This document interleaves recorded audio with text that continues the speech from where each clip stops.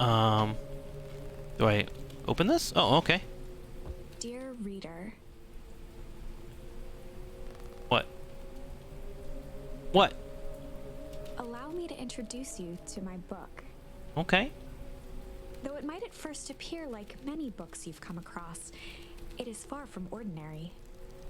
You may, therefore, have some misunderstandings about its nature. The story that awaits you has not been fully told. Oh. In fact, its conclusion is not yet known, even to myself. It is in that way that my book is special. It is in that way that you are special. I'm special, chat. Without you, there is no story. Wow. Chapter 1. I like being special. Oh, interesting.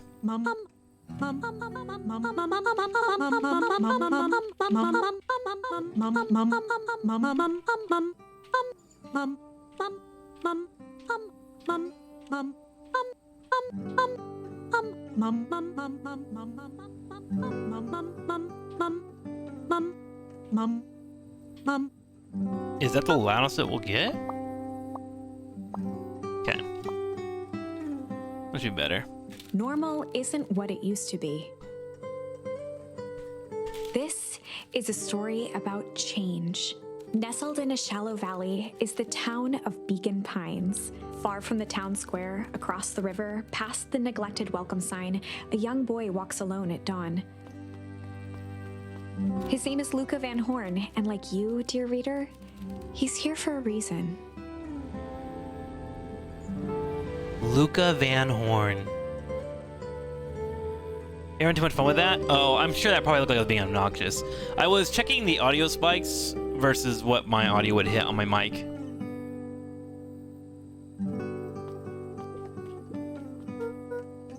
Hey, Dad. How are things going? Oh my god, is this shit gonna break my heart, chat? Is Zendra trying to make us cry? Today's the first day of summer vacation. I start middle school next year, I guess. I was 6 years old when you died, and it's been 6 years now. From here on out, you'll have been gone longer than you were here. It feels like that should mean something.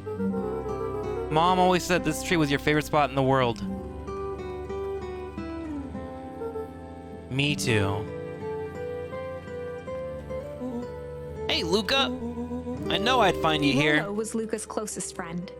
He possessed many fine qualities, but subtlety was not one of them. Well, after I banged on your door till your gran answered, holy shit, my brain read that, and I was like, well, after I banged your gran. Like, I just took, like, I skim read, chat. That's why I screw up reading all the time. And I was like, how is this little kid Fox saying that shit? After I banged on your door till your gran answered, and after I checked the pond, and I climbed up the treehouse, then I knew I would find you here. Rollo finally noticed the tears welling in his friend's eyes, and the flowers on the grave. Oh, yeah, right. You and your mom always did this on your dad's birthday. Yeah. I didn't know if you were going to keep doing it now that your mom's gone, too. She's not gone. She's just missing. Sorry, I meant to say that she's been missing. She's gonna come back, Rollo. Of course she is. Poor Luca, dude. Okay, Dad. See you next time. I think I'm ready to get out of here. Sure, lead the way.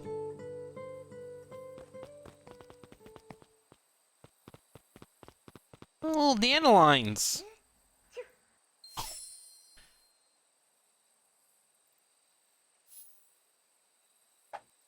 Oh my god. Wonderful. I had a good feeling about you from the moment you opened my book. That charm is a very special thing. Very special indeed. I feel like I'm in kindergarten, but it's kind of like working for me. Keep hold of it for now. Its purpose will reveal itself soon enough. Okay.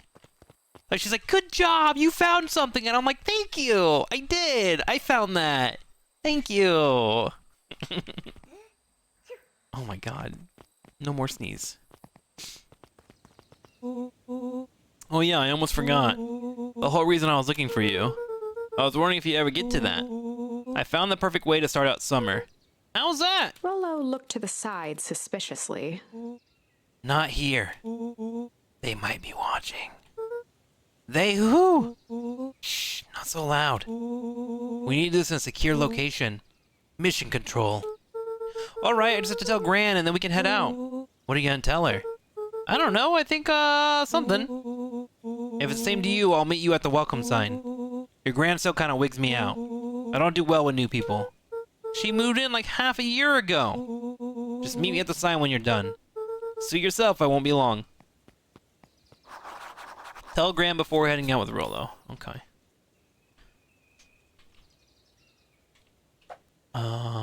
Okay. Dear reader, forgive me for this interlude. Remember that charm you found in the dandelion patch? Yeah. There are more of those special charms to discover throughout Beacon Pines. They've been known to reveal themselves to those who are willing. Some of them can be found in this very house. Oh. Okay. So you want me to, like, look around and shit? Gran had already lit the fire. She kept a warm house, as if by grandmotherly obligation.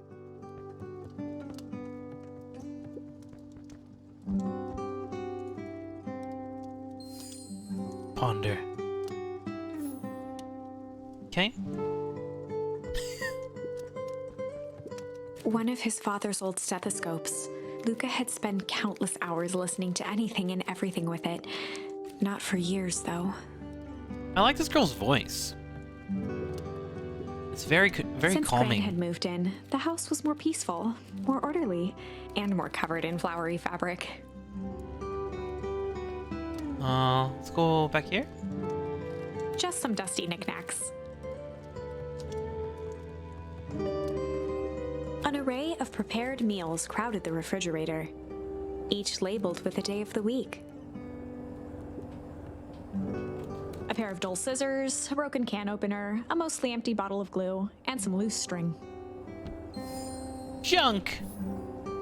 Oh, I got another one.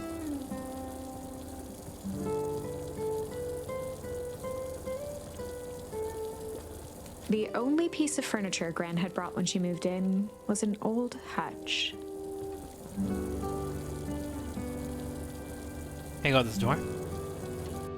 Oh my, this is quite exciting. I am now certain that you are the one I've been waiting for all these years. You'll recall I was a bit coy regarding the use of charms earlier. Excuse me, I tend to have a flair for the dramatic. You are about to encounter your first turning point. Oh. There are certain times in this tale when everything hinges on a single word. Step forth, dear reader. Okay. All right. A sturdy old wheelbarrow. A beginner's guide to gardening laid open on the bench. Hey, Gran, I'm gonna go. For Pete's sake, go change out your pajamas before you say another word. But nothing. Inside clothes are for inside. And outside clothes are for outside. Lucas stared at his feet and muttered under his breath. Mom always let me wear my pajamas in the garden. Well, Eleanor isn't here, is she? Now go upstairs, change, and then we'll talk. Right, of course. I forgot about the pajamas. Okay. Young Luca would spend hours hiding in the bushes, waiting for a chance to jump out and startle his mother. She always enjoyed humoring him by feigning terror. Okay, well, let's go change then, I guess. I think it's some bullshit that Grandma's being an asshole, but, you know, whatever. Fucking, she's old. Eventually she won't be here, so maybe I should just follow the rules occasionally. Alright, upstairs we Luca go. paused at his parents' bedroom door. He just wasn't ready to go in yet. Oof. Okay, let's go this way then. Gran had commandeered the upstairs closet when she moved in. Some things need shelter from a young boy's mischief, she said. Hide. Okay, let's go this way.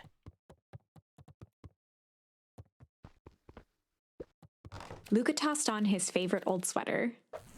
Even though it was the first day of summer, a chill still hung in the air. Chill. Gran's moving in meant that most of Luca's things had been crammed in the corner. Luca was somewhat annoyed by the situation. Oh, it's interesting. So she's in this room with him? I feel like I would stay in the living room or something. Gran's bed was undisturbed.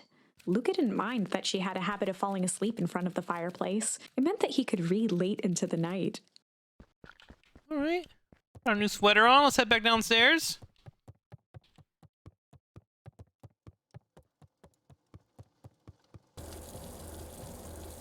This seems cute, chat. What are you thinking? I like its presentation a lot, and I feel like the book lady's carrying this hard. Okay, I'm gonna go hang with Rollo for the day. See you later. Hold up now. Where are you and Rollo heading exactly? Oh, nowhere The special. less Gran knew, the better for everyone involved. Okay. Turn off the fucking tap, Trick. What? What tap? What are you talking about? We were just gonna go ponder for the day. Hide, chill. We were gonna go chill for the day. We were just gonna go chill for the day. Yeah. We were just gonna go chill for the day. The best lies are built on truth. You boys are always in a hurry to do nothing. We stick to what we're good at. Well, make sure you are done chilling in time for supper. Easy. I feel like a good answer. Impressive. You've managed to navigate your first turning point without too much of a mess. That is the power of charms. A single word can change everything. I think it's time to introduce you to the Chronicle. Ooh. Okay. All right. The Chronicle is a record of the decisions you've made. You can see the turning point, which has been revealed. At any time, you can use the Chronicle to go back and invoke different charms, creating new branches. Uh-huh. Luckily for us, this is the one and only turning point where the charms won't dramatically alter fate. It's the perfect opportunity to experiment with rewriting things. A grand jury. We were just gonna go hide for the day. We were just gonna go hide for the day. Yeah. Hide? Traditionally, when one is trying to hide something, they avoid literally using the word hide. Yeah, I guess Rollo bet some other kids that we could beat them at hide and seek. Aren't you a little old for that? It's not like there's much else to do around here. Well, make sure you boys are done playing your little game and put in time for All's supper. well that ends well. Okay. All right. Bye, Grandma. Oh, and Luca, you and Rollo stay out of trouble.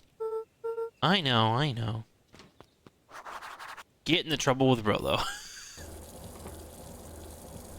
All right. Let's head back. I think we're gonna go this way towards the sign. Come on! Woo! Dang it, Rollo! For a town that saw few visitors, the welcome was perhaps more grand than necessary. Let's go this way. You know the drill. Don't let anyone discover our secret path. All right. Chapter 2. Welcome to Beacon Pines. For many years, this valley had been a small mining outpost. It wasn't until Sharper Valentine built his fertilizer company that Beacon Pines was established. Over the next 30 years, the town had grown and prospered until the foul harvest and his sudden death. In the 6 years since, everyone was simply trying to get by. Wait, until the foul harvest and a sudden death in the 6 years since, everyone was simply trying to get by. Does the same thing kill his dad? That killed that guy? Or were they the same person? Hey, Mr. Carrot.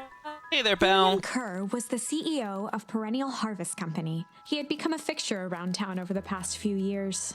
After the failing of Valentine fertilizer, Regarding... Okay, so Sharp Leader asked, my son wants to get Jedi Survivor. Anyone know if it plays well on the Xbox Series X? Does anyone know the answer to that? What I have heard, but I have not confirmed, is that it does play better on console overall. PS5 has been well revered by others, and I have heard nothing about the Xbox. So I don't know. the town was hungry to welcome a new source of employment. Excited for the big festival? Sure. Come on now, when I was your age, there was nothing more exciting than a town festival. The food, the music, the dancing. Sounds pretty alright. You gosh darn right it is. I'm looking forward to letting off some steam myself. Make sure to invite all your little friends. I couldn't keep Rolo away if I tried. Excellent. Sorry, Luca. I gotta get back to the proverbial grindstone. Our harvest awaits and all that. Oh, now! The left side's a little low. Sorry, young Mr. Van Horn. Can't talk now. I'm very busy with preparations. Mayor Augustus Valentine was not busy. Oh, sorry, Gus. How many times do I...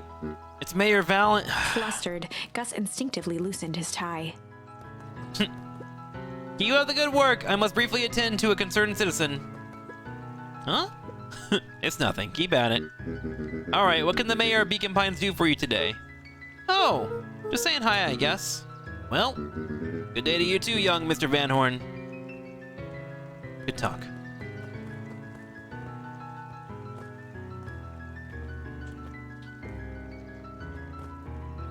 Is this a log I can sit on? Nope. I know I got north, but... Hey, Mr. Sinclair. Mr. Sinclair continued snoring and lifted one eyelid just enough to see who it was, a tactic he often used to avoid undesirable conversation. Been there. Yo, Mr. Sinclair! Bah, don't you see I'm sleeping, boy? How's the napping today? Crummy as always. Used to have a perfectly nice view from here. Till perennial harvest put that monstrosity of a building in the way. Why don't you just move your chair a bit? Why should I be the one that moves? If it's a showdown they want, I ain't gonna be the one who blinks. Alright. Come on, Andy, grab his wallet! I'm sorry, yeah, I can't. Do it or we pound you. Yep. Yeah, but my mom said, yeah, but. If I had a nickel for every yeah, but, I'd be freaking king of nickels. Ain't that right, Tish? Yep. Come on, do it. Mr. Van Horn, do you have a moment? It's just Luca. Golly, I'm sorry. It's my first week at Perennial Harvest. He pulled a pen from the pocket of his sweater vest and began to frantically jot something down on a clipboard. Wonderful. It won't happen again. If we're going to be on a first name basis, then you can call me Pete. Oh, nice to meet you, Pete. Sorry, what are you writing? Oh, just documenting. Gosh, it's just so exciting to be a part of something so darn special. You know, it's not just about new fountains and phone booths. We're gonna change the world, and it all starts here in Beacon Pines. Isn't that amazing? Yes, Anyway, I better get... Oh, that reminds me. We'd love to hear your thoughts. My thoughts? Yeah, you bet. If you're gonna change this town, we need to get every detail right. That sounds intense. Ha! Changing the world is intense. So what do you say? Could you answer a few questions? Well, I guess if it's quick, wonderful. Open to answering a few quick questions. One down. See, it's not that hard, is it? Oh, okay, we're going already. Question number 2. What is something you love about Beacon Pines? I've never thought about that before. Well, perfect. It's the only place that I've lived. See, that wasn't so painful. Stopped scribbling and glanced up from the clipboard. What is it? I guess not. Huzzah! Our first 3 questions answered in record time. Are you literally writing down everything? Thank you so much for your time. I need to process these answers. We can save the rest of your thoughts for later. Okay. Our harvest awaits! What the fuck? Alright, so now I got to sneak in here, chat, without getting spotted. Just be a little stealthy.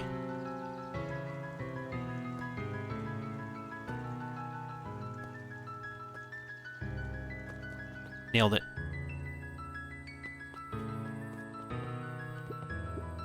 Hey, Jetson. Is the line playing any tunes today? No bites this morning, I'm afraid. Come to think of it, I can't remember the last time I reeled one in. But hey, it was never about the catch. This is where I come to think. Yeah, that's what my dad used to do here. And that reminds me, if you ever want his chair back, I've taken a standing recently.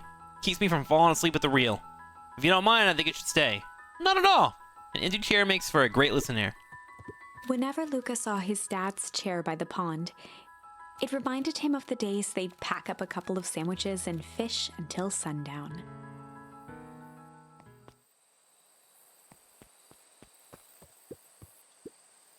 Go pick up your bait from the tackle buckaroo. Luca opened the tackle box and picked the perfect bait. Tickle or junk? Tickle for sure. Wait. Tickle wouldn't be a good bait. Let's do junk. Luca tied a shoestring to the hook. What fish could resist a nice shoestring? Yeah, that'll work. Give it a good cast now.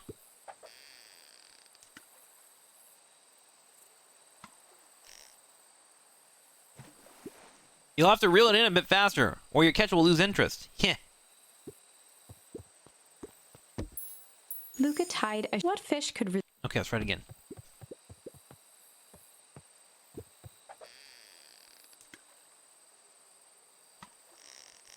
Got it, got it, got it! Aw, easy there, buckaroo. You don't know your own strength. Oh my god. Luca tied a... What fish could... Okay, here we go, here we go. Here we go.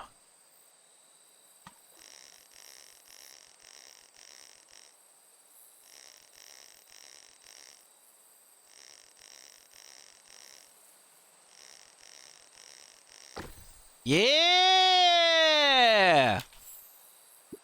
Where do you think the other one is? Hard to say. Sometimes things drift away. That's not fair. No, it's not. Well, wherever it is, I hope the other boot at least has a sock to keep company. Can I have this? Do I have to do fishing like the other one? Luca gently baited a feather onto the hook. Good for skimming the surface. Okay, let's try a feather. See what this does. Oh, got it.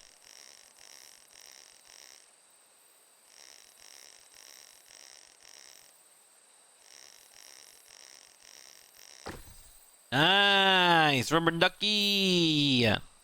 Well, I'll be switched. It's your old rubber ducky. You were just a little drooling ball of fur when you lost that. Tried for days. I told you it'd turn up. Looks like we used some new bait. Well, what do you say we head out and find some more? Sure.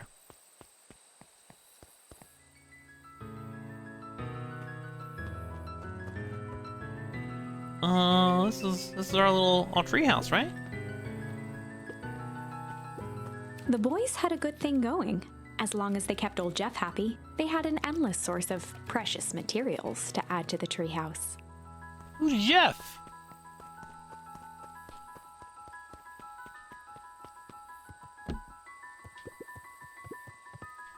After Luca's father had passed, Rollo became obsessed with them building their own Hank atomic star scraper. It was some time before Luca realized it was Rollo's way of keeping him occupied. What a good friend. Okay, that's where we sleep if we want. Exile, thank you for the gifted sub. Welcome back, False. Okay, what's this top secret plan to start out summer? So you know the abandoned warehouse by my place? The old Valentine building? Ah, well, it isn't abandoned. What makes you think that? Get this. Last night, it was glowing. Glowing, are you sure? Kinda.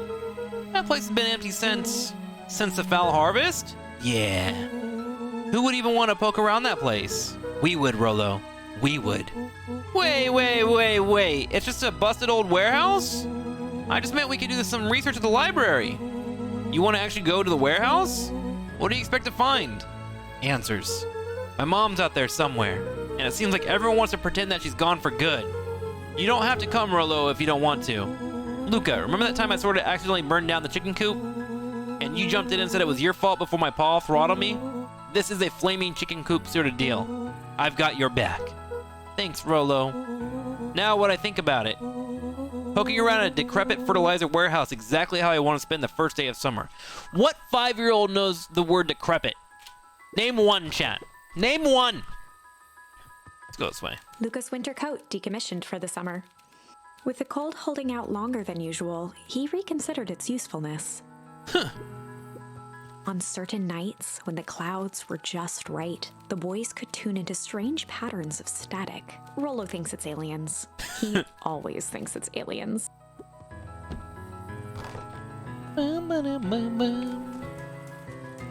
A 12 trick?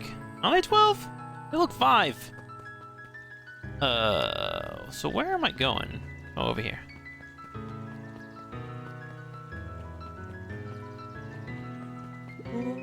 I'm just catching my breath a bit.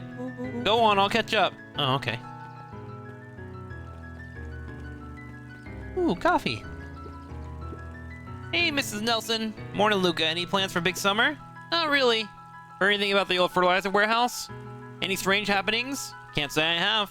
Either way, a dusty old warehouse is no place for a young boy. You be safe now. Holden Wilder ran the local paper of the Beacon. A beacon. Hey, Mr. Wilder. Morning, Luca. What's the rest of the have in store for you?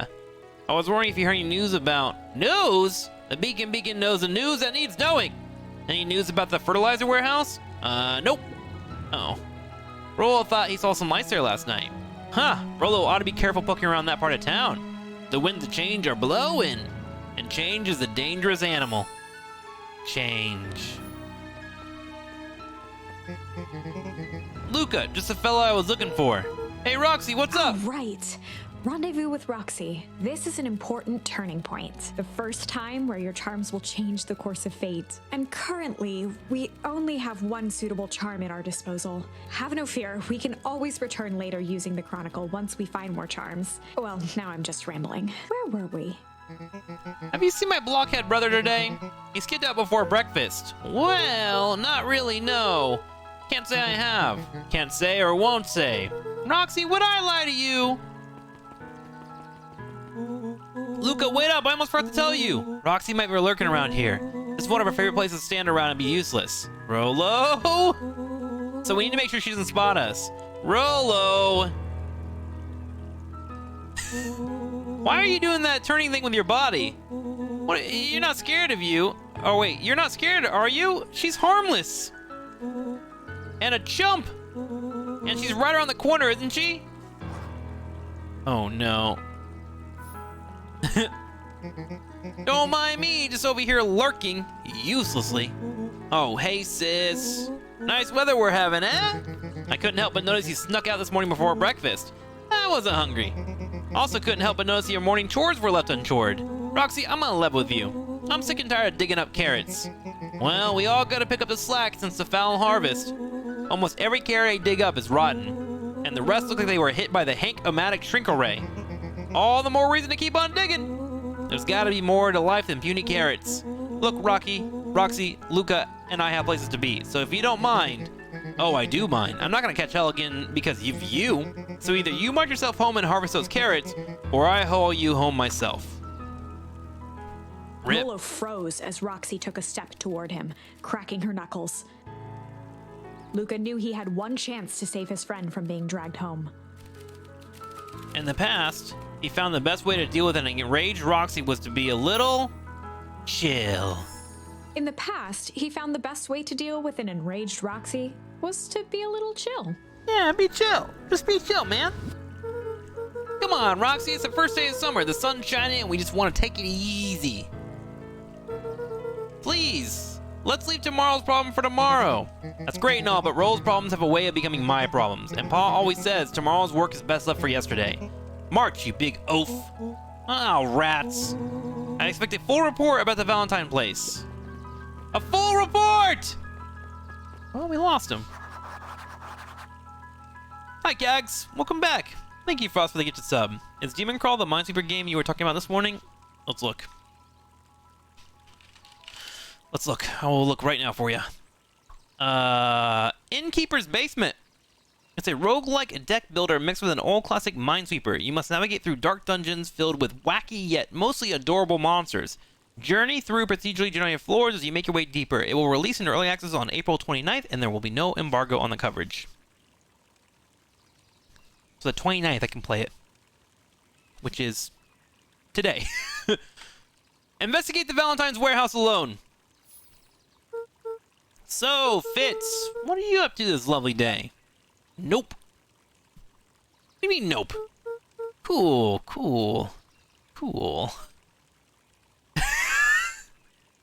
What an asshole. Kids are mean, dude. Super Valentine, founder of Beacon Pines. Never underestimate what a great man can do given time. Sharper Valentine. A bit much, if you ask me. Indulgent. Okay, so we got 2 of these already. I mean, I think I should talk to more people so I get more charms, right? Miss Hatch could often be found near the fountain, too absorbed in a book to be distracted. The two wander down the wooden path, unaware of the danger ahead. Oh, this is getting good. Let's go this way.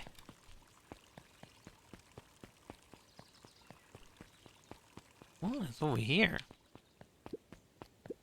Piper? Oh, hey, Luca, what's up? You know it's summer break, right? Oh, of course. And it's like the morning. Correct. And you're studying? Like they say, the early bird gets the proper education required for a successful and fulfilling career later in life. Uh-huh. Hey, Zariel. Hey, Luca. Could you please tell this lazy butt to help out in the cafe? Luma, Zariel, would you like... Luca, let me give you a little advice. If you never do what you don't love, then you'll never work a day in your life. Wow.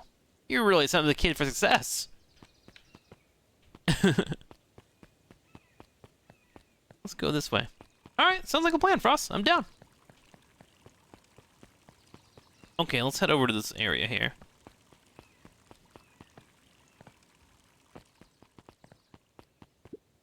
Oh, hey, Solomon. Apologies, no time for chit-chat. Oh. Hi, Solomon.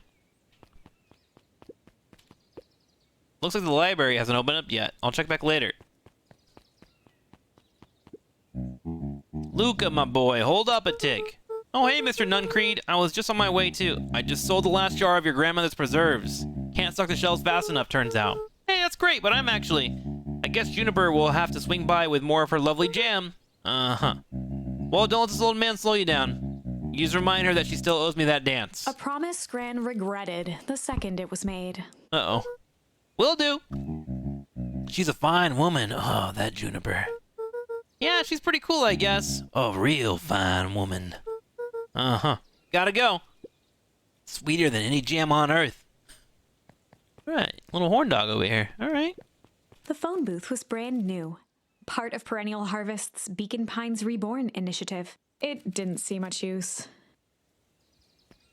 Let's go this way. Oh, hey, Luca. Hey, Joey. How's the bug hunt going? Not great. Bugs have been shy this week. Bugs get shy? Oh, sure. Bugs aren't that different from people. Sometimes they just want to be left alone. If you're going into a weepwood, just be careful where you step. No bug crunching. Got it. The path led into a small hollow at the edge of Weepwood. Okay, no turning back now. Caution, electrified fence. Is that sign new? The fence thrummed with a gentle electric buzz. Okay, so what would Rolo do if he was here? Luca often asked himself what Rolo would do, so that he could rule out that option. I'm definitely not touching that thing.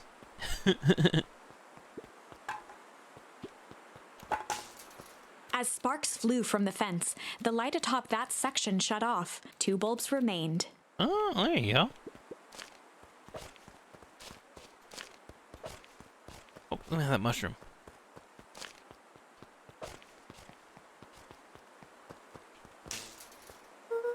That's 2! 1 more to go.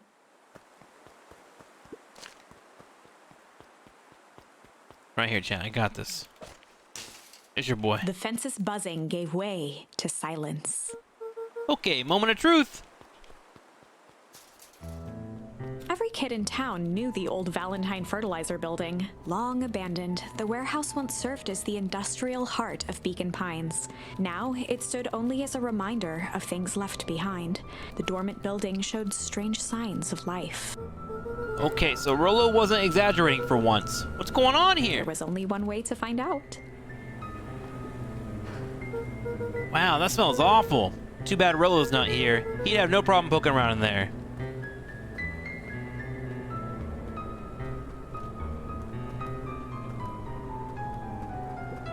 The water looked almost diseased. It Ew. flowed slowly into the woods. Oh, that's not good. Why keep dunking on Rolo? The hose emitted a subtle sound. It was actively draining some kind of liquid. I think he's supposed to be the dumb friend, but he's actually really smart and just lovely. But we don't find that out until later on, after we grow old and forget about him. Locked. Luca thought he heard faint sounds coming from the other side of the door. He pressed his ear against the cold metal to hear better. A zipper? Footsteps? The sound of footsteps grew louder. Hello? Dot, dot, dot. Shit. What? The heavy steel door knocked Luca to the ground. Disoriented, he looked up to see an imposing figure silhouetted in a green glow. It lunged toward him. He tried to scramble away, but felt a gloved hand latch onto his ankle. Luca watched his fingernails leave trails in the dirt as the hand slowly dragged him back through the door, into the lab, into the green light. The fuck? This is a story about change. This is a story about change. It was far from the sort of change Luca imagined for himself. But change is, after all, a dangerous animal. The end? I probably should have warned you about this. There are many paths that our story can take. Most will end in tragedy. But don't let that discourage you. We will find the ending that this story deserves. I just know it. From here on out, a charm will have a check mark when it's been used to its full potential at a given turning point. Now, let's try something different. What? Change shit. I guess we just change stuff here? In the past, he found the best way to deal with an enraged Roxy was to be a little shit. In the past, he found the best way to deal with an enraged Roxy was to be a little shit. What? Make a break for it! What have you done? Ah! That little shit just kicked me? Run all you want, you little twerps. You gotta come home eventually. Sorry! Investigate the Valentine warehouse with Rolo. Jeff's hardware closed down about a year ago. The effects of the foul harvest stretched wide. When there are no crops in the field, tractors don't need fixing. Oh, did that poison stop all the harvesting? Sorry about that. Rolo can get overexcited sometimes. Solomon Valentine, current ward of and future successor to the Valentine fortune, huffed as he brushed off his pants. A town of complete and utter fools. One wonders if it's worth taking anything here seriously. Either way, I'm really sorry. No matter, how are you doing? Me? Yes, with all that business about your mother and whatnot. Oh, I'm getting by. Still no word from her at all? No. That is truly a shame. Oh. Your grandmother has taken residence to keep house? Yes. And how is that going? And we mostly stay out of each other's way. You make it sound like she's rarely at home. It's not like that. She just has a lot to do. She's still settling in and trying to figure out how to make ends meet. Indeed. Well, count your blessings. It's better to have a caretaker who is rarely around in lieu of one who tries to compensate by smothering you with attention. That doesn't sound so bad. Trust me when I say, it's best to rely on yourself. Family has a way of creating more problems than they solve.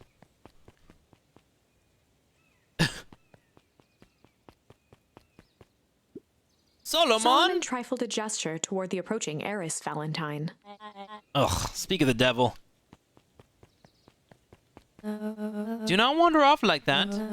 I'm much too busy to be looking all over for you. Apologies, Harris. I was just taking a stroll through the town. Strolls are for commoners. You're a Valentine now. I want you to be present for the construction of the History Museum.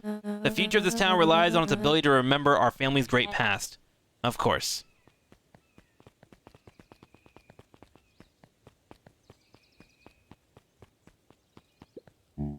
Luca, my boy, hold up a tick. Sorry, Mr. Crean, kinda in a hurry right now. Boy's got too much of his father in him. I win! A little help? Whew, I am the champion. We were racing? Did that road get any longer? Like anything ever changes around here. It seemed longer. You're just lightheaded from the run. You really need to pace yourself better next time. Not sure why I would take advice from second place. Has that sign always been there? Wait, what?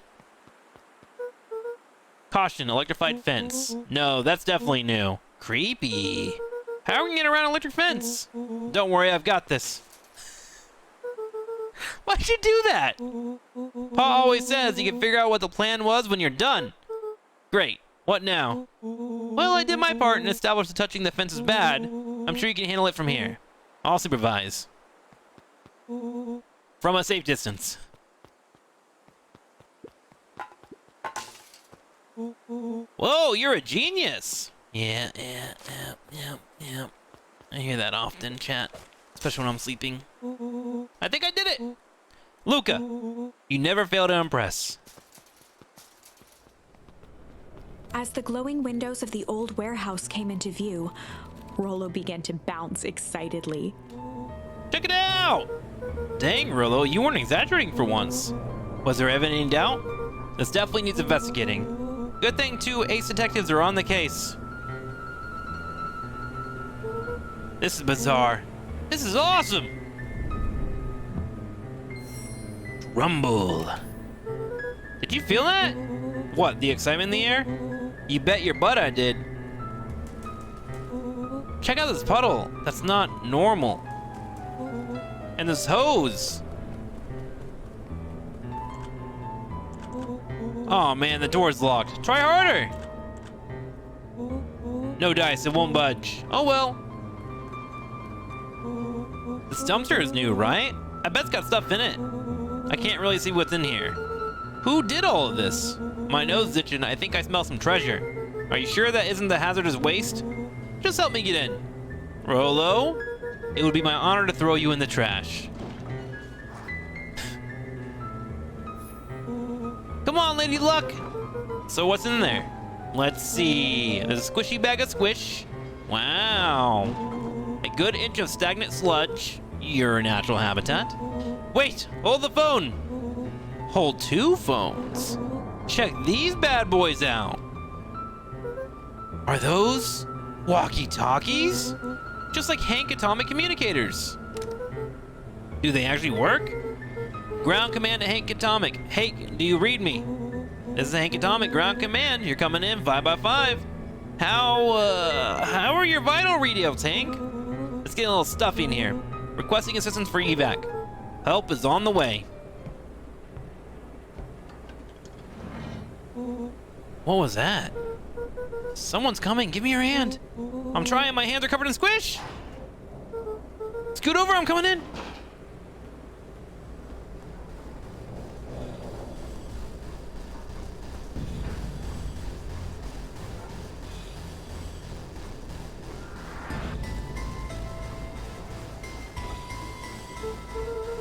Tell me you saw that? Dude, I don't know what I saw. He's coming back. Get down. Oh shit, is that a dead body, chat? What the fuck? The boy sat petrified under the weight of the bag. Oh god, tell me that's not what I think it is. Luca, do you know what separates run-of-the-mill detectives from ace detectives? A ridiculous hat? When the chips are down, ace detectives dig deeper for Rollo clues. felt around at the large sack which burdened them. Aha! He snapped off a tag from just within a small zipper opening in the bag. It's some sort of badge or something. What's it say? Rollo held the badge up to a faint shaft of light within the dumpster. Dr. Prescott, Deep Engineering. It's a name tag. Who would throw away a bag full of slimy old name tags? I think it's just one name tag in a bag full of something else. Oh, okay. I think we should make a break for it. Stay calm, this is no time to panic. I'm not panicking! You're panicking! Rollo, calm down. You don't have to squeeze my hand so hard. Dude, I am not holding your hand. Quit messing around. What other slime-covered hand would be in here? Ah! Ah! I'm beginning to see the benefits of your run for our lives plan. Right, we've clearly established that I'm faster than you, so I'll go first. Why not go together? Flaming chicken coop, Luca. I'll make sure the coast is clear. After I go, count to 100. If you hear me, yell run. If you don't hear me, yell run. Actually, either way, haul ass. Rollo, I'll give you credit. You're sure found out an eventful way to start our summer. It's what I do. Well, here goes nothing. Lucas sat in the dark, tracking the sound of Rollo's footsteps as he ran. 1, 2, 3. He pressed his ear to the dumpster wall, straining to hear Rollo's footsteps as they faded away. 15, 16, 17. He tried not to think about the contents of the dumpster as he counted. 35, 36, 37. The thick stench made it hard to breathe. Screw it, that's long enough. Luca carefully lifted the lid and peered out. Nothing. No sign of Rollo. No sign of the man in the yellow suit. Time to haul ass. Luca clambered from the dumpster, stumbling to his knees. He was up like a shot and running, sprinting toward home as fast as he could. Beacon Pines flew by, blurred by the tears that welled up in his eyes. He wouldn't remember getting home at all that night. Throwing his front door open, storming up the stairs to his room, and surrendering to sleep almost as abruptly as he hit his pillow. Chapter 3. Oh, we lived! Hell yeah! Finding a friend. The next morning, it was quieter than usual at the breakfast table. Only the sound of silverware and chewing interrupted the awkward silence. I just finished jarring a mess of jam last night. So that'll need to get delivered in town today. Okay. So what'd you and Rollo get up to yesterday? Nothing interesting.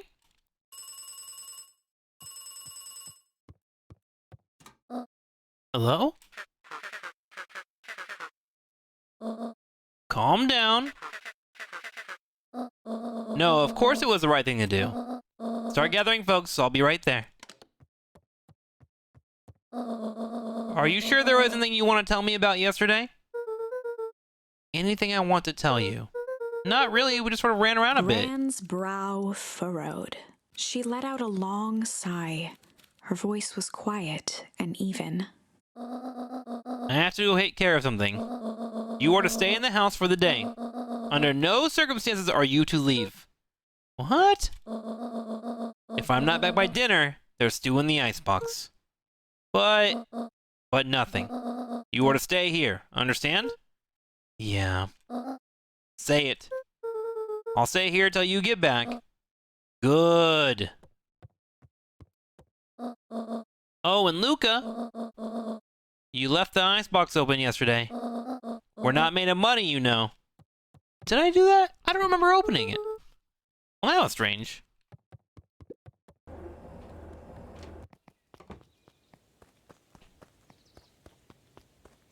Well, what do I do all day?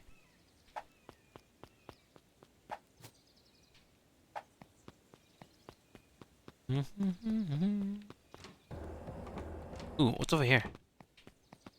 Nothing it looks like.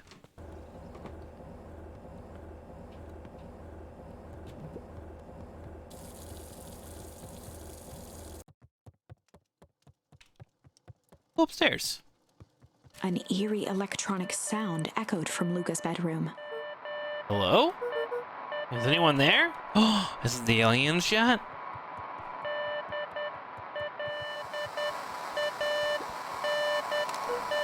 Hello? Rollo, is that you?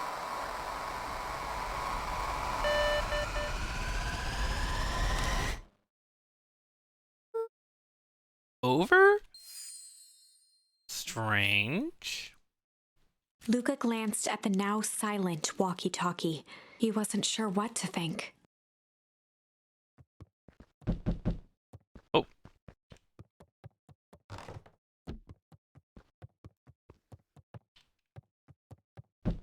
Oh my god, who's here? What?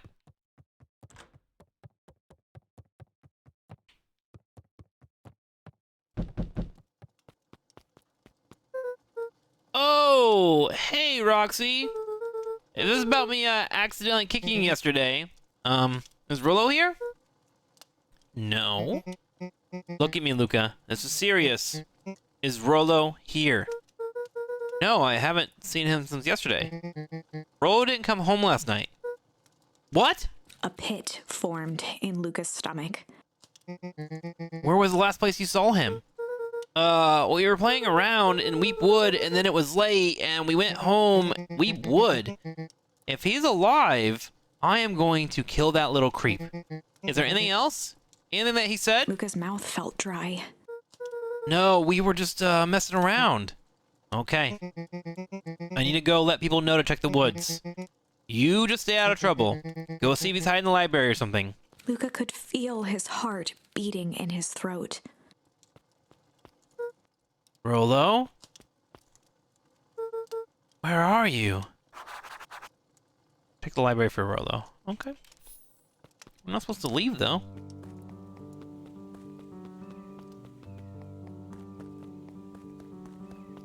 Library was over here, right?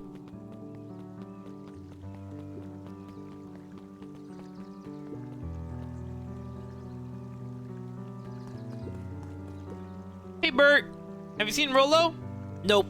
Although I've mostly been talking to clipboards. They're setting up lots of stuff in the festival. That one said he had to process some answers. I told him that was fine. I'll wait right here until he gets back.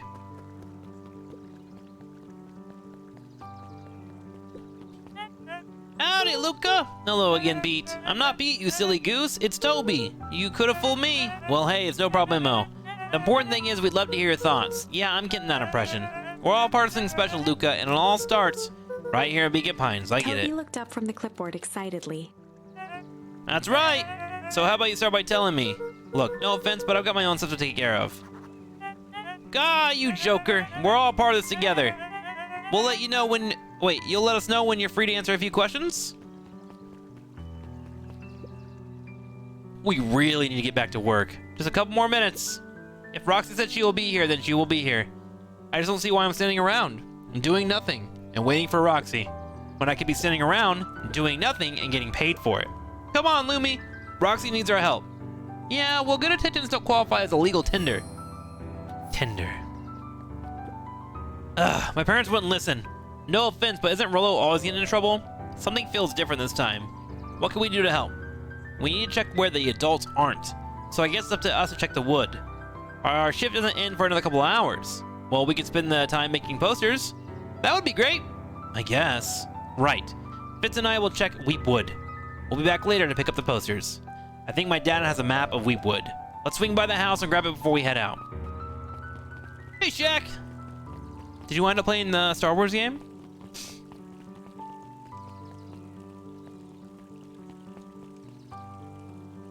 Town Hall. Coffee there. You didn't bother picking it up. Makes sense. Probably a good call, honestly. Where was the library at, chat? What's this about a missing child? I must stress that the situation is completely under control. It just all seems so terrible. Are you sure there's something we can do to help? Nonsense, young Mr. Carter. We'll turn up safe and sound, I am certain. You just focus on settling in. I trust my sister has supplied you suitable lodging?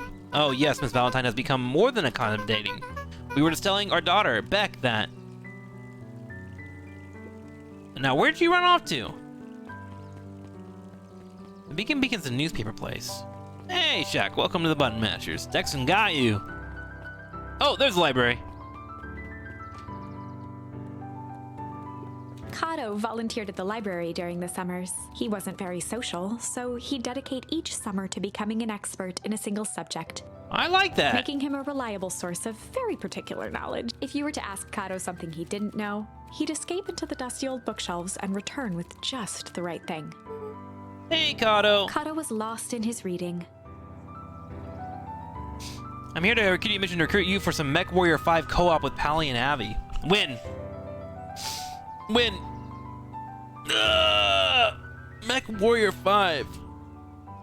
Win. When's that happening? I'm down to play Mech Warrior games. I like mech games.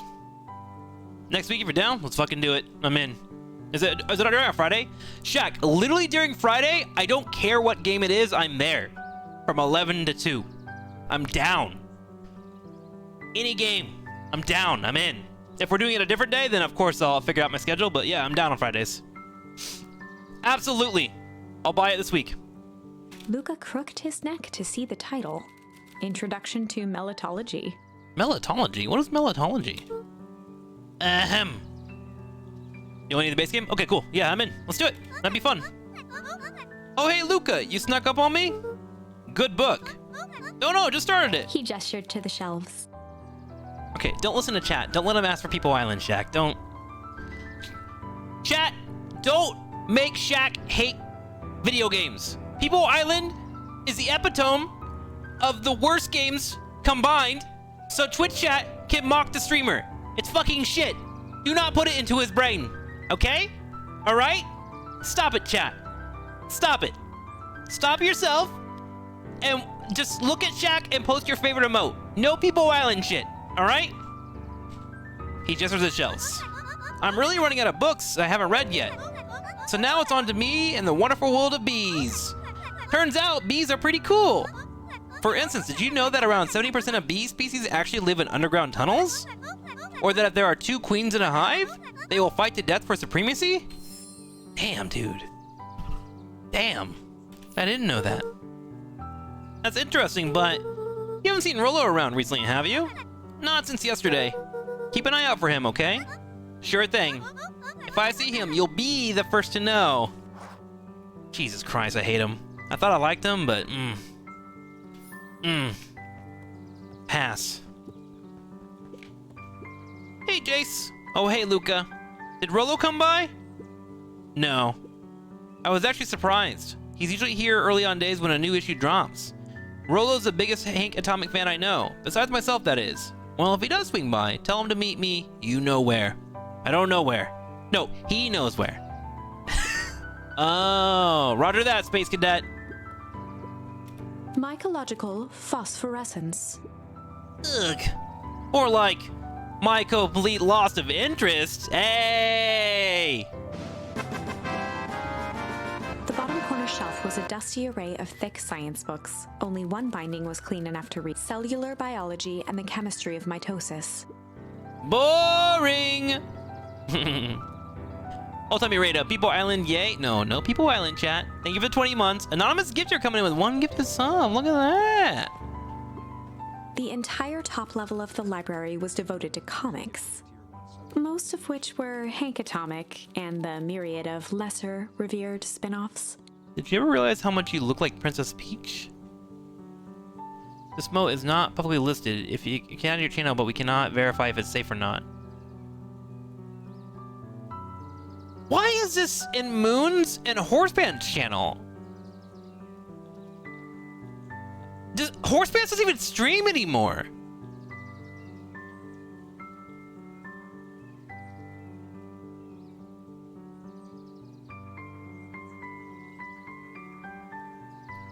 This game is so cozy. It's kind of cozy, actually. I'm actually enjoying this game. I wish I didn't have to read so much today. I've had to do a lot of fucking reading, and I have like dry mouth at the moment. But we're getting there. Horseband is literally streaming right now? Oh, I haven't seen him stream forever. Alright, sure, we'll use some chat. Here you go. There you go. Shows off my beauty. Beaches, beaches, beaches, beaches, beaches, beaches, beaches, beaches, beaches. Oh, the cobs I've eaten. A salad-centric travel guide for the mildly adventurous. Ooh, yuck. Sally Seashore's simple succulent sundries. This was an attack on my lisp, chat, but I'm gonna nail it right now. I'm gonna conquer this. Sally Seashore's simple succulent sundries. That's right, 5th grade, I took speech lessons so I could say that shit today, 40 years later. Luca brushed off a smudge of dust. Or maybe it was flour. 30 recipes so easy you'll doubt it's even edible. Succulent. Nice. You know what word was the hardest word for me when I was casting? Ultralisk. A peek I said behind ultralisk. the curtain. The methods and ruminations of Patrick C. Montesquieu. Total Biscuit flamed the fuck out of me on Twitter for it. One of the greatest acting minds of our time. By He flamed me for Patrick 2 things. C. Montesquieu. It was Ultralisk, and then there was a map called Vestige, and I called it Vestige. Oof. It's that Ultralisp. Yeah, I used to say Ultralisp when I was casting. What sort of monster puts candy behind a locked door? Oh yeah, Mr. Nuncrete works weird hours sometimes. Of course he does. How about you? When do I work? No, what's your name? Luca Van Horn. You new here? Yep, not by Beck's choice. family moved often, giving her little time to establish any real connections. She would tell you she prefers it that way. I'm looking for my friend Rolo. He didn't come home last night. So he's missing? I guess so. Like missing? Does that sort of thing happen a lot around here? Luca shifted his feet uncomfortably. Well, that sucks. Yeah. So I should probably get going. Hey, wait up! What? Beck pulled a coin from her pocket. I'm coming with you. What? So says the unlucky penny. Unlucky? Yeah, well, technically I laid on heads. Leave this kid to find his friend alone. But I always do the opposite. Oh, that's kind of like me and Rolo. I guess Rolo is my unlucky penny. That settles it. A person should never be without their unlucky penny. Let's go find him. Name's Beck. Pleasure to meet you, Beck. I suppose I could use some help. Try to keep up. People gotta require a chill charm? Hell yeah. Vestige, you got flamed by TB, what an honor? Yeah, that's kind of how I looked at it. If you got flamed by Total Biscuit, that means he was watching your content. And that guy was a big deal. Still a big deal. TB was always true to himself, man. Let's go this way. Joey, have you seen Rolo around? No, sorry, Luca. I've had my eyes in the dirt looking for beetles. I can't seem to find any. He never came home last night. Do you think it's because it's been colder than normal? I don't see why that would have anything to do with Rolo. No, the beetles! Do you think the temperature confused their circadian rhythm or something? Who's to say that? I'm no beetologist. Just keep an eye out for him, would ya? Of course. Are we heading back up here? I don't want to go up there again. Every time I go up there, we die. The Valentine Mansion loomed over every other building in town, both figuratively and literally. Okay. Let's go this way. Keep out. Oh, there's a thing here. Dang, they boarded the way in. Interesting. Can we go this way? Back left, maybe? What is this? Luca felt a chill as he approached Beck. Her eyes were locked on the strange green liquid. The nearby grass was coated in a fine layer of frost. Is this sort of normal around here? Because puddles of glowing ooze are definitely not what I expected from this place. I have no idea what that stuff is. Well, the next obvious step is science. And what does science suggest? Poke it with a stick! Luca watched as Beck dipped a broken tree branch into the goo. Beck's eyes widened as flowers grew from the dead wood. Whoa. First small buds, which quickly bloomed into vibrant petals. What the? As Cool. quickly as they had grown, the flowers began to shrivel and turn gray. Beck dropped the stick with a grunt of disgust. Okay. So the science tells us this gunk is weird as hell. Uh-huh. It seems dangerous. Hey, Tish, look what the cat dragged in. Yep.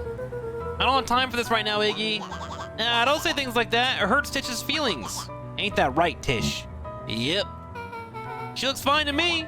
Why, hello. I don't think we've been properly introduced. Iggy's the name. This is my compatriot, Tish. Yep. You probably heard of us. Can't say I have. I'll forgive you this once on account of you being new around here. Why would you hang out with this dud? Oh, he seems pretty alright. Iggy, why do you have to be so... you? Has he even told you that his parents skipped out on him? Shut up. It's true, they got tired of having such a pathetic kid and left him. Iggy, I'm only gonna say this one time. Don't talk about my family. Well, look who's grown a backbone now that a girl's around. First his pops croaked, then his mom finally couldn't take it anymore and bounced. Fucking yikes, Iggy dude. took a step towards Luca, his sneer lit by the glowing puddle. Beck could see tears welling in Luca's eyes, his fists clenched. Some things about Beacon Pines were very different from the city, but a bully from a hayseed town is really no different from a city bully. Beck took a deep breath and thought. Well, time to bust out the strange. Well, time to bust out the strange. All right, Luca, looks like you need a little mud bath. What's wrong with you, new kid? We're about to pound your friend. Beck stared in silence, the only sign of life being the twitch of an eye. It's weird when people don't talk. Yeah. Stop being a weirdo. Hello? Are you some kind of wackadoo? Makes sense, wackadoos travel in packs, huh, Dad? At the sight of Iggy taunting Beck, something in Luca snapped. Iggy's smirk shifted to a look of shock as Luca launched himself into his stomach. Ah! Oh, Iggy's shit. clothes were drenched in the glowing ooze. You jerk, my clues are ruined. I'm gonna... Iggy's voice began to slur as he struggled to get up. Struggle. I don't feel so good. I'm sorry, I just... Oh, shit. Yup.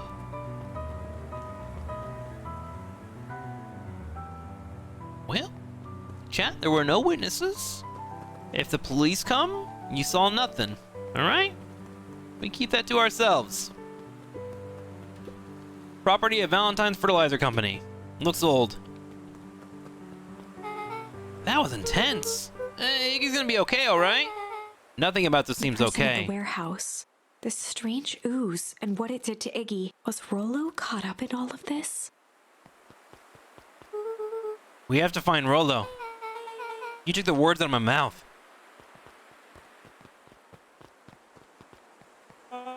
Oh there, little buddies. You startled me. What in the dickens are you up to in this part of town? We were just helping look for Rollo.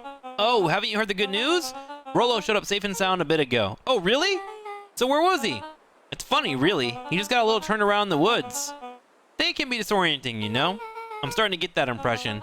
Rollo's out of the house now, getting some well-deserved rest. Wow, that's a relief. You just should scurry along before you get lost yourselves. Yeah, come on, Beck. I can't wait to introduce you to Rollo. Oh, that reminds me. Luca, your grandmother was looking for you. She was? She was worried sick. You should march straight home. I guess. Beck, your folks might be getting worried too. I'll walk you home. I need to talk with Nellie about work Beck anyway. glanced toward Luca. I guess all's well that ends well. I'll introduce you to Rollo tomorrow. Sure. Glad he's okay. Bro, what the fuck is going on in this story? Rollo was safe. Did this game pan out the way you thought it was gonna be? I thought it would. I'll be honest, I saw the trailer and I was like, this is some furry shit, bro. But it's like, it's just a good story with animals. A wave of relief washed over Luca, which was quickly replaced by a sense of dread. Gran is going to kill me. If he hurried, he might just make it home before sundown. Chapter 4. Our harvest awaits. Chapter 4. Luca took a deep breath and gingerly opened the door, steeling himself for Gran's wrath. Oh, Grandma's pissed at us, I think. Gran? I'm home. Everything's fine. Gran?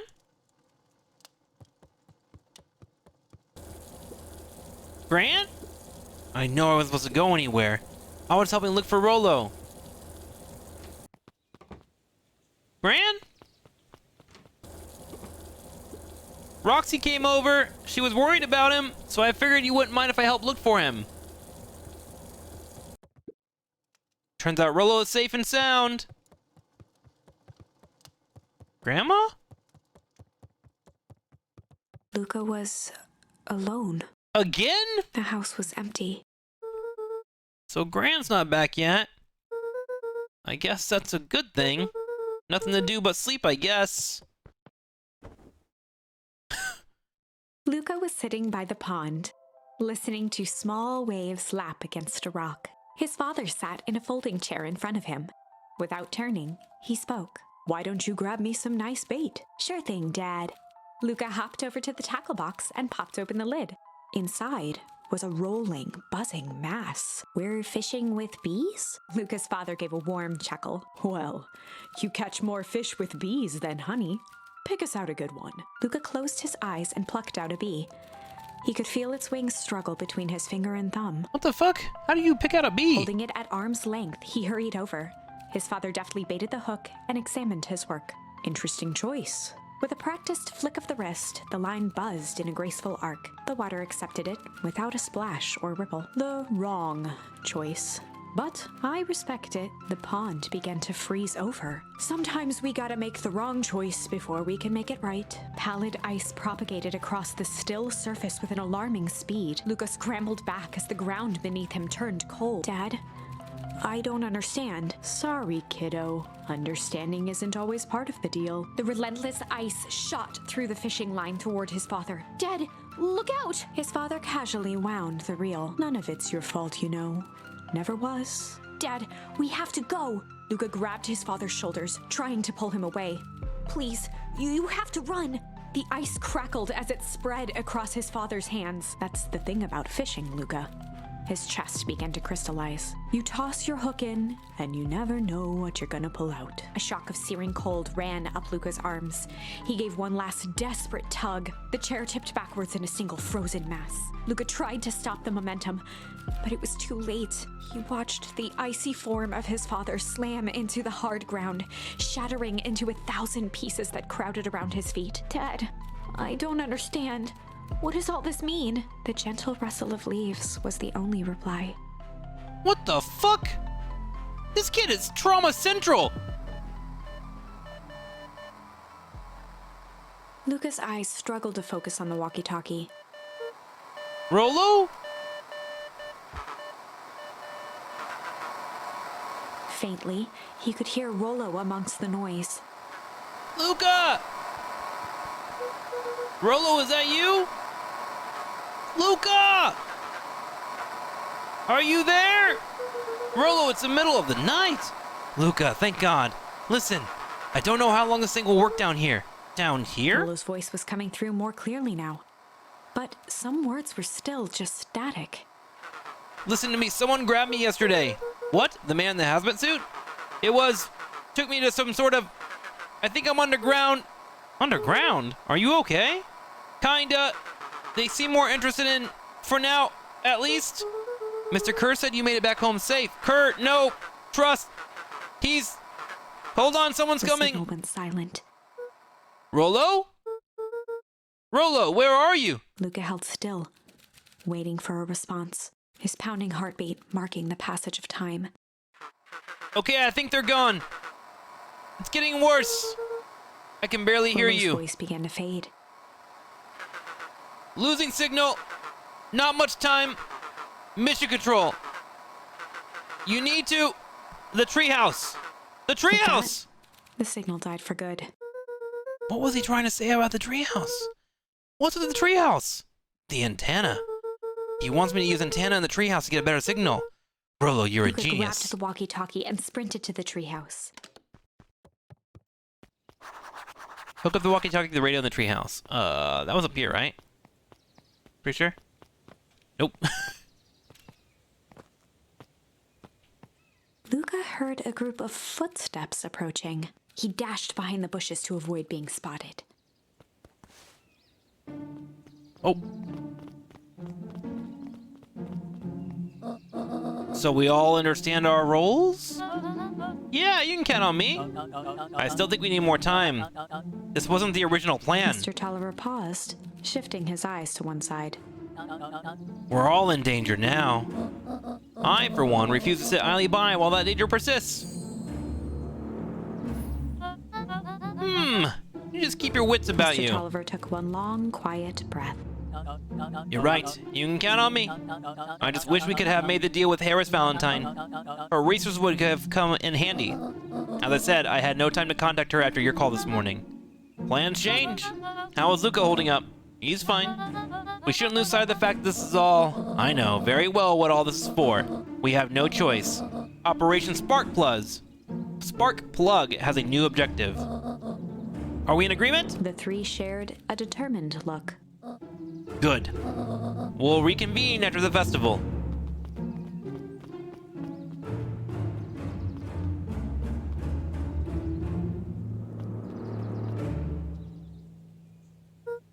Gran? What are you meeting with Miss Fratelli and Mr. Tolliver late at night for? Hey, Luca! Ah! Dawn, you scared me! How long have you been there? Oh, just a few minutes. He's got a high-pitched sound. Earlier today, I saw Mr. Tolliver and your Gran enter the diner together. When my shift at the newsstand was over, they still hadn't left. So I used the greatest tool of any investigative reporter. Time. Whenever they left, I tailed them. What do you think they're up to? Whatever it is, they seem organized and determined. They mentioned the festival. Yeah, I heard that too. Has your Gran been doing anything different recently? Anything strange? She got a phone call this morning and rushed out the door. A call from Miriam Tolliver, it seems. She was either furious or terrified. Or both. Luca, be careful out there. I think we might be in the middle of a scoop of a lifetime. I will. Aren't you coming out? Nah, I'm gonna stick out here for a bit longer. See ya, Luca.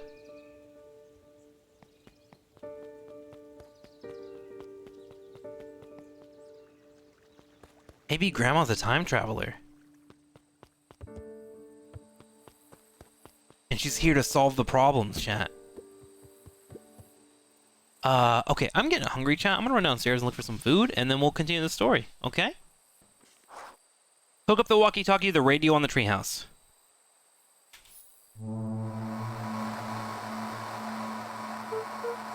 Rollo? Rollo, are you there? I'm at the treehouse now, Rollo. Mr. Kerr said you were all right. What happened out there? Dang it, Rollo, where are you?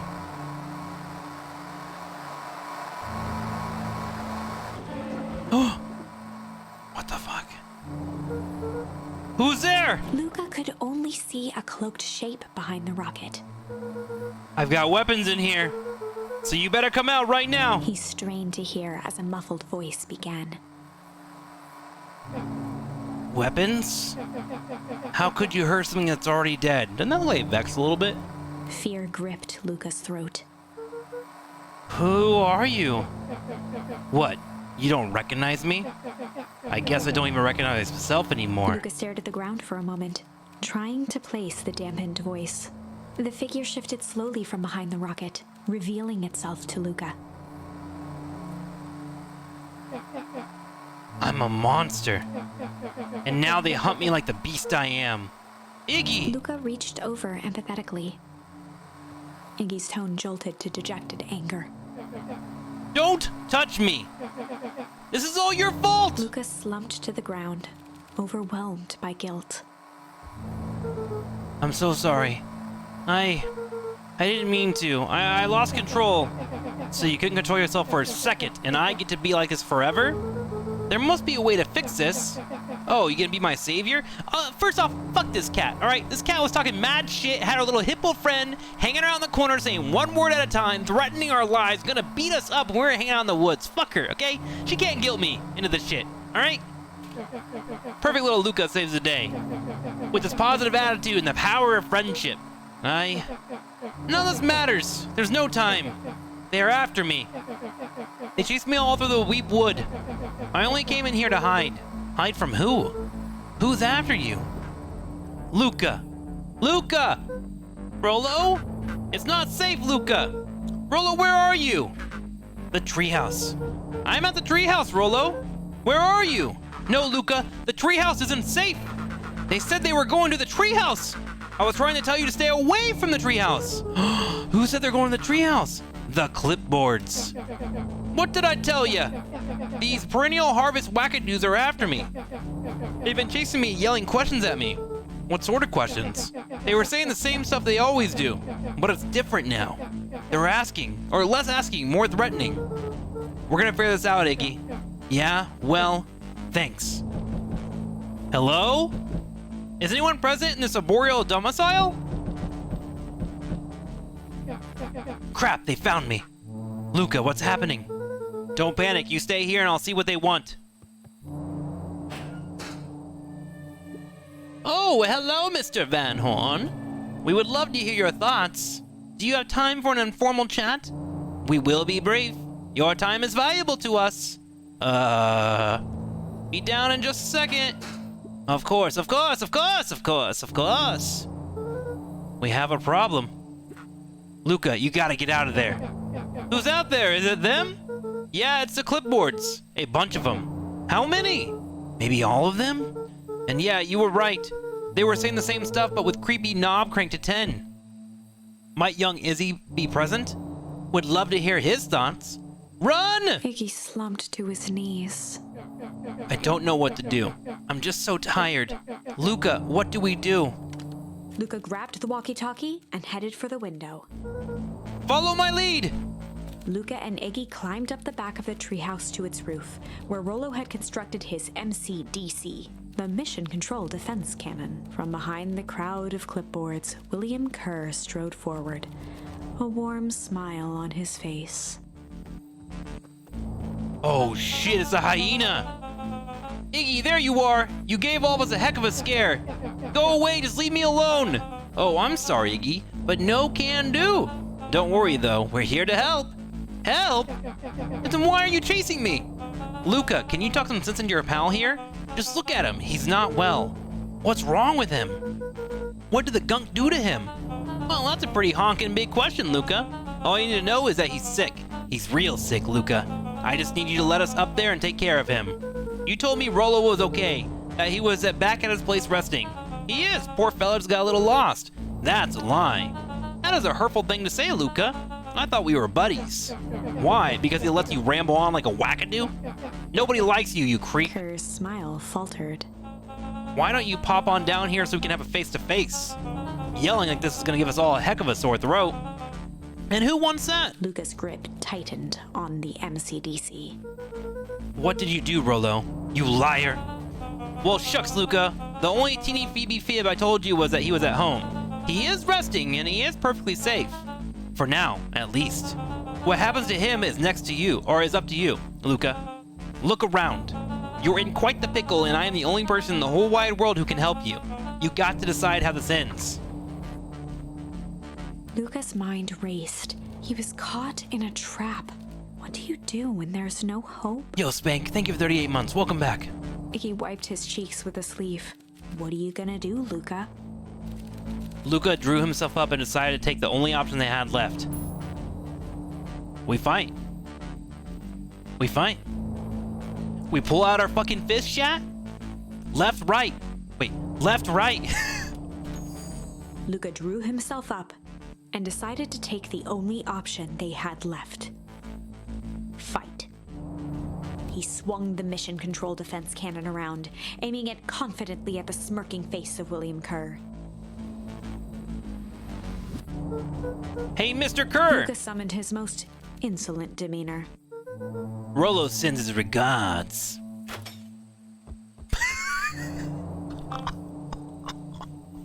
Oh no.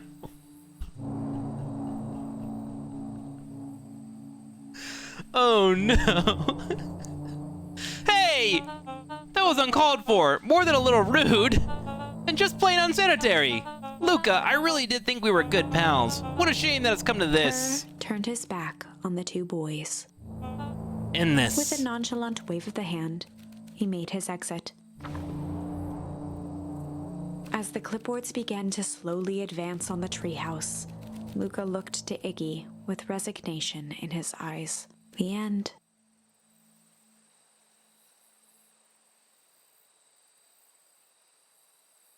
Well, shit. I'm gonna go get my mozzarella sticks, chat. GG game. That escalated quickly. Maybe discretion was the better part of valor here. Maybe, yeah. Let's put a pin in this for now. Okay, well, shit. So fighting was not the call. We could have tickled here instead of strange. There's a struggle here on the Warehouse of Horrors.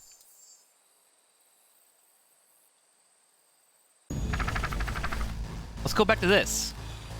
This is a story about struggle. This is a story about struggle. Luca could hear a machine humming somewhere nearby. He felt around wildly, searching for something, anything that could help. So, last time we got here, this is right before we got sucked in by the weird dude in the suit, right? But when we walked in, the word we had was change. This is a story about change, and I just died. So now we have struggle, and it looks like it keeps going. His hands found a hard object, maybe a tile. He yanked it free, lifting the cold stone. Let me go! Lucas swung the tile as hard as he could at the shape that still held fast to his leg. He heard the crack of glass as the stone hit the assailant's mask. With a muffled yelp, the hand let go. Luca was free and scrambled to the door. He never looked back once on the long run home. Oh, shit. Chapter 3. Everything's fine. The next morning, it was quieter than usual at the breakfast table. Only the sound of silverware and chewing interrupted the awkward silence. I just finished jarring a mess of jam last night. Uh-huh. So that'll need to get delivered into town today. Okay. So what'd you and Rollo get up to yesterday? Oh, Rollo had things to do, so I just sort of poked around town. I set the jam down by the front door. There's 2 batches to drop off. Mm-hmm. One for Mr. Tolliver at the Bag and Wag. Deliver jam to Mr. Tolliver. And another for Miss Fertilli at the diner. Deliver jam to Miss Fertilli. Oh, and Mr. Nuncreed. He said he wanted some more. I suspected as much. Yes, he seems to have taken a particular interest in my jam. There are some extras in the basket for that enthusiastic gentleman. Deliver jam to Mr. Nuncreed. Just make sure Fertilli and Tolliver get the ones on top. No problem. Off with you now while the day is still young. Is there something special in the jam? Is she selling drugs, chat?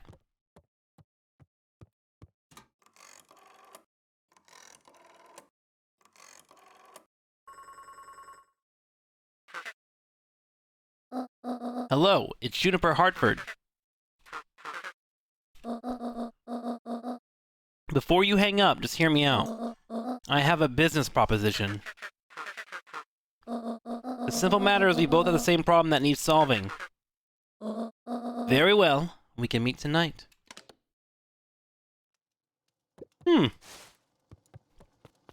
Interesting. Okay, sorry about yesterday, Roxy can be so annoying. But good news, no more boring chores from you today. Did you make it to the old Valentine warehouse? So, what'd you do? What'd you find? Give me the dirt. Something happened. There was someone else there. What? Who was it? Was it aliens? I knew it would be aliens. No. Zombies? No. Alien zombies? What else could it possibly be? Rollo, I gotta deliver these in town first. We can catch up after. Ooh, is it a whole thing? It sounds like a whole thing. Yeah, we shouldn't talk about it here. Meet me at the treehouse tonight. I'm not sure what this treehouse is that you speak of. Meet me at Mission Control. Roger that, Space Cadet.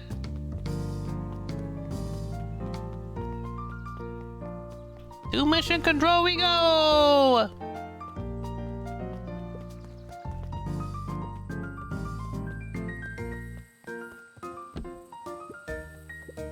Oh, is it not here? Maybe after I deliver?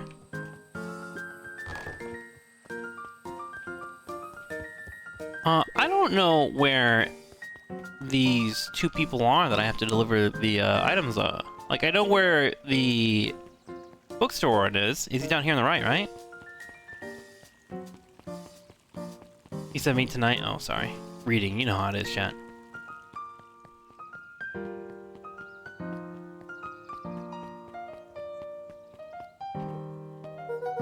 Got some jam for you, Mr. Nuncreed. Luca, you seem chipper. Well, aside from being on delivery duty, it's a nice day. Mr. Nuncreed eyed Luca for a moment, then nodded in agreement. I suppose it is. So do you want your jam? Oh, right. Usually Juniper drops it off herself. I guess she's busy Luca today. handed the jam to Mr. Nuncreed, and he nestled it with both hands. Well, I'll just have to finish this batch off quicker than normal. You tell her to go ahead and get started on my next order. You got it. Wait, has he been eating the jam so he can meet the girl? Is that what's been happening? I better not dilly-dally. Gotta get the jam delivered. Oh, I don't know where to take the jam. That's a tree. Okay, let's go this way.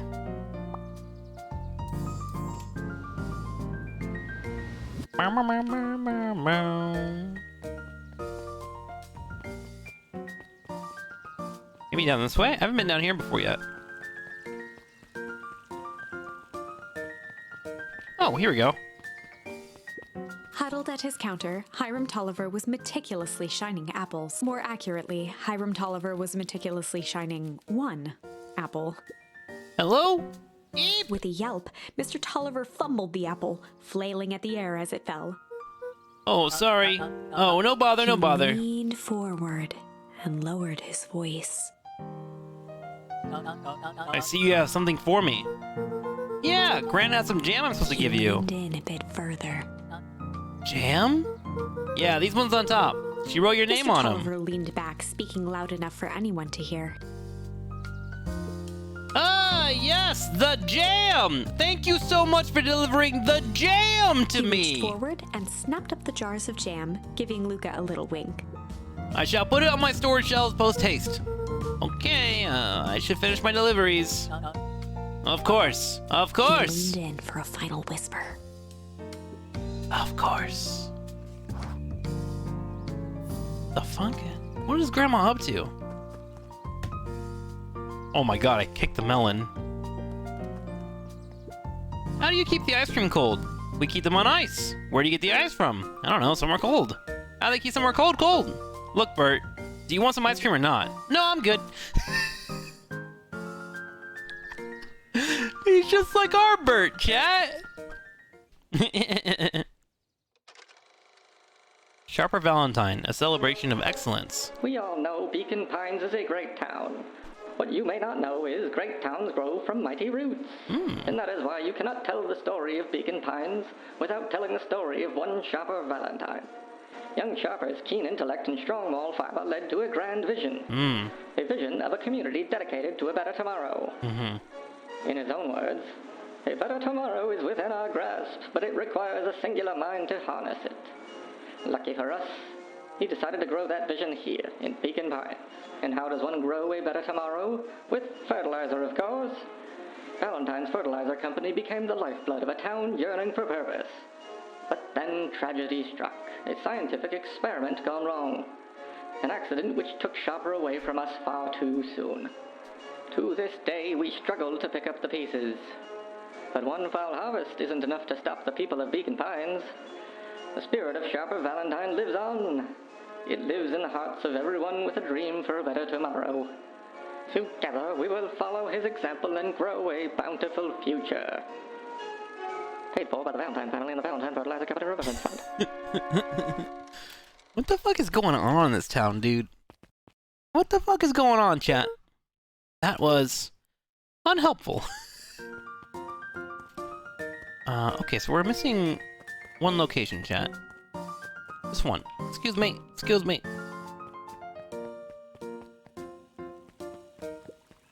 Where do we think this lady is? Maybe back here? Is there a path back here that I haven't seen? Oh. Hey, Dawn. Yawn.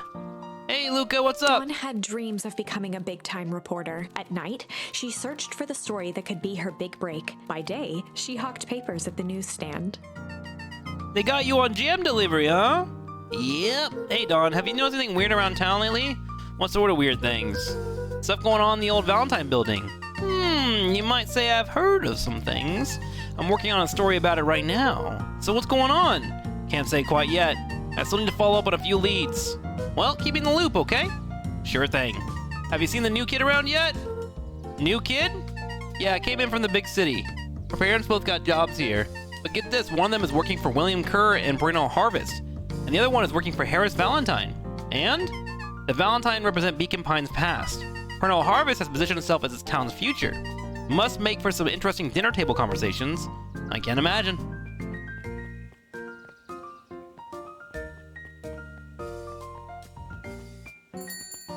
Ah, here you go.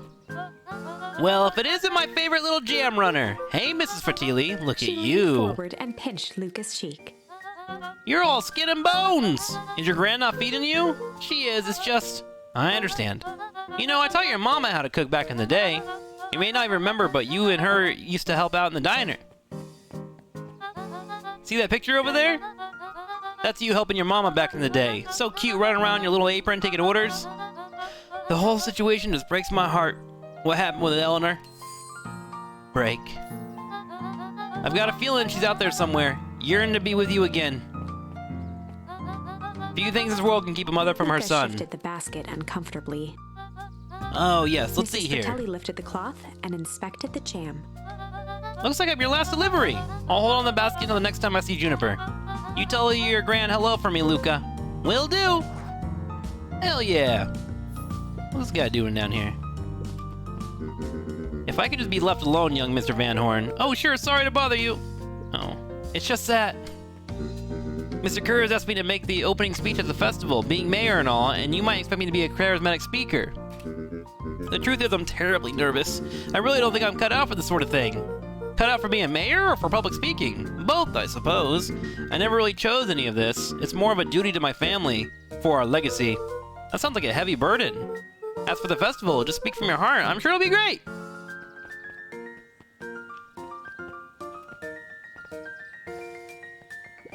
Luca squinted at the faded photo of him and his mom at the diner. Memories of that day came flooding back.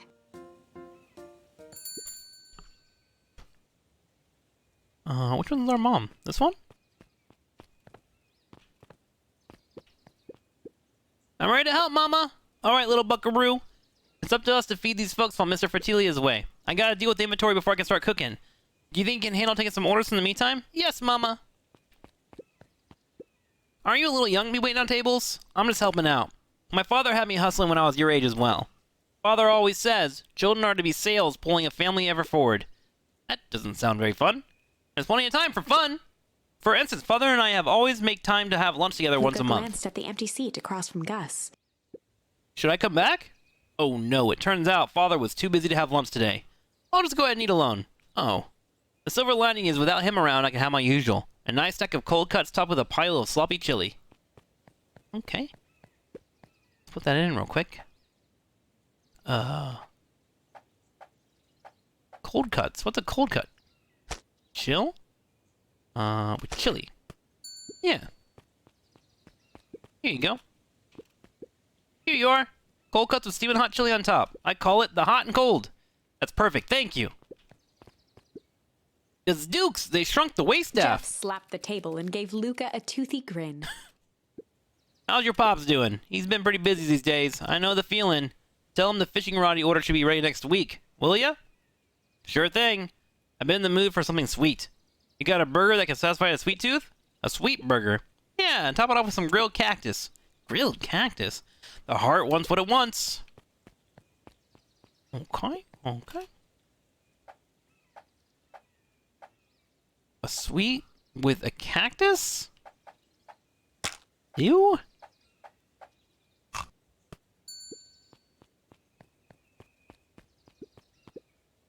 Here's your order. I call it the sweet and stabby. Now that's a burger with bite. What the fuck is wrong with you? Hiya, Roxy. Luca? I'm helping. Wow, hopefully your work ethic will rub off on Vrola. What can I get you? I'm not feeling like a burger. How about a chicken sandwich with bacon on top? Coming right up. The good old double-double with Diablo Immortal. Chicken and bacon. Hey, there you go. I call it the Love Me Tenders. Nice. Well, looks like we're missing a few things. Why don't you run out and grab some more ingredients? Okay, I'll be back. What type of ingredients? Oh, I need more stuff to finish that memory. I see. New kid. Hey, you. Anchovies or pineapple? What? Don't think. Just answer. Pineapple. Why? How old are you? 12? Perfect. Follow me. Who are you?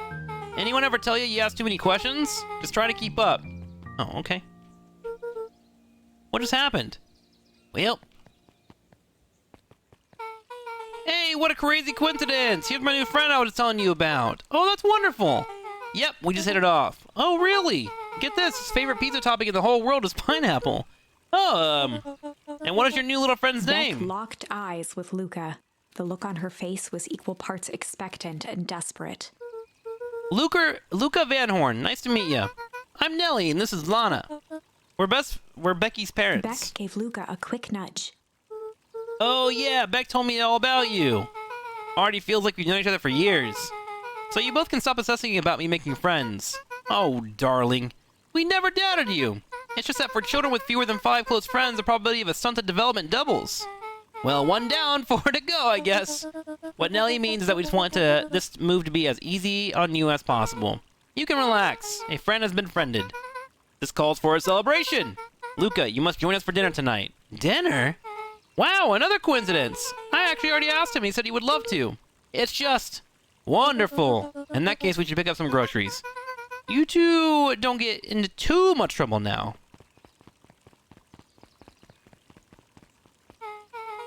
Wow, I can't believe that worked. Thanks a ton. You're welcome. I owe you one.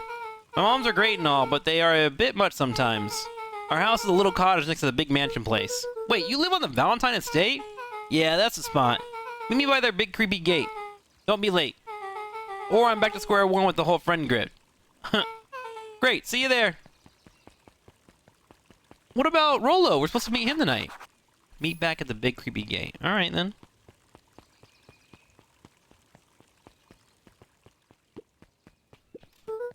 Good morning, Jeff. What's so good about it? Another day further down the tubes, if you ask me. Come on now, it's not all bad. The festival's coming up. Ha, the festival. Old man Valentine used to put the cockamine shindigs on mine. And what did they get us? Well, it's perennial harvest putting on this one, and they're doing it for the whole town. As far as I can see it, the difference between the old Valentine company and this new perennial harvest outfit Jeff dug through his pockets for a bit. is the difference between this empty soup can and this brown banana. But both of those are garbage. Exactly. Alright, fair.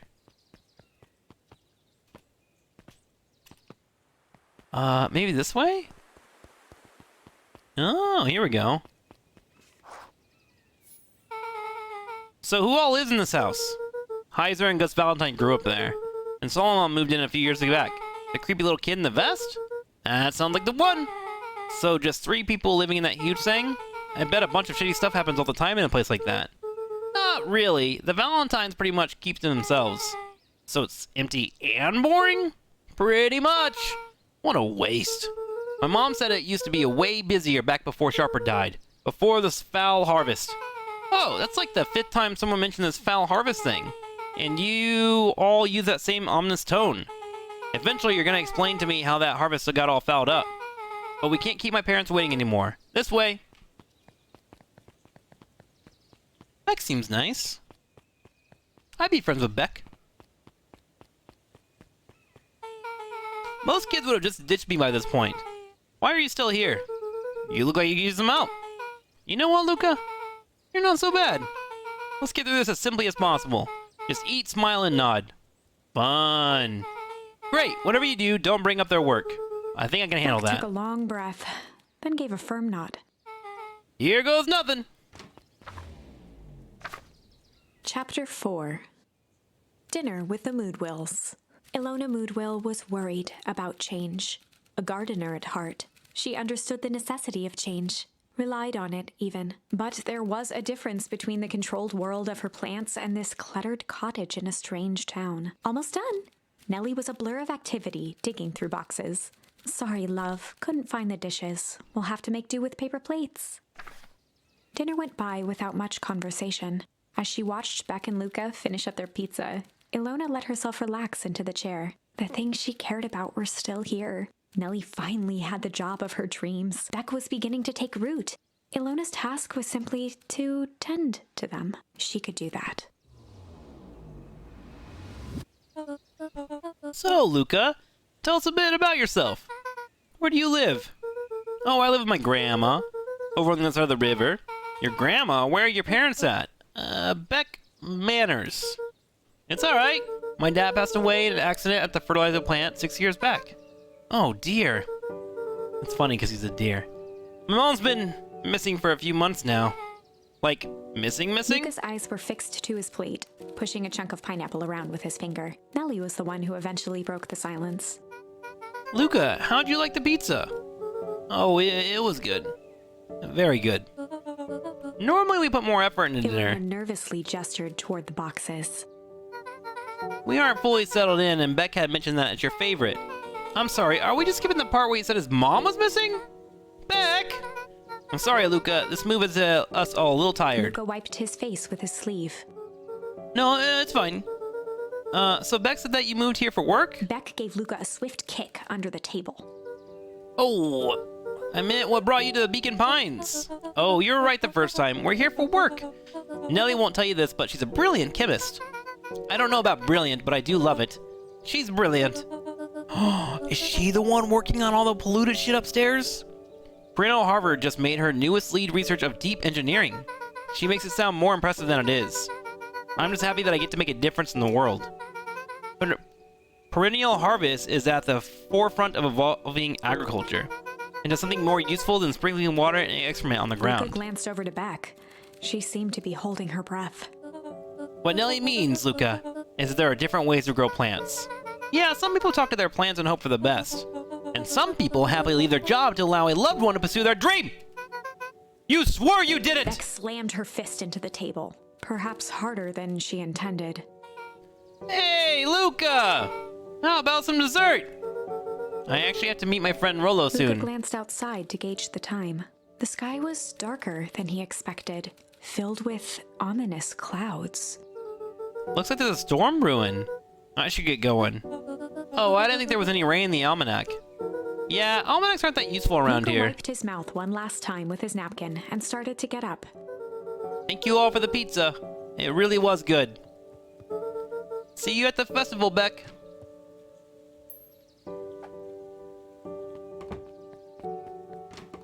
Wait up. I'll walk you home. Surprised, Luca turned around. He knew Rollo could be prickly around new people. But Beck seemed cool. Rollo would warm up to her eventually. Probably. Luca began to respond, but the sky answered for him as the clouds above began to...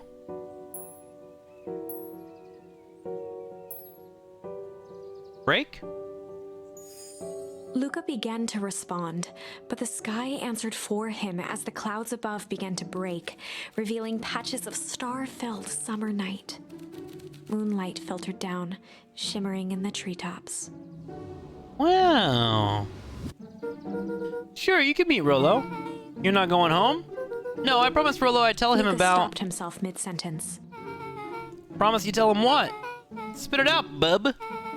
We're thick as thieves now. If there's a juicy secret, you've got to tell me. Okay. You can come to the treehouse and tell you all what happened. Heck yeah. You're at pineapple pizza and I don't want to? Just try it. Just fucking get over it. Don't even, like, be fearful. Just put it in your mouth. It's good. It's good. People that hate pineapple pizza either haven't tried it or just don't like pizza in general. After the foul harvest destroyed their wealth and reputation, the Valentines shuttered off their estate from the rest of town. Interesting. Let's go back. Luca saw Beck skulking by the gate. So you're telling me there's nothing mysterious or creepy about this place? It's mostly boring and empty. I refuse to believe that. Big spike gate. Looming mansion. Rich reclusive owners.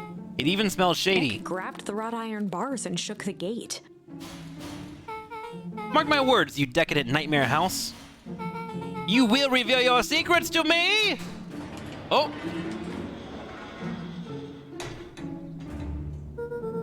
What did you do?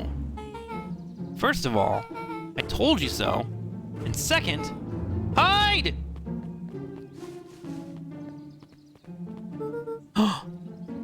That's Harris Valentine. Who's that she's talking to? Shh.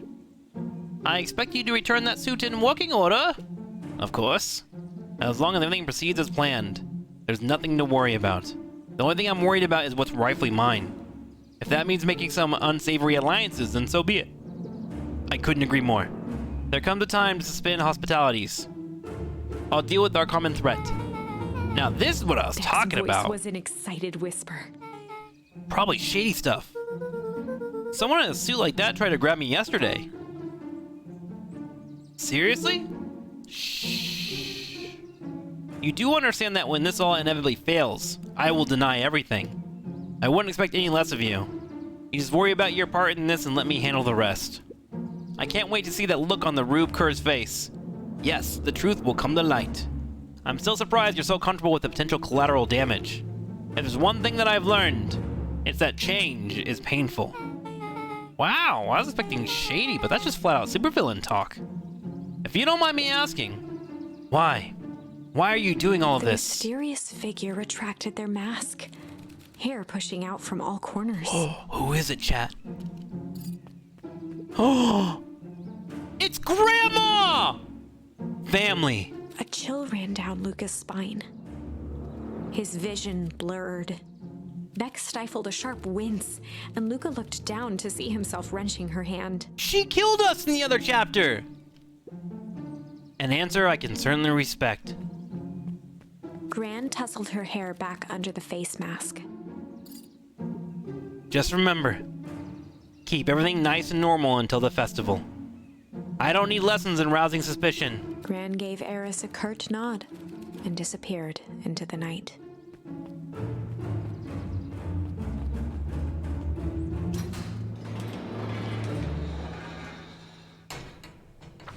Holy shit, dude. Chapter 5. Holy shit, dude. What big ears you have. Holy Luca shit, sat dude. shivering in the bushes, staring at his feet. After checking to make sure the coast was clear, Beck gave him a gentle tug on his sweater.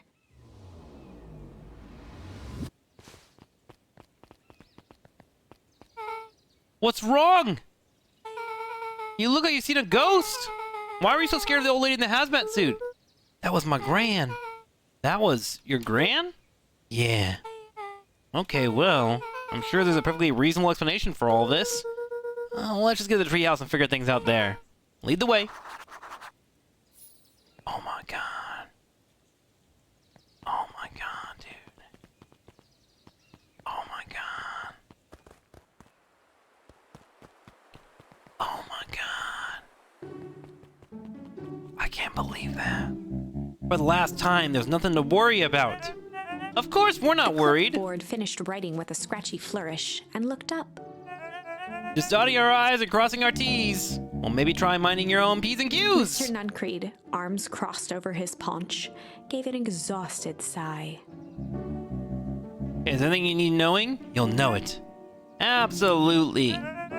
If you'll just sign here acknowledging everything is accurate, we'll be out of your hair in a flash. Oh, for the love of... He snatched the pad and scribbled his name so hard the pen nearly snapped. There! And would you like my eternal soul as well? The clipboards looked at each other for a moment, almost pondering the possibility, then broke into laughter as they walked away. Bro, the clipboards are fucking... you know? Hi, Mr. Duncreed. Luca, let me give you some advice. The next time somebody you don't know asks you to hear your thoughts, give him a good hard bop right in the kisser. Oh, Grant tells me to keep away from the clipboards. That's good. That's good. Your Gran is a smart lady, Luca. Speaking of which, you better run along home now. Too dark out to be wandering on your own. We'll be fine. We got our friend. It's all good.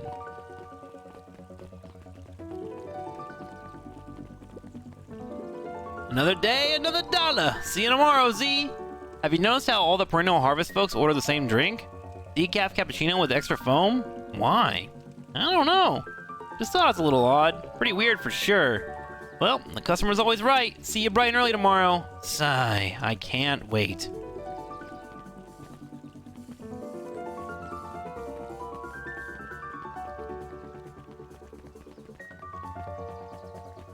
You gotta scoot by this and not get scouted. Oh, this is nice. Yeah, the treehouse is just a little further from here. So what's your buddy Rollo like?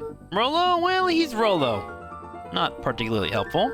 Sorry, I just never thought about it. Lots of energy. He's funny even when he's not trying to be. Things have been tough for his family since the foul harvest. It's about time you tell me what this foul harvest thingy is. It's kind of a long story. Hit me with the highlights. Okay. There used to be a fertilizer company here called Valentine's. They were kind of a big deal. Ooh, big deal fertilizer. It was a big deal to us. Their stuff really worked. People loved it. So Valentine's grew and grew. Pecan pines pretty much grew around it.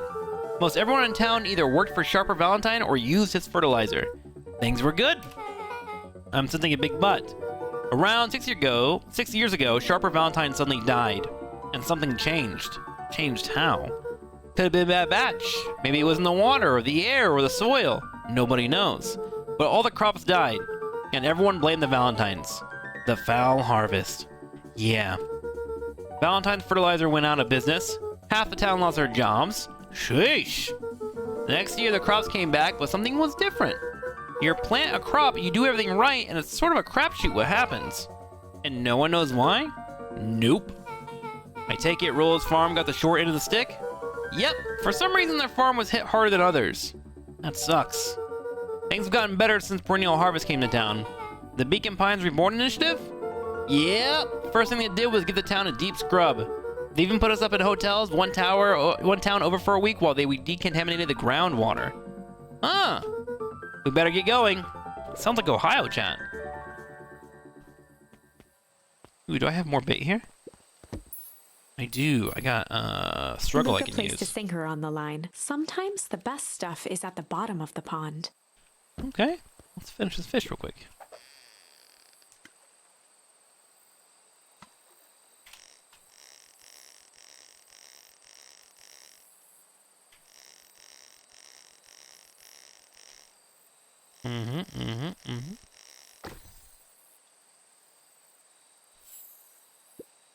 Malice 80 proof whiskey. A hard liquor for a hard man. Best leave that be. Takes a real piece of work to leave something like that lying around.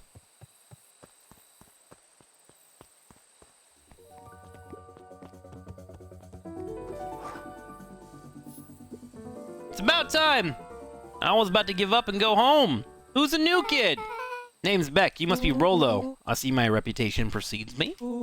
Welcome to Mission Control. Rollo waggled his head with pride. You'll find we spared no expense in construction. I've seen worse looking piles of junk. Thanks! Hey Luca, you know the security concerns we talked about? Yeah. While I was waiting, I made some improvements. Let me lock this baby down for a little test infiltration. Can't be too safe these days.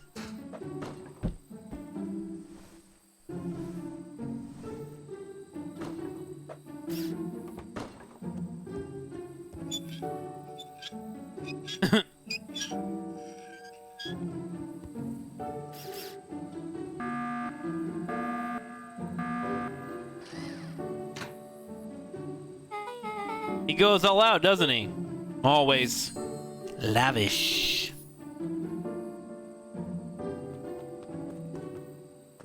Wait, how do we get up there then?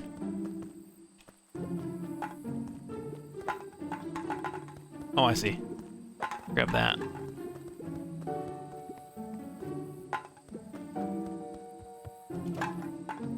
Did I miss? Oh my god.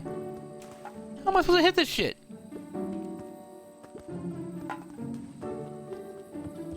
Oh.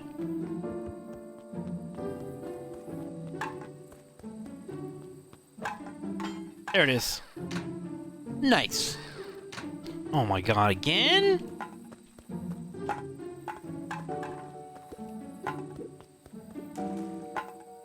There it is. Easy.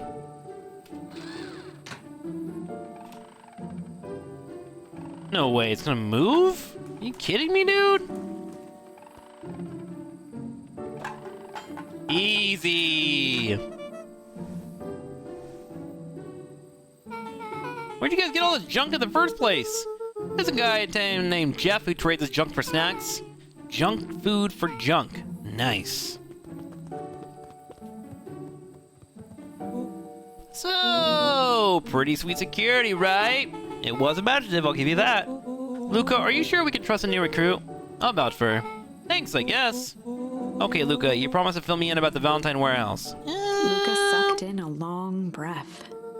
So like I said, there was someone here. What were they doing? I don't know, but the place was lit up and active. Maybe they were squatters? I don't think so. It seemed more organized. When the man pulled me in, I saw some of equipment running. A man pulled you in? Yeah, but I got away. You keep saying it was a man.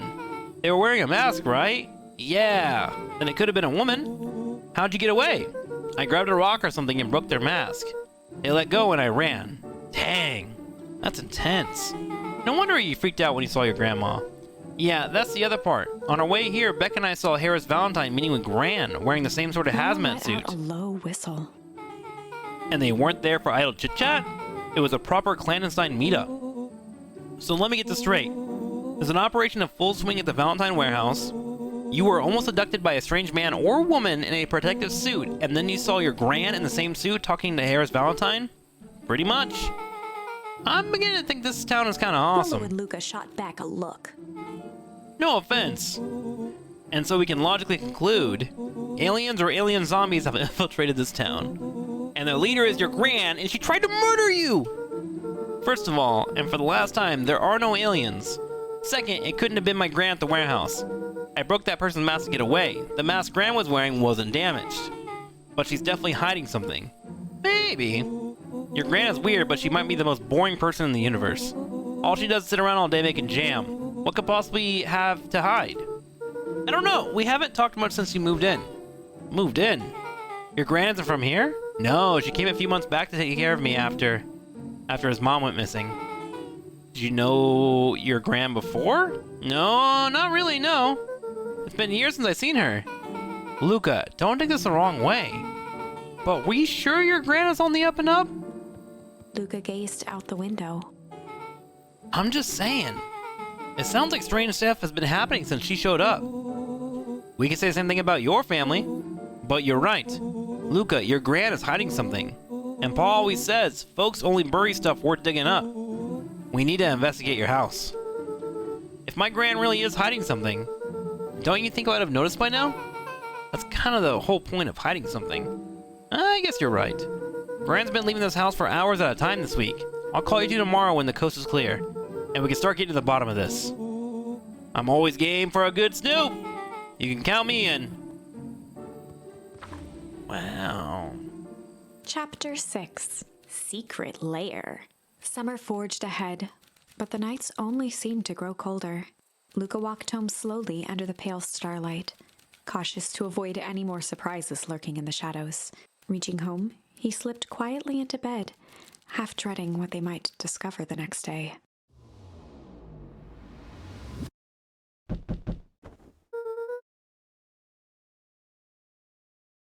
Hang on, I hear Sadie freaking out. I'm gonna go see what's going on. 1 second, chat.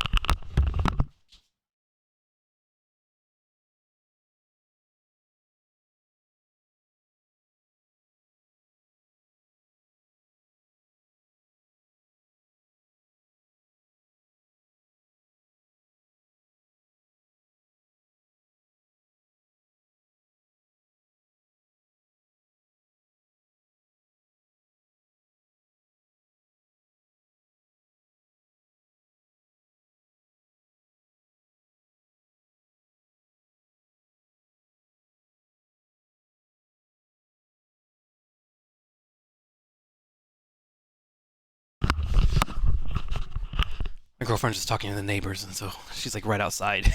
And so Sadie, of course, is freaking out. Ah! I don't have people next to me. What time is it? Okay, let's go see here. What's going down? Chat, you still there? Everyone good? Everyone relaxing? Everyone lurking?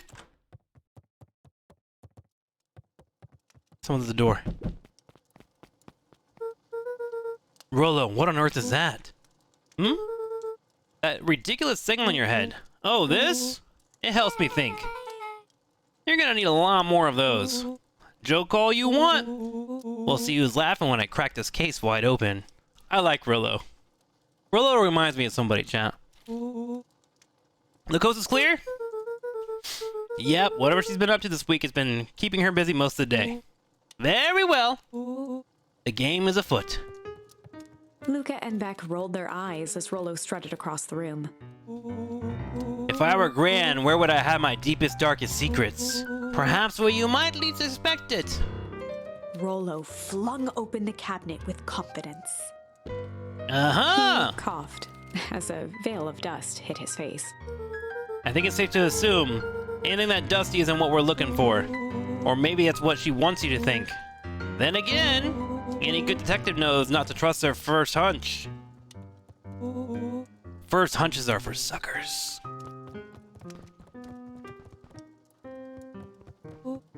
Eureka! She's lit a fire in order to burn the evidence! She keeps that fire going every day, Rollo. Drat, it may already be too late. Just think of the mounds of documents lost to ash! Okay? I'm gonna stop you right there. Can we just think for a moment?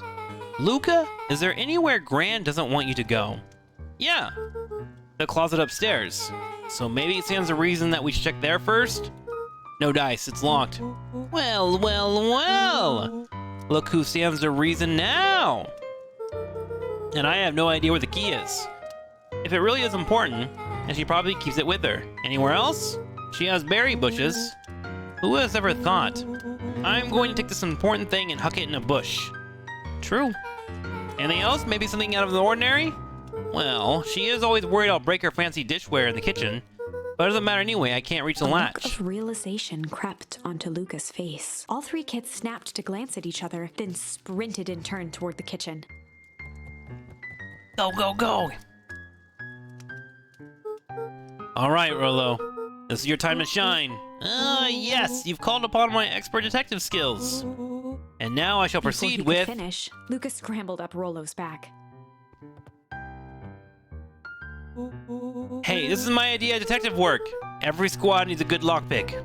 And every good lockpick needs a sturdy head to sit on. This is beneath my standing. Stop complaining and hold still. Got it. The three crowded around the hutch to peer in. With the glass doors opened, a perfect porcelain display gleamed in front of them. Their eyes searched for anything amiss, but the only distinct feature was its impeccability. Well, that was anticlimactic. Yeah, I don't really know what we were expecting. Like, oh, hey, let me just yank on this random teacup As Beck and... pulled on one of the teacups, it slanted forward with a hollow click. The entire hutch began to rustle and slide under its own power. What? Oh, shit! Seems like your gran has been doing some remodeling. Dude, only two types of people have secret lairs. Evil masterminds and superheroes. So which one do we think she is? Well, we're about to find out.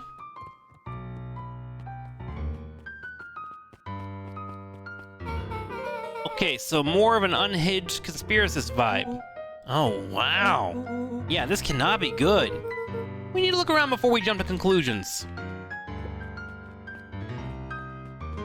A spider web of string connected photos of people from the town, interspersed with hastily scrawled notes. Well, she sure has kept herself busy. Is your gran a serial killer? Because I'm starting to get a vibe. Don't be ridiculous. Sure, she's just tracking the movements of everyone in town, out of the kindness of her heart. She put little symbols by some of them. Yeah, Mr. Nuncreed has a check mark. The clipboards are all inside a big circle. My mom's are both on here. Both question marks. Gus Valentine has a question mark, and Harris has a question mark that's been crossed out. Mr. Carrot has a bullseye. The killer has chosen her next victim. We don't know what any of this means. Whatever it means, it's probably not good. Luca jostled each cabinet drawer in turn. Only one was unlocked. He fingered through the filing cabinet, pausing at a bulging folder labeled Walter. For a long moment, he just stared at it. Is Walter the name of his dad? What do you got there? It's my dad. Looks like some of his medical files. Your dad was a doctor? Luca nodded and caressed the label with his thumb. Well, are you gonna read it? Here, let me help. Rollo swiped the folder from the drawer and began leafing through the pages. He whistled to himself, barely looking at the text. How about you actually read some of it? One sec. Dense documents such as these are a lot like a cheeseburger. It's best to skip straight to the middle. What? That's where all the meaty bits live. Wow, I had no idea we were in the presence of a preeminent scholar in dense documents and cheeseburgers. By all means, proceed. He stopped at a page and mimed, holding up a monocle. Here we are. Follow-up examination of Terrence Wilby. Patient shows further signs of paleness and malaise. body temperature continues to drop. He now describes soreness of muscles and joints. This is similar to the symptoms exhibited by Mrs. Wilby just a few days past. Still waiting on lab results from Joseph. Rollo looked up with heightened surprise. See? Creepy. Yeah, that's kind of disturbing. Who's Joseph? That's Mr. Nuncreed's name. Wait. Rollo's finger traced across the page. There's more scribbled in the margins. Could it be contagious? Mr. Wilby claims the tap water at his home has been contaminated. Perhaps environmental. Lab results only raise more questions. It's like he came back to this report later and made those notes. So it might be related to something Rollo else. scanned through several more pages. Here, the writing looks shaky. I just couldn't help her. The disease or whatever it is progresses so fast, and with his wife passing, Terrence's condition follows close behind, exasperated by the loss. Enough is enough. I need to take matters into my own hands. Staring blankly at the cabinet this whole time, spoke softly. What does it say Rollo next? rustled the folder, trying to loose more pages. That's where it ends. Wait, there has to be Luca more. frantically shoved the remaining cabinet folders, trying to find another labeled Walter. Luca, I think there's only one. It's alphabetical, see? What do you mean enough is enough? How did he take matters into his own hands? This is bullshit. Luca slammed the drawer shut.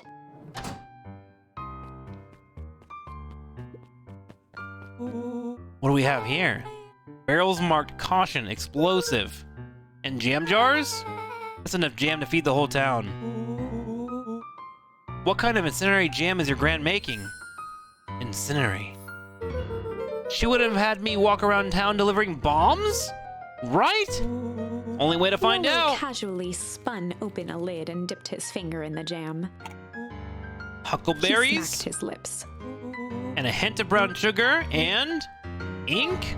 Rollo What? plunged his hand in the jar, fishing out a soggy slip of paper. Rollo Aha! offered the slimy note to Luca and licked his fingers clean. It addresses to Mrs. Fertilli. A grand jamgram? It says, last night I used the disguise Harris provided to scout the location. The timing window should be possible. Operation Sparkplug is a go. Oh man, are they doing a heist? Whatever it is, it can't be good. So more of a bombshell than a bomb, am I right? You're new here, so I'll let it slide. But I'm the bad joke guy around here. They crowded around a worn-down old map of Beacon Pines. Cool, this one looks like a treasure map. Not every old map is a treasure map, Rollo. Yeah, but every treasure map is an old map. Can't fault that logic. Look, there's even a pathway drawn on it. It starts at the entrance to town. And if we follow Rollo it, carefully traced the path with his finger. it leads right He to jabbed down at the end point. town square? That's the fountain in the middle of town. What a weird place to hide treasure. Rollo, that doesn't look like treasure to me. The end of the path on that map has the same symbol as the explosive over there. So it's not hiding treasure. A real bummer. Rollo, what's the thing you've been excited about for the past month? The festival! Did you say gulp? That feels like a gulp kind of situation. Everyone will be gathered near the center of town. She's gonna blow up the festival. Not if we stop her. Uh-oh. What was that? Luca looked up from the map. What was that? No, I heard it too. That was the front door, which means someone to shut the door, which means someone's upstairs. Shh, quiet. Hit the lights.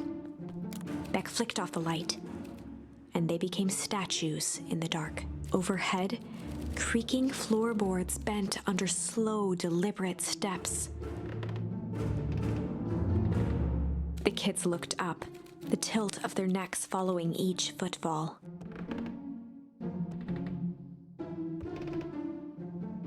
Then suddenly, it stopped. Without realizing, they'd been holding their breath. All three exhaled shakily and glanced at each other. A muffled male voice broke the silence. Hello? A final few footsteps reached the entrance above them, and the voice now echoed down the stairs. Anyone down there? The three kids shuffled to the corners without a peep. As he began to descend the stairs, the man's voice punctuated every new step. Thump, Yo! thump, I'm not here to hurt anyone. thump, I'm just here to help. Just... thump. At the bottom step, the man paused, squinting to search the room for signs of life. Huh? Guess it's nothing. Rollo shifted suddenly. Luca gave him an intense, chastising look and whispered through clenched teeth. Rollo, don't. It was too late. Rollo was already inching toward the stairway. He screeched as he charged toward the shadowy figure. Flaming chicken coop! With all his weight, Rollo tackled the man to the ground. Rollo? Mysterious creepy man? Anyone there? From the dark corner, they saw something move.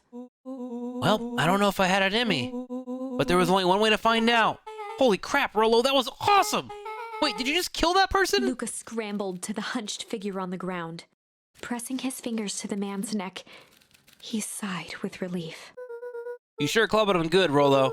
He's knocked out As cold. Beck flicked back on the light, Luca and Rollo both gasped in stereo. Mr. Tolliver. Chapter 7. The Interrogation of Hiram Tolliver. Still unconscious, Mr. Tolliver slumped heavily in a shoddy old chair. His hands were bound with rope, his feet tied with some loose string. The kids huddled in a circle, discussing their plan. One thing was certain. They couldn't just let Mr. Tolliver go.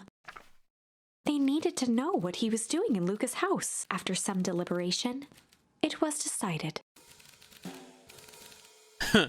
They'd run the classic good cop, chill cop interrogation. They'd run the classic good cop, chill cop interrogation. I'll handle this, gotta play it cool. Luca walked calmly to the light switch, flicking it off and on a few times.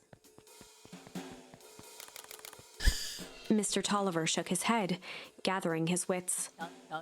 Golly, I sure got my bell He rung. looked over to find Luca, who returned a calming grin. Sorry, Mr. Tolliver. That was all a big mistake. Luca, what's going on here? Why do you have me strapped down? No one's fault, really. Rollo just got a little startled. Rollo's here. Rollo and Beck emerged from hiding to give a timid wave. Well, alright. Mistakes happen. You kids give old Hiram a good scare. Let's just get me out of these ropes and call it Luca even. glanced over to Rollo and Beck, who replied with skeptical looks. Mr. Tolliver, why are you in my grand's basement? I'm here to help, of course. Help with what? What's my gran up to? If he's cut me loose, I can show you. How do I know we can trust you? Mr. Tolliver exhaled with disappointment. Luca, have I ever done wrong by you? No. And since your gran moved to town, haven't I been nothing but welcoming? Yes. So why would I turn my back on your family now? It's just... all this stuff seems pretty weird. A board with names of people from town? An archive of my dad's old disturbing patient notes? Luca gestured to the corner. Barrels of explosives? I can explain everything. You just need to untie me. You kids deserve an Luca explanation. looked again to Rollo and Beck. This time they shrugged. Luca began to slowly loosen the bindings. Mr. Tolliver gently rubbed his wrists. That's a good lad. This will all make sense in time. He edged imperceptibly toward the stairs as he spoke. I feel like he's gonna leave us down here or kill us. Like he seems like a nice dude, but he might be a secret agent that's down to fuck. You know what I'm saying? You see, this town has secrets, Luca. A very dark past. Indeed. Before the kids had even noticed his movement, Mr. Tolliver was at the light switch. A past that must be brought to. He punctuated his final words by flicking the switch and rushing up the stairs. Light. Son of a... Beck darted to the wall and turned back on the lights. It was too late. Rollo confirmed what they all heard. He just locked us down here. Mr. Tolliver's muffled voice came from behind the door. I wasn't lying, you know. This is for your own good. You kids just keep tight down there. and let the adults handle all this. They looked bewildered at each other. Play it cool, huh? Not now, Beck. They heard the staccato thump of quick steps exiting the house. The kids looked down in resignation. This isn't how it goes in Hank Atomic. For some reason, they'd always assumed it was up to them to save their town. Luca opened his mouth, hoping to conjure some magical words to make this right. Only a hollow croak escaped. The end. Well, we certainly aren't going to find a grand resolution to our tale locked in a basement. Yeah. Back to the drawing board. Oh shit, dude. Well, we have Rumble here, but I'm assuming Rumble's bad, right? Fight, tickle, the chill. Do you think a tickle would help over here? I don't feel like that would give me something different, right? Let's try it out. So this is when we push the little girl into the pond. Well, time to bust out the tickles. Hey Tish, wanna see something cool? Yep. Check it. Beck lunged forward and began to tickle under Tish's arms. What the? Tish, is she tickling you? Yep. Yep. Yep. Tears began to form in Tish's eyes as she gasped for breath between gales of laughter. Yep. Beck redoubled her efforts until Tish finally had had enough. Yep. What just happened? She seems nice. Sorry for the interruption. I think you were just Eddie's threatening eyes us. darted around, a realization dawning on his face that he was now outnumbered. I just remembered. I have somewhere to be. See you around, new Iggy kid. kicked at the puddle before making his escape. Oh! Whoa! What a little creep! Beck, I think you got a little ooze in your Beck hair. shook the ooze out of her hair as best as she could. Is it bad? It depends. What are your feelings about having a more mature, refined look? Oh, God.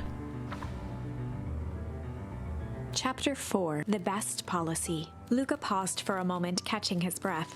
He'd only just met Beck, and somehow he already managed to drag her into this mess. Hopefully he could make it up to her.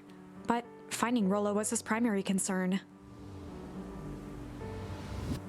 Interesting. Luca, what the hell are you doing out here? And why did a kid with gray hair run past us in a Roxy and panic? Fitz looked drained. It was clear they'd spent all day searching. That's Beck. I don't care who she is. What happened? We were just helping her look for Rollo. Luca, I need you to start telling me the truth. Roxy's temper could often be dismissed as the impatience of an older sibling, but this was the most intense Luca had ever seen her. Her eyes were wild and unfocused, looking straight through Luca. We're running out of In a time. torrent of rambled words and tears, Luca broke down. Rollo and I weren't just playing at Weepwood yesterday. We were investigating the lights of the old Valentine warehouse. But someone was there in a strange suit, and we hid in the dumpster and had a heavy bag dropped on us. And I think it was a body. And so we ran, but we got split up. And I ran home. And it's still all my fault. And now my best friend may never come back. Wow. Just wow. Roxy, still exhausted and angry, softened briefly as her eyes hunted the ground in thought. With a determined sigh, she looked up at Luca. It's not your fault, Luca. Rollo's gonna be okay, Roxy I drew promise. herself up. I'm gonna fix this. Luca, go home. But I want to help. This is too dangerous for a kid. I just can't sit around. I have to do Roxy something. tried to think of the safest place to send Luca. You go back to that little treehouse you two like to play in. Wait there in case Rollo shows up. Sound like a Luca plan? wiped his cheeks and gave a quick nod. You did the right thing telling me the truth. Now scoot! You really believe his story? What other option do we have? Things have been strange around here leading up to the festival. My dad has been acting weird lately. Well, weirder than Looking normal. into the puddle, Roxy rubbed her arms to warm up. Why is it so cold here? This place gives me the willies. Wait at the treehouse in case Rollo shows up. I feel like I'm not gonna get much out of this storyline, but we'll see it through. Mr. Nuncree jumped with a start.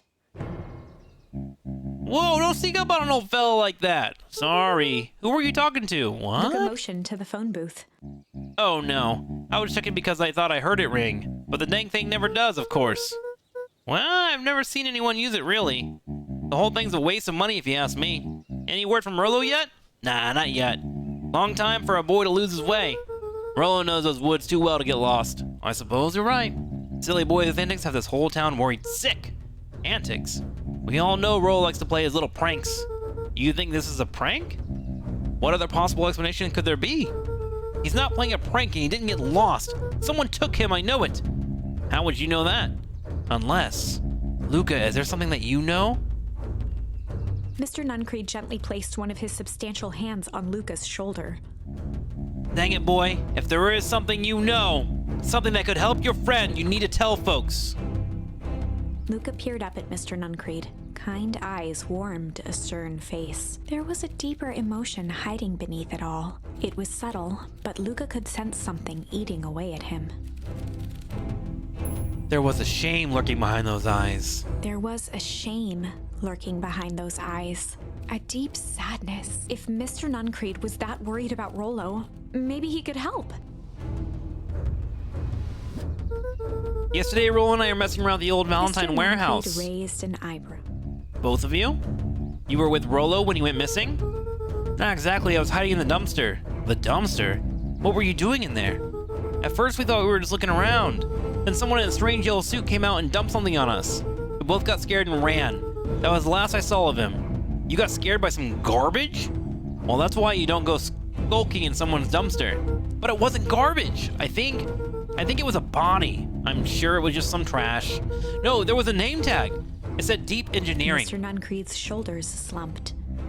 I wish you wouldn't have said A that. deep sigh bellowed from his chest. Why did you have to? I tried, Luca. God knows I tried to keep you safe. Luca attempted to take a step back, but Nuncreed's hand clamped down on his shoulder.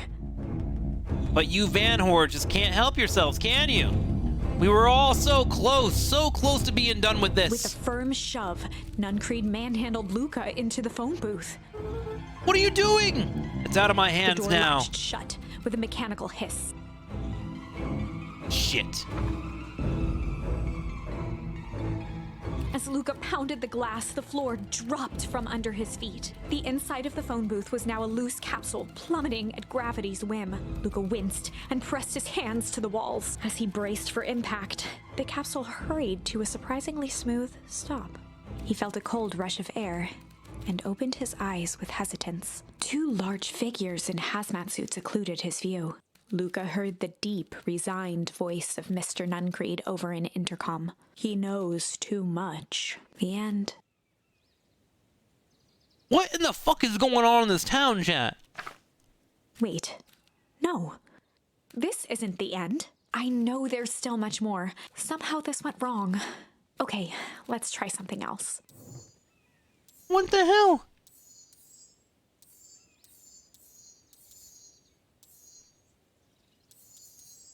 How do I get more?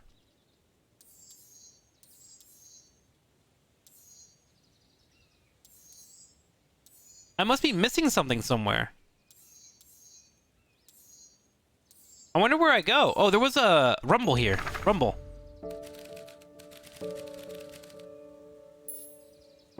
So this was me talking to the new girl, and the storm above us was rumbling or breaking.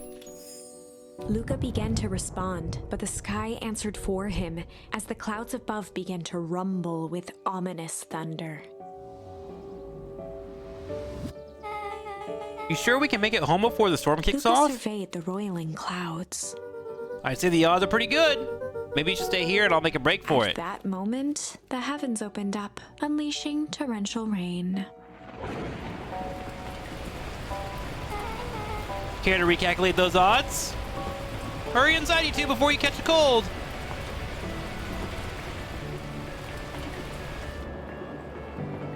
Luca, Nellie will keep trying to reach your gran on the phone. In the meantime, you two hold tight. Sorry, not much to do up here. Most of my stuff is still in the boxes. Mind if I poke around? Be my guest. Luca squinted into the eye hole of the microscope. This looks wild. What is it? Gum? Gum? Luca adjusted the slide with his fingers to get a better look. I'm tracking the structural integrity of gum with increasing amounts of chewing. Chewed that one for 47 Luca wiped his days. hand off on his sweater and gave a nervous laugh. What the hell? It's weird, I Beck know. looked down, timidly tapping the ladder with her feet. You think it's weird, don't you? A little. But weird can be cool.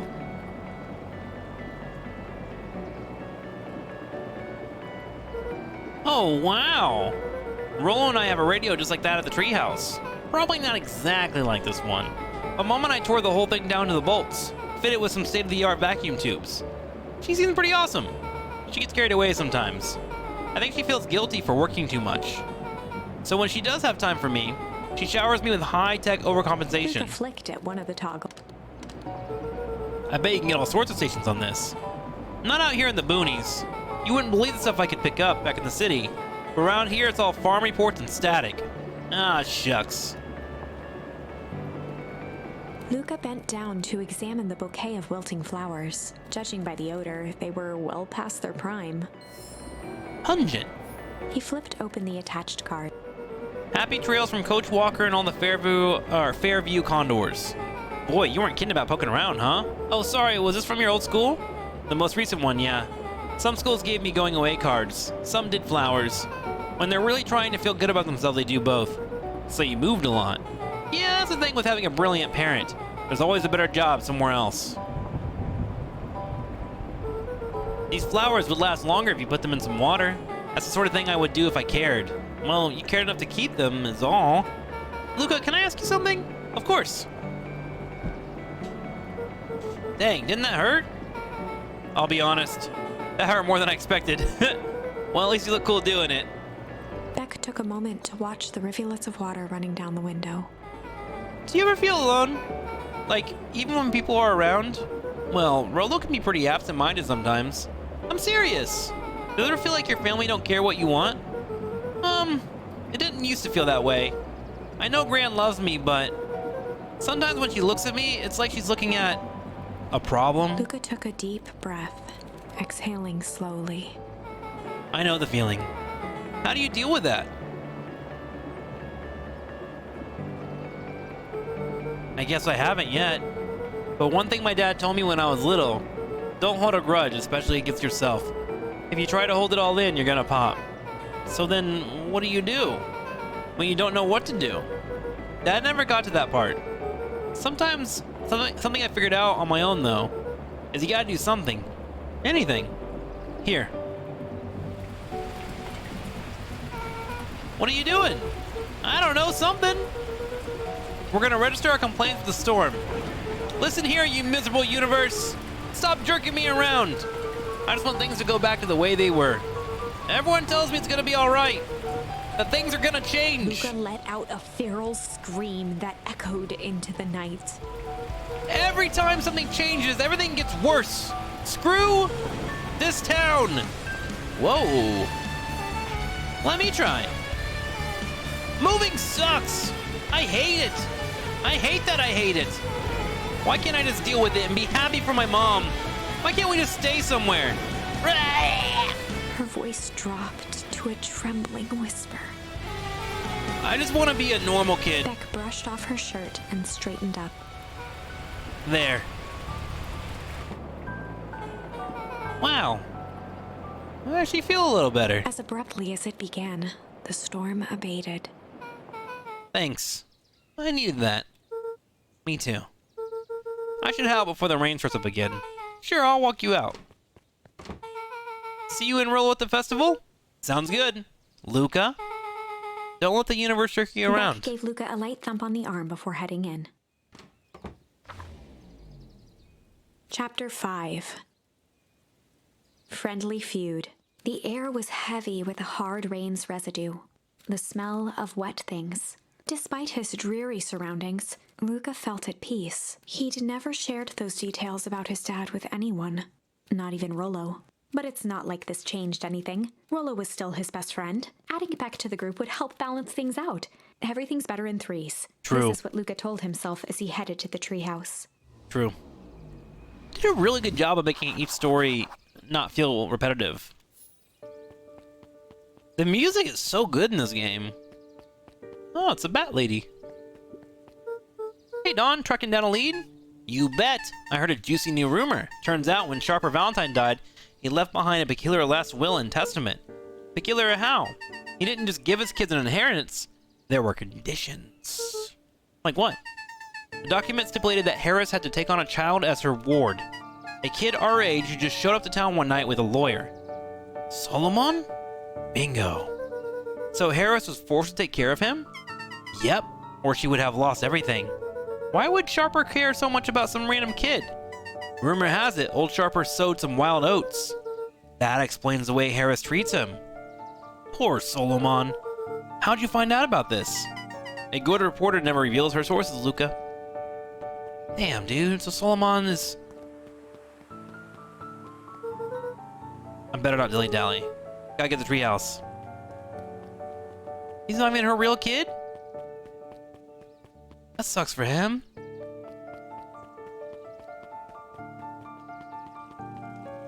Wait, this alligator just sitting here reading all the time. He met his old friend's eyes, and was greeted with nothing but ice-cold anger. Heavens, there is no time for fractured friendships. Gold-glowing purple mushrooms aren't worth investigating? I didn't see one. Where? What are you talking about?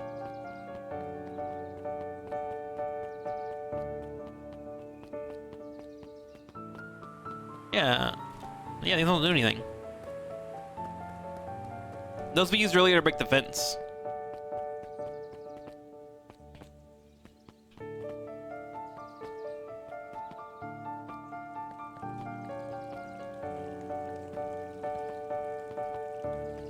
I think we're up here, right? Excuse me, what are you doing? Just locking up for the night, sir. Oh, wonderful. I can only assume this means all festival preparations have been completed ahead of schedule. Not exactly. The storm set us back a bit, and it's getting late, so we all decided to... You all...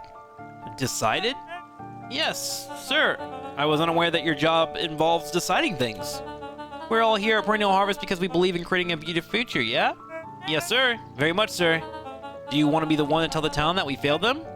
No. That we gave up because there was a little rainstorm and we got all sleepy? Of course not, sir. Good. Then it's decided. You, sir, will work till the task is done. See that you do. Our harvest awaits. Huh.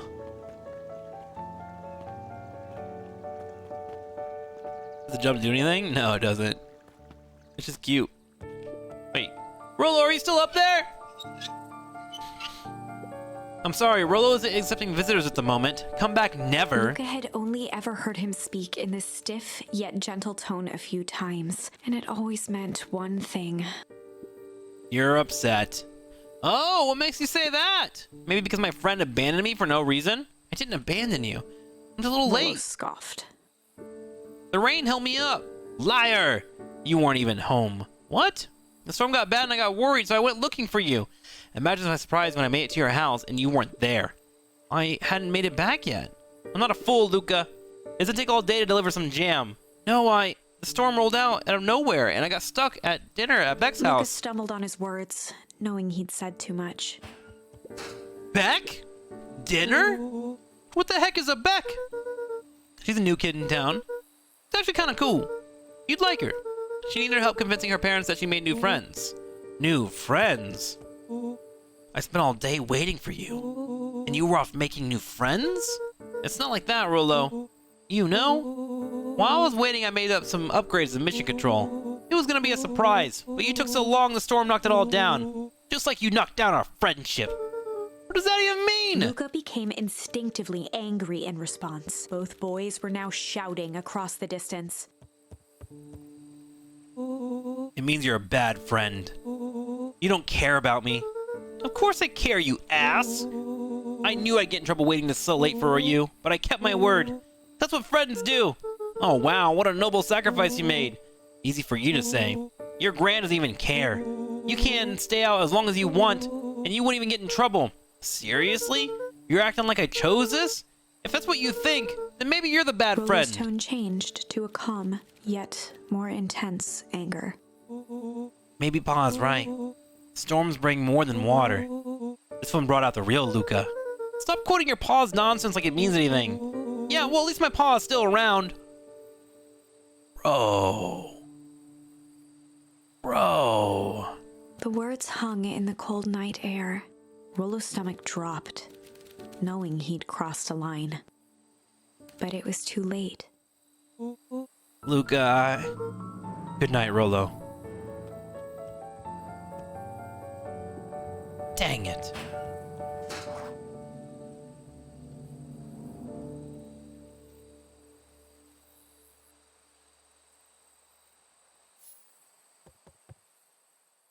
Feels bad, man.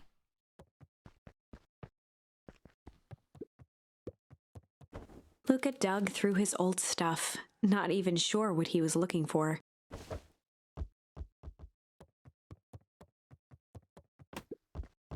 Rollo. What a jerk. Call me a bad friend. Oh, I'm Rollo. Look at me and my amazing family.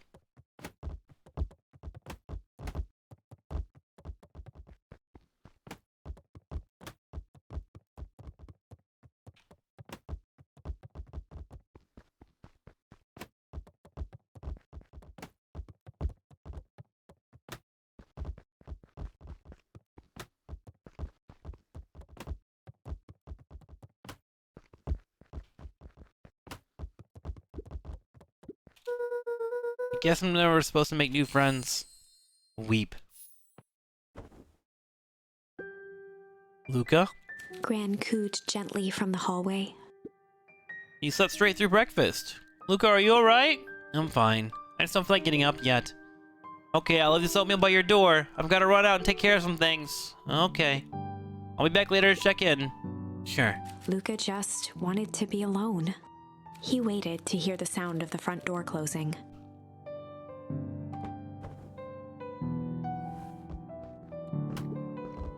I bet Rollo's still gonna go to the festival. Huh. He's gonna be miserable.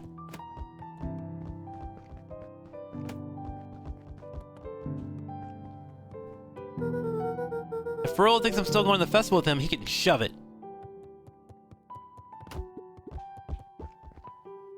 Luca dozed off. Luca? I see you didn't eat your oatmeal. I wasn't hungry. Well, just in case you get hungry, I'll leave a sandwich here too. Thank you. Rollo came by. Oh. What did he say? He wanted to talk to you.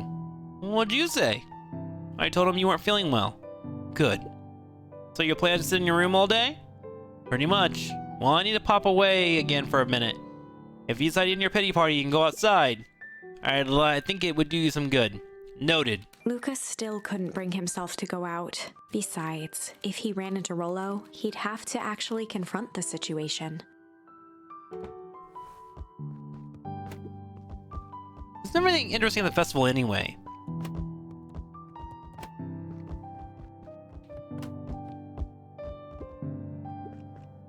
The Adventures of Hank Atomic. The complete first Luca volume. carefully opened the cover and began to read. Rollo had received it for his birthday, a special hardcover edition with behind-the-scenes commentary and bonus art. Rollo cherished it, but asked that Luca keep it at his house. Luca wasn't sure if it was because Rollo didn't trust himself with it, didn't trust his sister around it, or just wanted an excuse to come hang out at Luca's more often. Whatever the reason, Luca didn't mind. But it had stayed right there where Rollo had stashed it ever since. Now, at the foot of his bed, Luca lost himself in the pages. He'd read it all before, but at this moment, it somehow felt sentimental. He was well into issue number 5 when he heard soft footsteps from the hallway. Luca? Another little friend came to see you. A girl named Beck. She said you met yesterday? What'd she say? Is she here? She was just dropping by. I told her you weren't taking visitors today. Oh. She seems nice. Yeah. You had a fight with Rollo, didn't you? Can I come in? Maybe later. Alright then. I'll leave dinner on the kitchen table. In case you want to bite before bedtime. Without realizing it, Luca had pouted away the entire afternoon. He once again felt the weight of it all, and allowed his weary eyes to close. Luca stood in a vast black expanse. He looked up at his father standing beside him. Walt was working a straw at the bottom of a fountain glass, trying to collect the last bits of milkshake. Dad, where are we? Taking a final loud gurgling sip. His father peered up from the glass. He jangled the straw playfully with a warm smile, then lifted the empty glass as if to point into the darkness. The source. Luca's eyes followed his father's gesture. In an instant, he was sitting in front of a blazing campfire. Across from him sat a large figure in a yellow hazmat suit. The figure's voice was a scratchy echo. Well, if it isn't the man of the hour, make yourself comfortable. Luca held his shivering hands over the flame to warm himself. It doesn't work that way here. Their yellow-gloved hand pointed to the base of the flame. It's a cold flame. See? Luca peered at the base of the fire. It wasn't wood that was burning. It was Beacon Pines itself. Oh shit. This is like Life is Strange storytelling a little bit. Tiny buildings, freezing and crumbling as they were consumed by flame. Luca could see small shadows moving in the burning city. People. Luca leapt to his feet. We've got to help them! The figure gave a dismissive wave of their hand. Why waste energy helping people who can't even help themselves? Yikes. The figure bent down to examine the panicked crowd as they desperately tried to stop the flames. They only care about what's right in front of them, not like us. Luca's voice was a trembling whisper. Us? The figure slowly stood up, grabbing its helmet with both hands. With a jolt and a twist, the suit emitted a gasp. A cloud of torpid mist escaped, slowly revealing the face within. Luca's own face looked back at him, older, worn, distant. The sensation was oddly familiar, as if he'd caught his own reflection by surprise in the mirror. The doppelganger smiled. I tried to help once. He gestured towards his face. And all it got me was this. Luca staggered back. You aren't me. Luca felt a hand catch his shoulder. His father was there again, beside him. Every choice sets us on a path. This is the end of one of your paths, son. Wow. Luca watched his older self shake its head ruefully, its face twisting into a cruel grin. Welp, Dad. If you wanted him to see this, far be it from me to disappoint. Luca watched in shock as the figure took a confident step forward and plunged into the flames. In a flash of cold light, he was gone. What does all of this mean? Yeah, what the hell is going on? Luca felt a reassuring squeeze on his shoulder. Just remember, why we choose matters just as much as what we choose. But how do we choose? Luca woke up to see a hazy figure at the foot of his bed, silhouetted in the morning sun. Mom? No, dear. It's only Gran. Luca rubbed his eyes. The kind, concerned face of his gran came into focus. How are you feeling? Fine. Anything you want to talk about? I don't feel like talking. That's just as well. How about you sit there and listen a bit? Whatever you and Rilla fought about doesn't matter. Buddy... Gran silenced Luca with a gentle pat on the leg. I started following because of your Legend Dragoon playthrough. Oh, good! Awesome! Great game, right? And just that one of your tags is armpit hair, so I guess this is where I live now. Welcome to whatever the fuck this stream is. And, I hope you enjoy your stay, man. I hope you enjoy your stay. Welcome to Variety. Dexon, thank you for the gift of sub to him. Welcome, welcome, welcome. Fights between friends happen. What was said doesn't matter. The important thing is, that's not the last thing you ever say to each other. But he said stuff about Dad. Well, do you think he meant it? No. He was just mad. Mm-hmm. And did you mean anything he said to him? No. Good. One must appreciate friends in their best moments and accept them in their worst. New word! Now get your little butt out of bed. The festival's today, and you don't want to miss that, do you? I guess not. Seems like a good opportunity to make amends with Rolo, doesn't it? Luca gave a reluctant nod. So buy him a corn dog and apologize. Bro, if any of my friends and I get into a fight and they buy me a corn dog with some ketchup, we're good.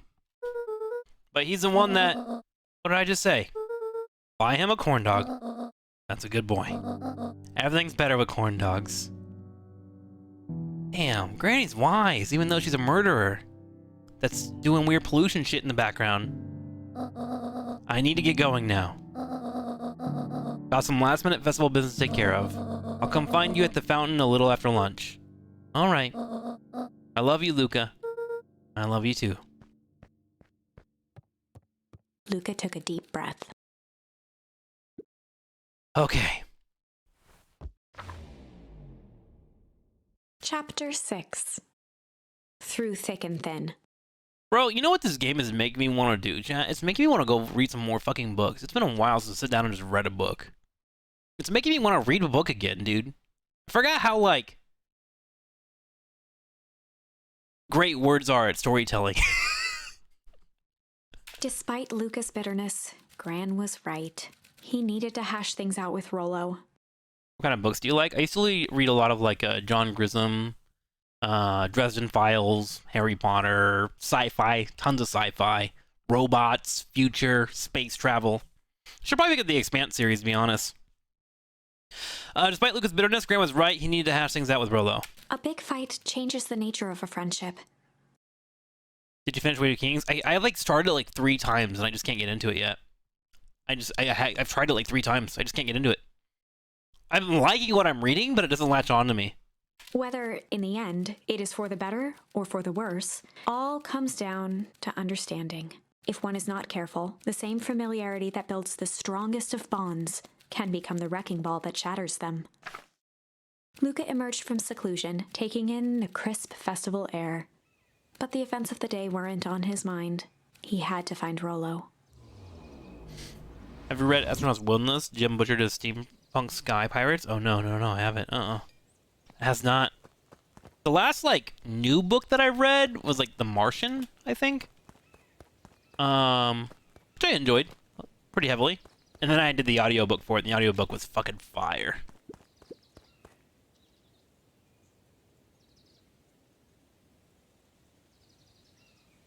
Oh, we can just hang out there. Okay. Guess we just go exploring. What's up here?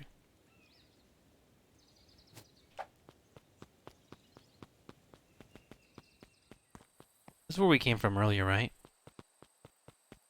It's our dad's gravestone. Not much more here, huh?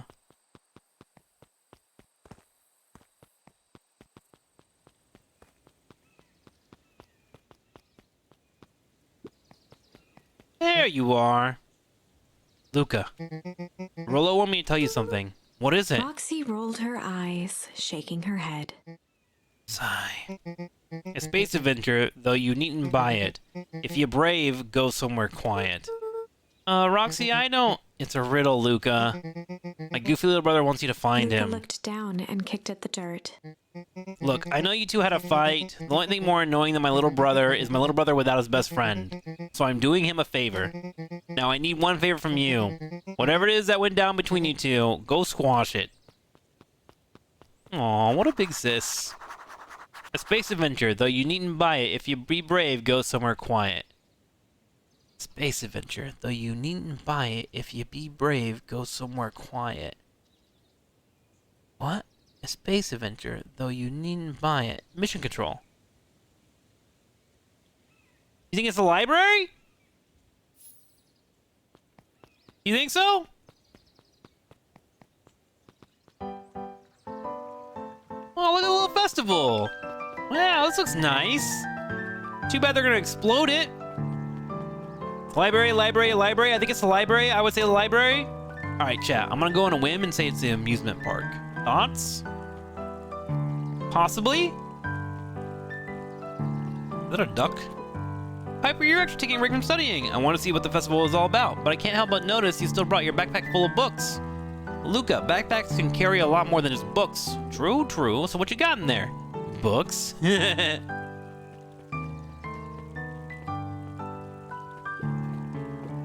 This is the first time I've seen this many smiling faces since the Foul Harvest. I have my doubts about Perennial Harvest, but I must admit they do put on a nice party. Most welcoming of welcomes. Would you like to share your thoughts? We always strive to improve. Nope.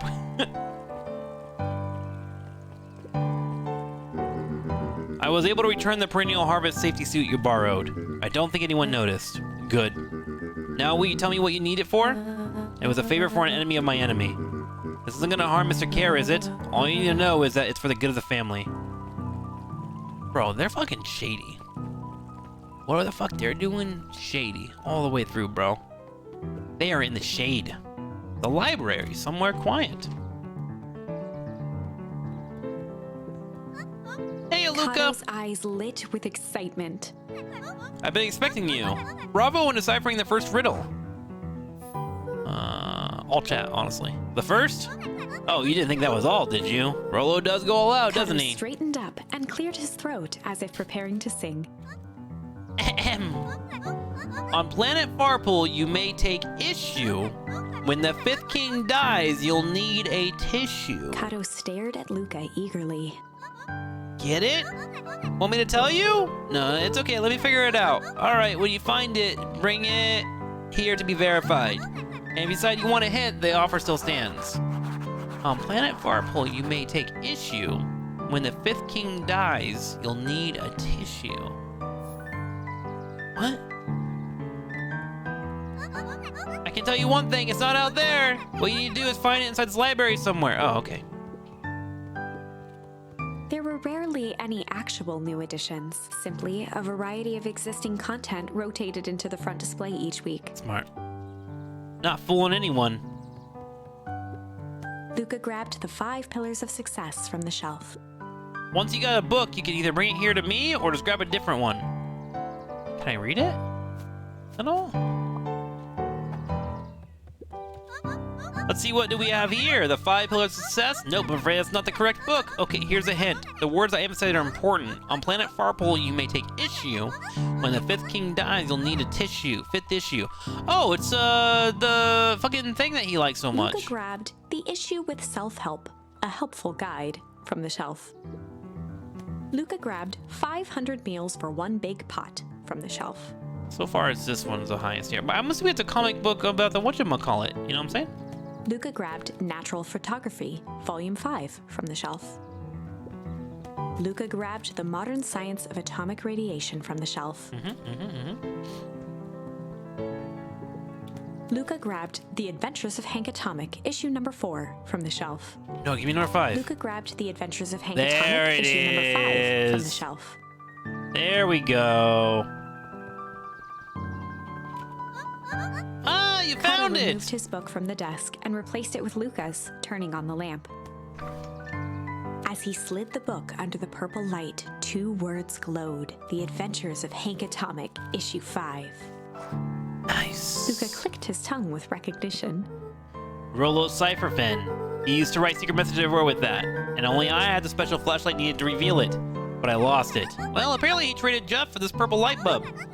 Parted with his entire Halloween candy stash. Oh, Rolo. Now let's see here. Kato began flipping through the pages, stopping when he hit a glowing word. Get away with such a He grift. continued flipping. Only found in Grifted and Grub. Cart. Reaching the end of the book, Kato looked up. That's it. Grift in Grub Cart. Griftin Griffin. Griffin Grub's cart. He wants me to go to Griffin's snack stand. Ah, brilliant. I guess you're off then. Good luck on the rest of the scavenger hunt. Thanks, Kato. Yay. Let's go. This way. And then we go down here. Here, right? Hey, Griffin. Did Rolo Before come? Luca could finish his sentence, Griffin handed him a corn dog. Oh, that's it? Bought and paid for. Enjoy. I thought there was supposed to be a riddle or Luca something. shrugged, taking a sizable bite out of the corn dog. Yuck. It's cold. Oh yeah, it's been sitting here for a while. Rolo wanted me to be sure to give you that one specifically. Well, that's Luca just... tongued at his cheeks, feeling something rough between his teeth. He reached into his mouth and pulled out a slip of paper. Jesus Christ, Rolo.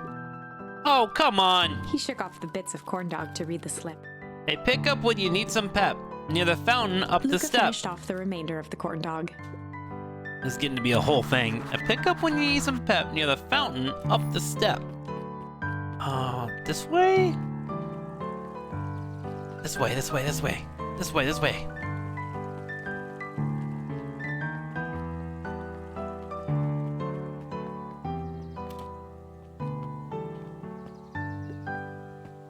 Oh, here we go.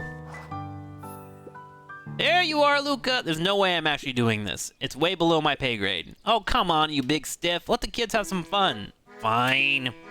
But Rolo owes me Lee one. waved his hands around sarcastically as he began.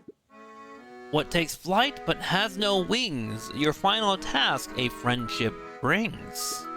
See, that wasn't so hard. Hard. Ugh, I feel cheapened somehow. I think it's sweet. What takes flight but has no wings? Your final task a friendship brings. Good luck, Luca! News? Hey! Hey! Oh, the balloons. Did you find the comic book? Yep. And you got the corn dog? Yeah. Well then, I know it doesn't make up for what I said, but here, you've earned Rollo this. sheepishly handed Luca the balloons. Aww. Flight. Thanks. You didn't have to go all this trouble. I'm sorry I got so mad. Dang it, you were supposed to let me apologize first. Oh, sorry. Now you've apologized twice before me. Just let me do this. Luca, I'm really sorry. With everything that's happened with your mom and all, I always wanted to be there for you. Be a good friend, you know?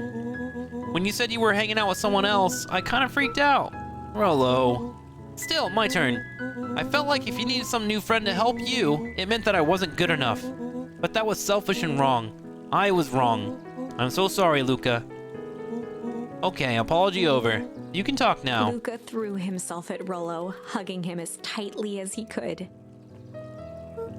Rollo, I don't deserve you. I don't deserve you either. That's why we deserve each other. So, what else do you want to do today? We could snoop around and try to find some information about your mom. Snoop where? We could probably sneak into the Perennial Harvest HQ while everyone's at the festival. Aren't you curious about all the stuff those clipboards wrote down? What if we get caught? I think I've had enough excitement for 1 week. Let's just make the rest of the day about us. Really? Yeah, the rest of the world can wait one more day. You know? I've been wanting to get some work done on the MCDC at the Mission Control. The aim is a bit unpredictable. That sounds perfect. Aw, look at this friendship chat. How wholesome is this game? Look at the little balloons we're carrying.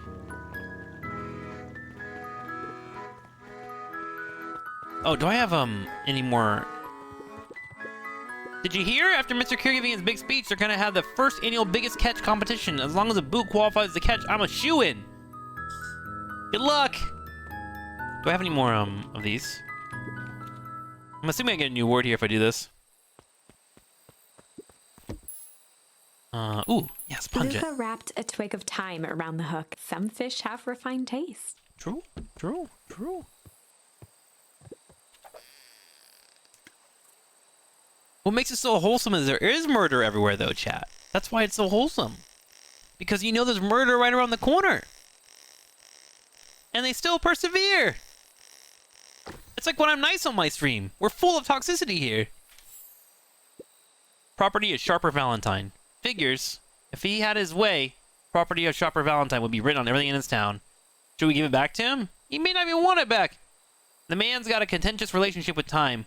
We'll keep it here in case he ever wants to pick it up. Okay, so we need 2 more of these, I think.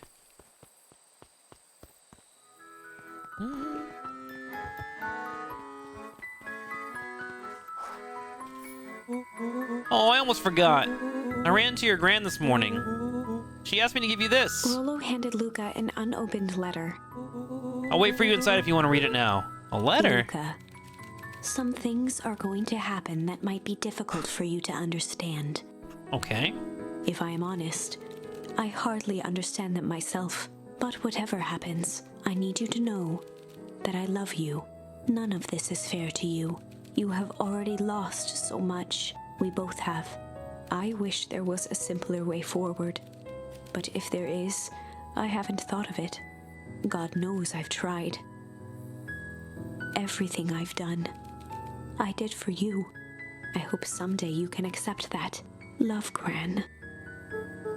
I love you too, Gran. Luca folded the paper into his pocket and headed up the ladder. The fuck is Gran in? What's with the letter? Anything you want to talk about? Maybe later. Sure, whatever you want. You know, you really didn't have to go all that trouble just to apologize. I know, but we've been looking forward to the festival for weeks. After I ruined everything with my big mouth, that was the best way to make sure you still had a good time without me.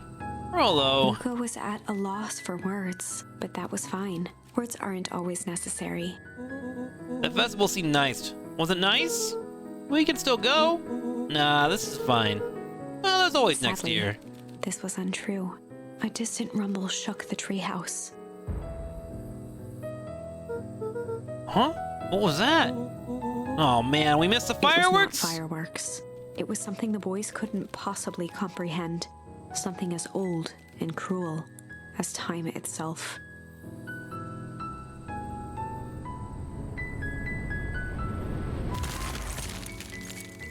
What the fuck?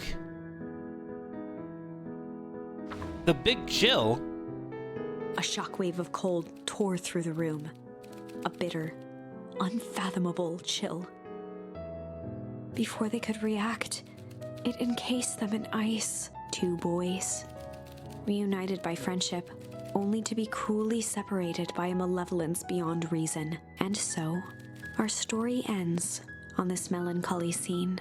In a silent treehouse turned statuary, in a town brought low by its secrets, sits a pair of friends, alone, together, for the rest of time.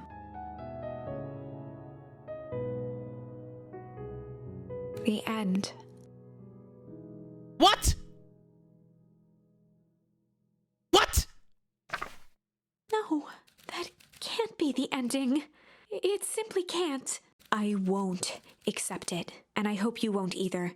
There are more endings, more possibilities. I can feel it. We are just going to have to sort through them all until we find the one that fits. Bro, holy shit, this game is just blue ball central, and I keep pushing because I want the sweet release of the story. What's fucking... Who SDS this? They got so much value out of their SDS? My god. Okay. Alright, I got buttons to use. I got hard here. We got flight here. And we got shame here. Let's go for, we'll go for flight over here. Let's do it. So this was us having the new girl in town show up. Oh wait, no. This was the pollution hitting the bully, Iggy. And we were trying to help Iggy run. All of these weird checkmark guys, the clipboards, are here chasing us down, trying to get our thoughts. And we're like, no, fuck you. And the hyena's laughing at us. We had to get a new word. So we decided, we fought last time and we lost hard. So now we're on flight. Luca drew himself up and decided to take the only option they had left. Flight. He squinted down the barrel of the mission control defense cannon, aiming it through an opening in the dense tree branches. He looked up with a zip line! surprise as it struck true and taut. Wow, I can't believe that worked. Hey, Mr. Kerr, we'd love to hear your thoughts. Damn.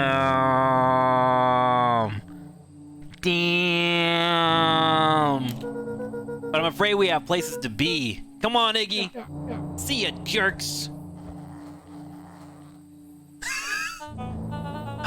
Fine, we know where that leads them. This way we'll take to the tunnels. What tunnels? Luca and Iggy winced as they sprinted through the thicket. The branches clawed at them, reluctant to give passage. After what felt like a marathon, Luca stopped in his tracks as they reached the clearing. What the? That was all he was able to say before Iggy slammed into his back. The boys tumbled down a steep decline and crashed with a wheezing thud on a surface as hard as ice. In fact, it was ice. Chapter 5. Signs. They stood silently, catching their breath. The sky was like sapphire. With each breath, a plume of steam escaped from Luca's lungs. Let's keep moving. Luca pulled Iggy to his feet as they gazed across a snowy terrain. What the hell? That was actually pretty badass. I think we lost him. Are we up in the mountains? I don't think so. If anything, we went downhill. Then what's up with the Winter Wonderland? All I know is there's no going back the way we came. Let's see if we can get our bearings. Follow me. Find a way home. Wait, this should be a home, right? This is like our path to our dad's... Luca, are you there? Luca had almost forgotten the walkie-talkie he was carrying. It's that bozo Kerr. I hope nothing bad has happened to you out in those Luca woods. looked at Iggy with hesitation. No need to be With a rude. resigned sigh, Luca responded. It seems like the only dangerous thing in this woods is you. He speaks. The young man of the hour. Now, how in tarnation did you end up with one of our radios? Just lucky, I guess. Boy, howdy. You Van Whores are full of surprises, aren't you? Wait, you knew my parents? I never had the honor of meeting your father, but your mom sure was a handful. Luca winced, shoving the walkie-talkie back into his pocket. We gotta keep moving.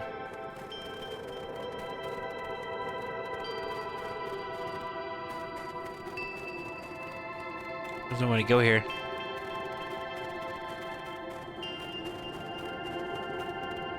A disc of smooth metal was lightly covered in snow. 2 faint seams were visible along the surface. A manhole cover? If it is, I've never seen one like it.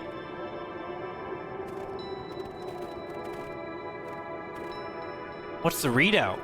Sitting just above 258 Kelvin. That's down a bit from last time. Should we report this to Mr. Kerr? Meh. Still within safe ranges. It may be spreading, but it's under control for now. Even a small nudge in the equilibrium could cause a cascade. Where is a Scorbic? I feel like a Scorbic would be super into this game.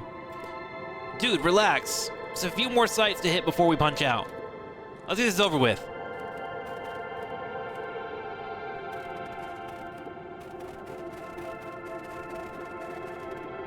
What's all this? Hard to say with all the snow. I think it's a town sign. I can almost make out letters under there. What town could this even be? There couldn't be another town this deep in Weep Wood. I'm looking at evidence to the contrary. Let's figure out what we're dealing with here. Step 1, snow's gotta stow. I'll see what I can do.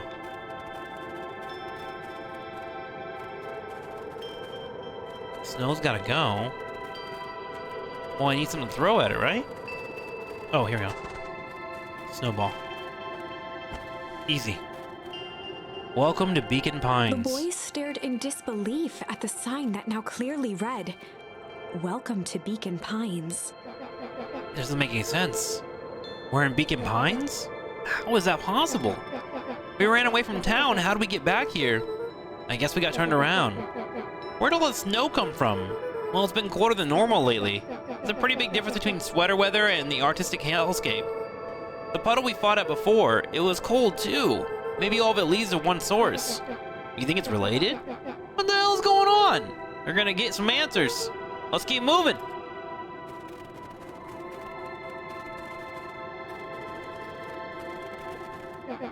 Stuff look familiar to you?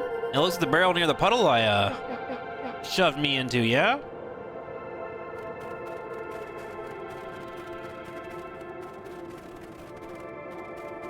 Is this like the upside down or some shit?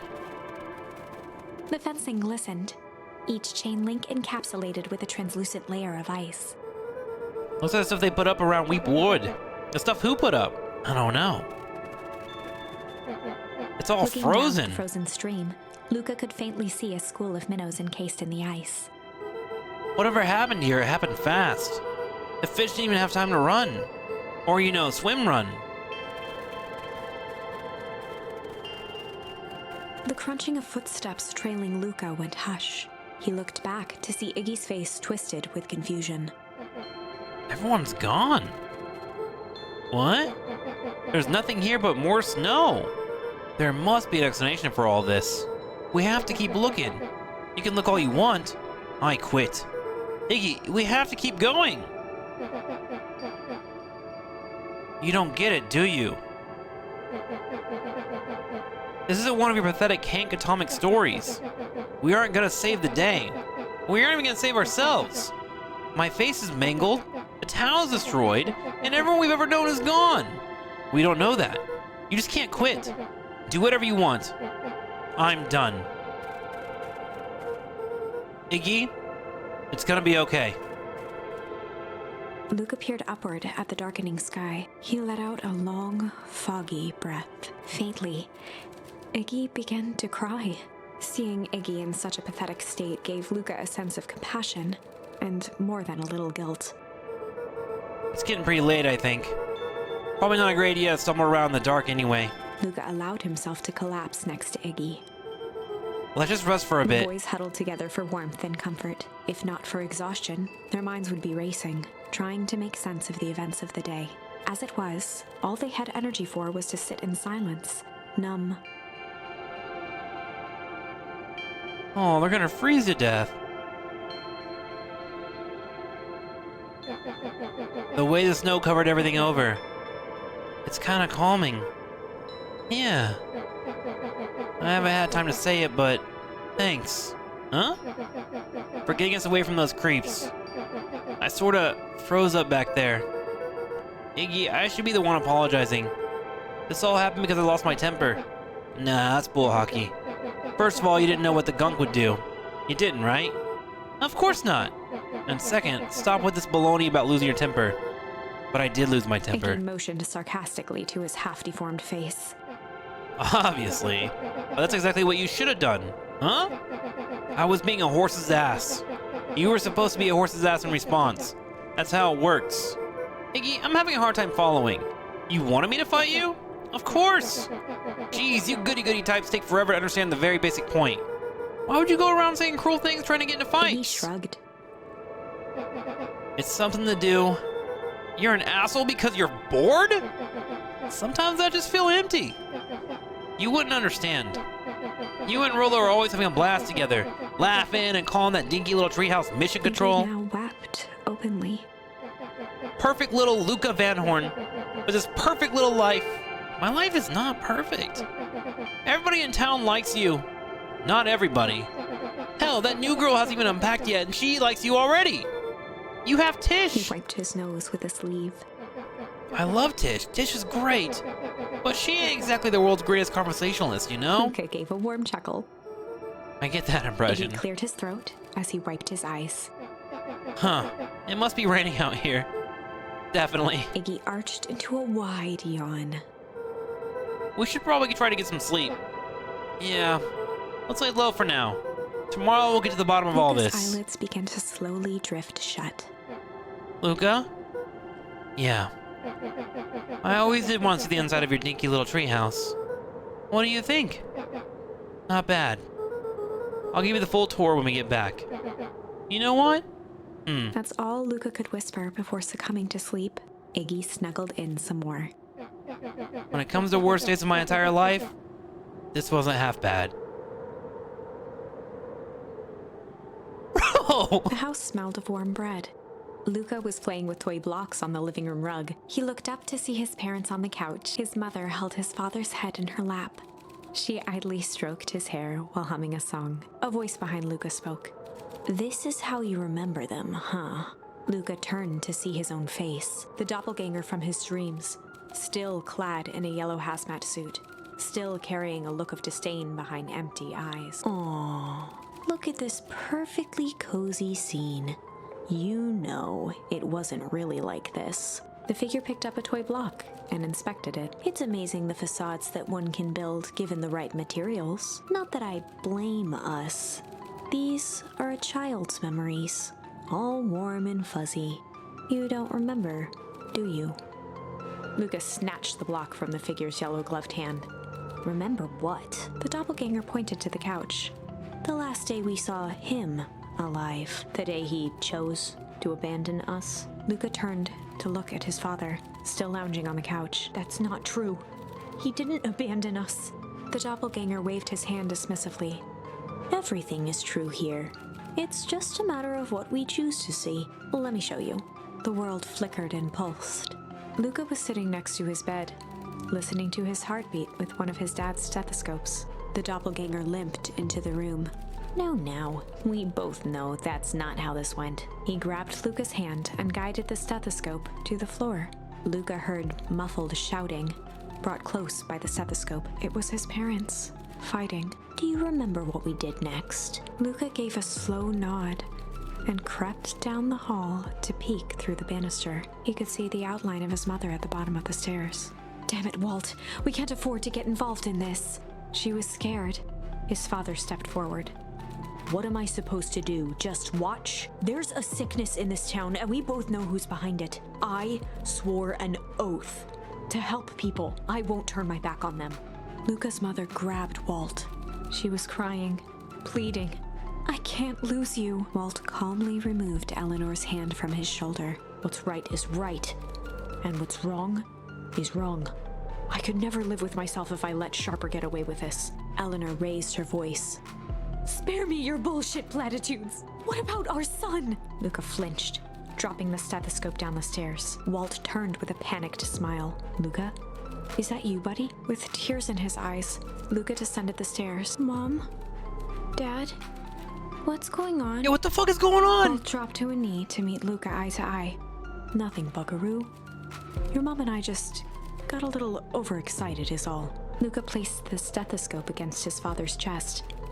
His heart was racing. It sounded like you were going somewhere? Walt gently removed the device from Luca's ears. Listen to me, Luca.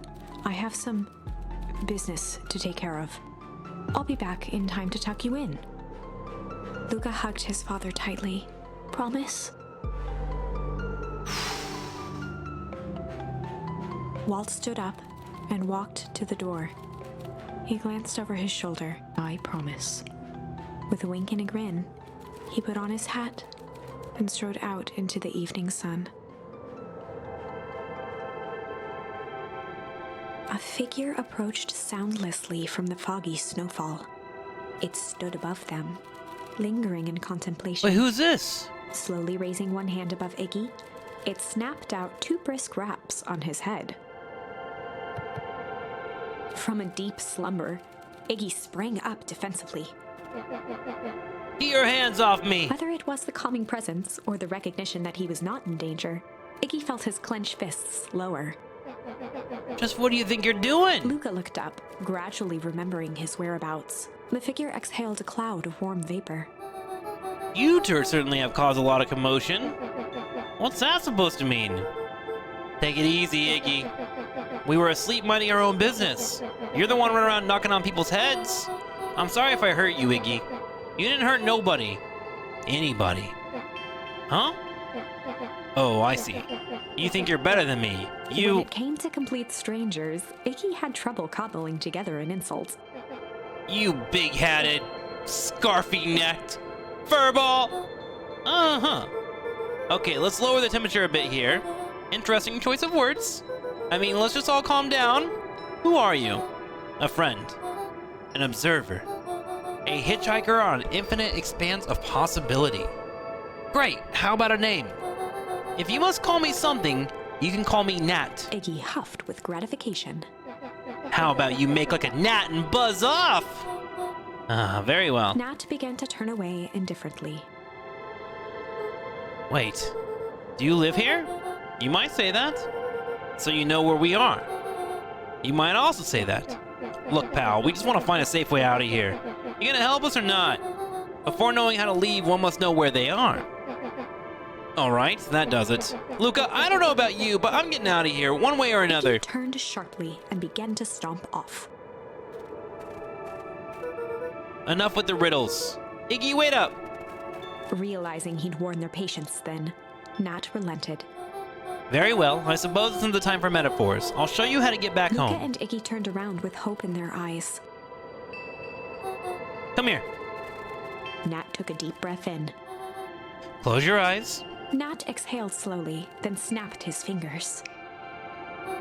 Okay, open For a them. brief moment, Luca and Iggy let themselves believe that some great magic was about to unfold, until they opened their eyes and found themselves in the exact same place, cold and disheartened. This is your home. This is Beacon Pines. Look, Nat, we don't know how we got here. Maybe we stumbled through some travel gate in Weepwood? Or we teleported to some alternate universe? Or there's still some cruel experiment by Karen and his goons? But this is not our home. You're inching closer to the truth. Alas, this reality is much less fanciful. Just give it to us straight. So be it. As I said, this is Beacon Pines. The original, true Beacon Pines. What?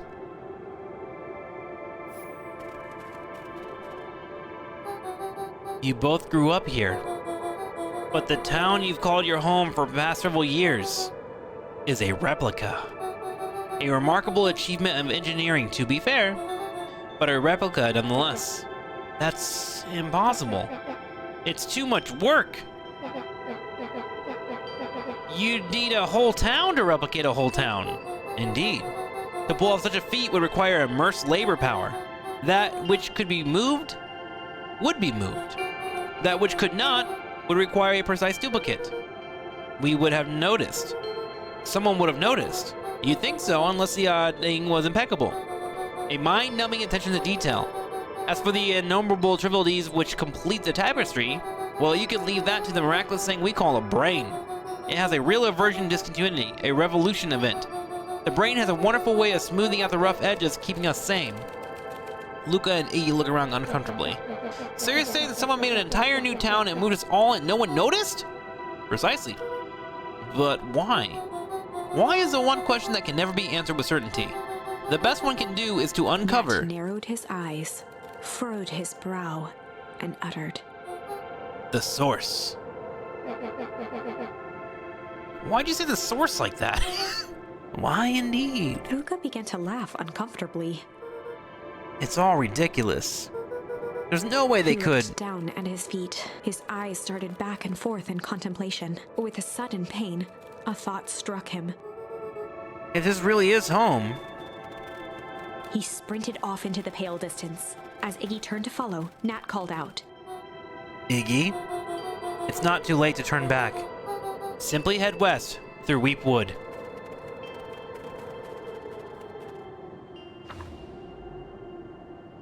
Chapter 6. The Source. This has been a journey, chat. Nat expressed his sympathy with a shrug and sauntered off as unassumingly as he'd arrived. How many people worked on this game? Can you imagine keeping a collective vision just together through different storylines and different sources of information? Between art, music, and story? He'd given Luca and Iggy what they needed, and nothing more. As Luca sprinted across the snow, the events of the past few days became clearer, pieces to a larger puzzle. Rollo said he was underground somewhere, captured. Mr. Kerr tried to cover it up with lies. The clipboards were hell-bent on capturing Iggy. It all seemed to point to perennial harvest, but right now, there was one thing that Luca needed to know. Luca stopped dead in his tracks. The tree was gone, uprooted and moved, leaving a raw gash in the earth. He dropped to his knees and dug wildly at the cold snow. His numb hands hit something hard. A headstone. A dry whisper escaped Luca's lips. You were here. All this time I thought I was visiting you. But you've been here. Alone, in the snow. Dad, I'm so sorry. They ruined your favorite spot in the world. Our favorite spot in the world. Dad, what do I do? There was no reply, just snow-covered silence. Why'd you give me the slip like that? What if I couldn't find you, you jerk? Iggy finally noticed the tears welling in Luca's eyes and the snow-covered grave. Oh. Iggy, they stole his tree, Iggy. Yikes. Suddenly, they heard the crunch of approaching footsteps in the snow. We gotta hide. 259K. Fall distance still good. Dude, did you hear me? I said 259. Sorry. You ever think about what we did here? We saved a whole town of people. Doesn't it feel like it sometimes? What about everything we left behind? That's the grave of someone with a family. The people who love them will never know the truth. The truth is He overrated. bent down to scoop up a snowball and lobbed it playfully. Hey! Don't be such a downer, dude. We took this job to change the world. Yeah. Come on. It's almost lunchtime. Weirdo.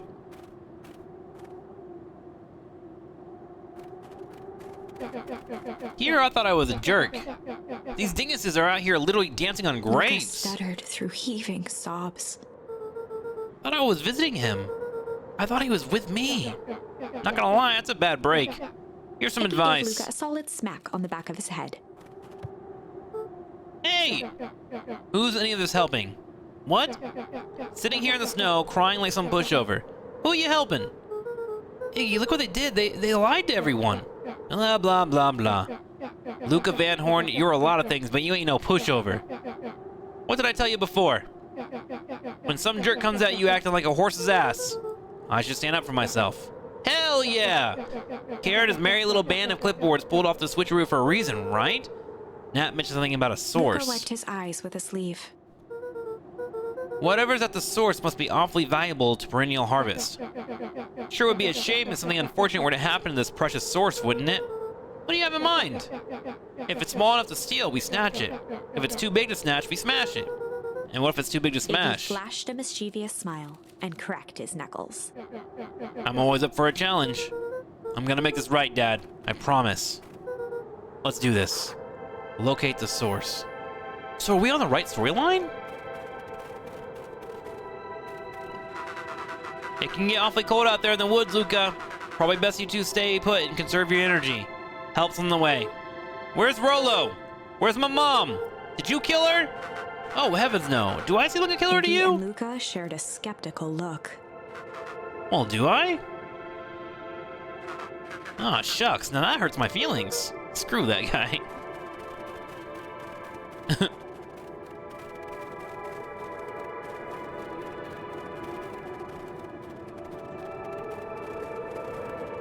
I said keep going west, right?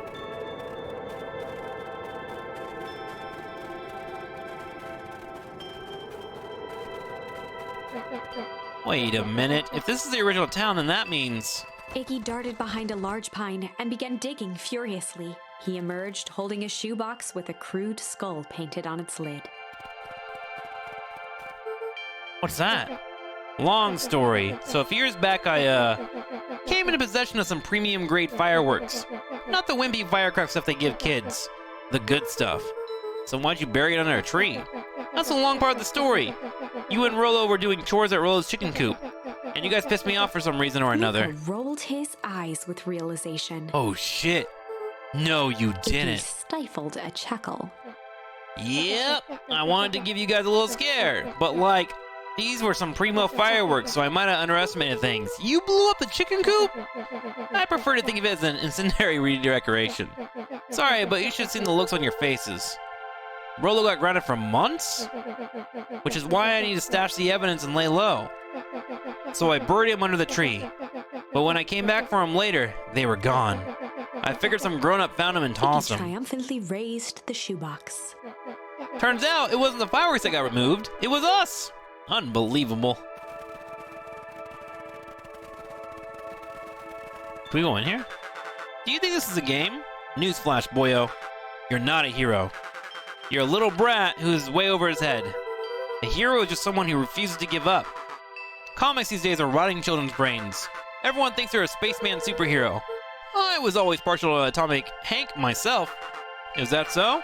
Do you really think you have a chance against us? You have no idea how powerful we are.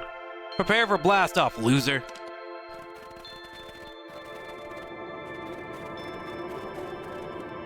Crooked. Just like those whole stinking place.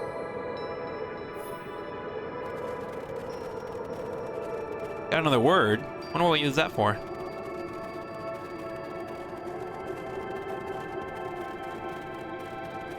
Can't go up there. Let's just double check and make sure we're not missing any words, chat, before I move down here. Yeah, it seems we're good. Alright. Luca and Iggy inched up to the edge of the hole with bewilderment in their eyes. Arctic air breathed out of the cavern in heaving gusts. Echo! Echo! Echo! Whoa! I can see why they wanted to move us out of the town now. But why would they dig a giant hole? I think this is it. This is the source? The dang hole? How do we smash a hole? Oh, it's much more than that, my annoying little friend. Here! Where's Rolo? I wasn't lying before, he's safe. Well, safer than you two, at least. Drat, it's cold. You just had to drag me all the way out here, didn't you? Mr. Kerr gazed down the abyss in contemplation. It really is something, isn't it? What'd you do to our town? What is all this? Well, that's a doozy of a question. This is the source, where they collect the unrefined, Kerr scratched the back of his head.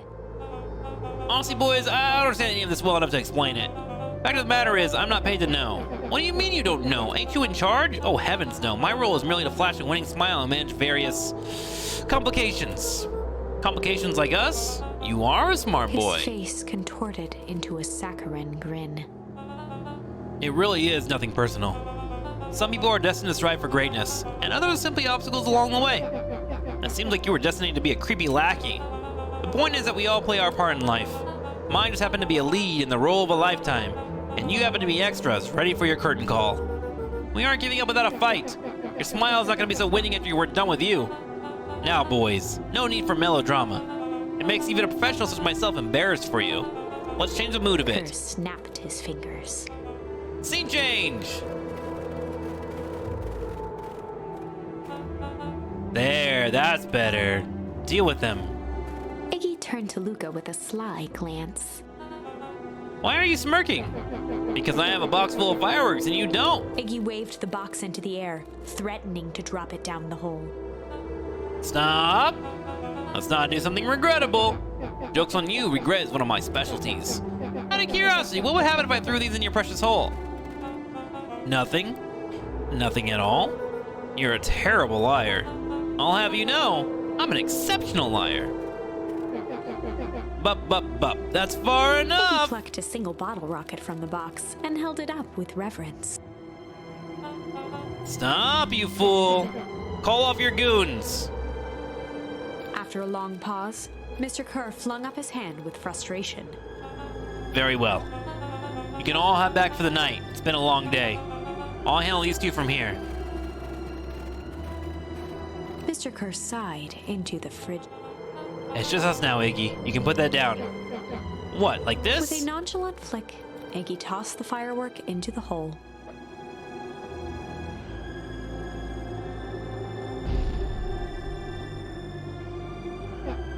Ooh, whoa. With a growl, Kerr leapt at Iggy, crashing through Luca. Oh my god. Oh! Iggy tried to twist away, but in the struggle they both tumbled over the side. Luca dove forward, bracing Iggy's hand just before it slipped. His grip was made precarious by the cold, wet snow. He could see Kerr further down, clinging to Iggy's coat. You reckless child, what have you done?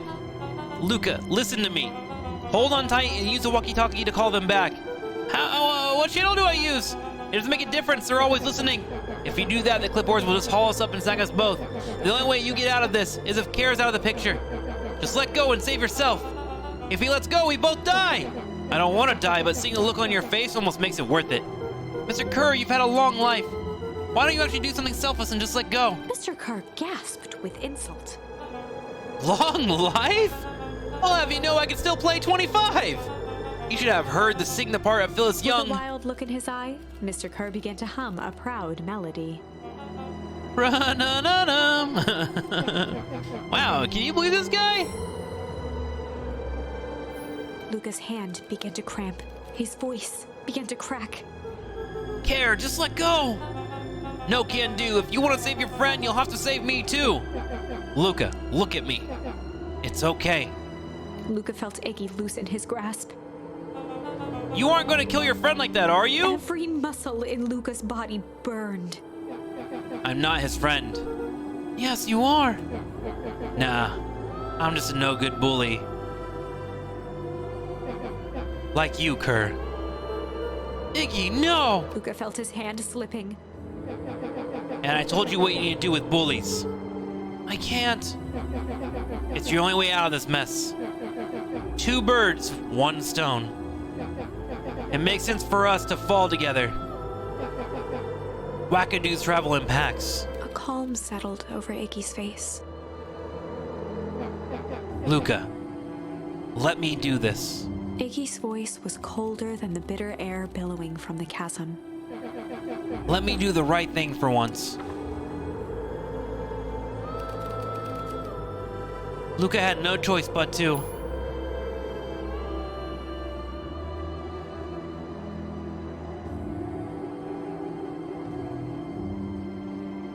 do you do, chat? What do you do here? I feel like if you refuse it, everything's gonna fall apart, but if accepting it feels bad. This is the worst one so far. Kill him? Yep. Refuse it? I think I refuse too. Accept. Where's Danon at? What does Danon say? Let's hear it from Danon right now. Fuck you, I'm not taking responsibility here. What the? What, Chandra, help! Help me!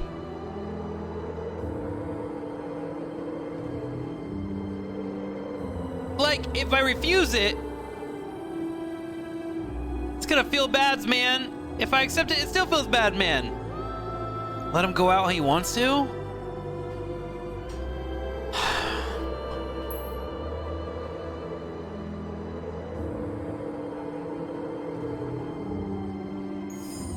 Luca had no choice but to accept Iggy's request. With a quiet blink, Luca watched a teardrop sail down into the howling void. As his fingers slowly gave up, he met eyes with Iggy. Good.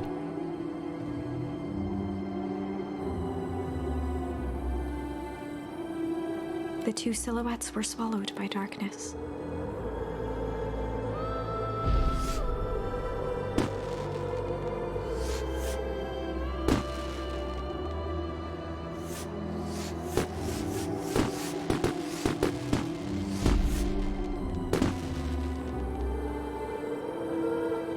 Hell of a goodbye, Iggy.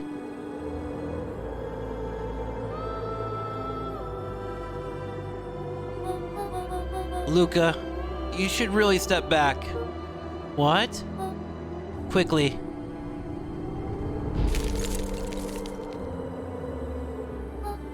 Curious. Ah, but of course. Those fireworks of Iggy's must have been just the right amount of energy. We should get out of here before perennial harvest arrives. Not until you tell me what just happened. Your friend's sacrifice just saved this town. For a little while, anyway. How? Tempest liquamine is a peculiar substance. It can change the relation between matter and time itself, but doing so requires unfathomable energy. In a closed system, that energy can only come from its surroundings. A useful side product of this property being, by adding precisely the correct amount of energy to it, only one can create a cryogenic cascade. So the gunk makes things cold and the fireworks made that hell freeze over. That's one way of putting it, yes. As dumb luck would have it, the fireworks weren't strong enough to generate a runaway reaction.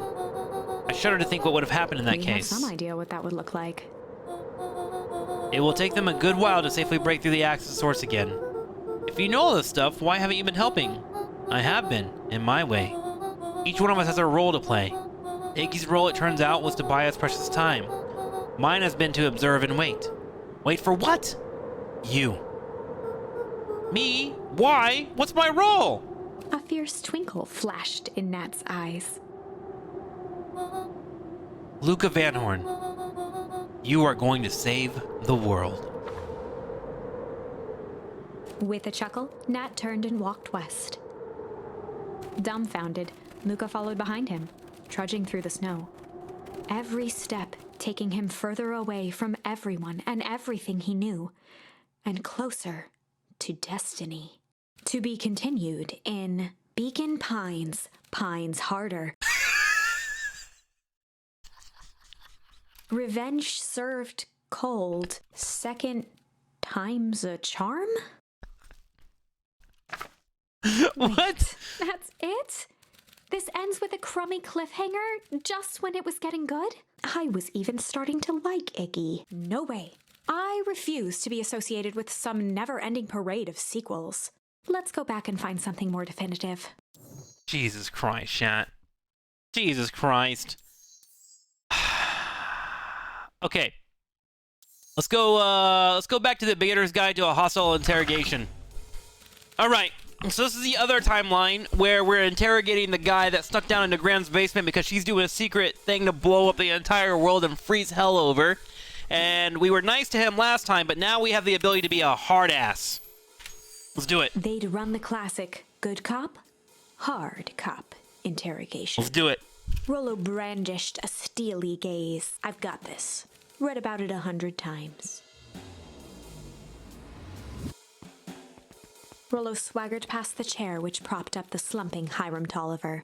Bro, how do you even explain this game to someone? Like, how? How do you even be like, man, you should play this game? Like, you show up a fucking trailer and it's like furry heaven, right? And you're just like, I'm not gonna play that. There's no way. But like, you know, you start to play it and it's like fucking timeline shenanigans out the ass with like a murder mystery that's just enticing as hell. Butterfly effect with animals? It's a good way to do it. You pay them $100? Honestly, I would have never played this game if it wasn't for an SDS. Never. Wouldn't even look at it twice. In fact, when I watched the trailer today, I was like, oh, all right, let's get through this. Deep breath. I'm fucking in. Oh my god. Is the stream dying or is it just my internet? My stream is dying every single day that I stream. Honestly, I think I'm killing it. It's my fault. Rollo swaggered past a chair which propped up the slumping Hiram Tolliver. Without even looking at his captive, he began with a long, blustery drawl. Well, Mr. Tolliver. Mr. Tolliver remained motionless. Rollo spun around to face him. He'd clearly expected to rouse Mr. Tolliver with his booming voice. Mr. Tolliver? Beck and Luca gave each other an unsure glance. Rollo slammed his fist on the table. I said, Mr. Tolliver! He grabbed the table lamp and beamed it onto the unconscious face. Mr. Tolliver groaned and slowly lifted his head. He recoiled with a muddled, weary squint. What in the The world? chair wobbled as he attempted to straighten up. Who? Who's Mr. there? Tolliver could only make out rough shapes through the glaring light. With a gruff tone, Rollo hoped to both conceal his voice and intimidate. I'll be asking the questions here, punk. Now hold on, let's just calm down. Oh, I am calm. Calm as a carrot in dirt. What the hell, Rollo? As for you, looks like you're The doubtful sweating. expression on Beck and Luca's faces transformed into awe. We can do this my way, or... Well, let's just say I've never needed another way. Rollo, hitting his stride, was now channeling every detective trope his memory could recall. He slammed the table again. Now dance! What? I don't even... Tolliver's voice became desperate. He was nearly in tears. You've tied me down. How on earth could I dance? Dance with your mouth, punk. Spill the beans. What are you doing around this house? I'm here to help Juniper. To make sure everything's ready. Oh, so you're in cahoots with Gran? Mr. Gran? Tolliver was in a daze, now more confused than ever. Gotta help her blow up the festival, huh? Blow up the festival? Good He shook lord. his head, feeling more and more dizzy. No, you got it all wrong. Where is she now? She's headed to the source. The source? What's the source? It's His where voice faded to a whisper. the town began. Where it all began.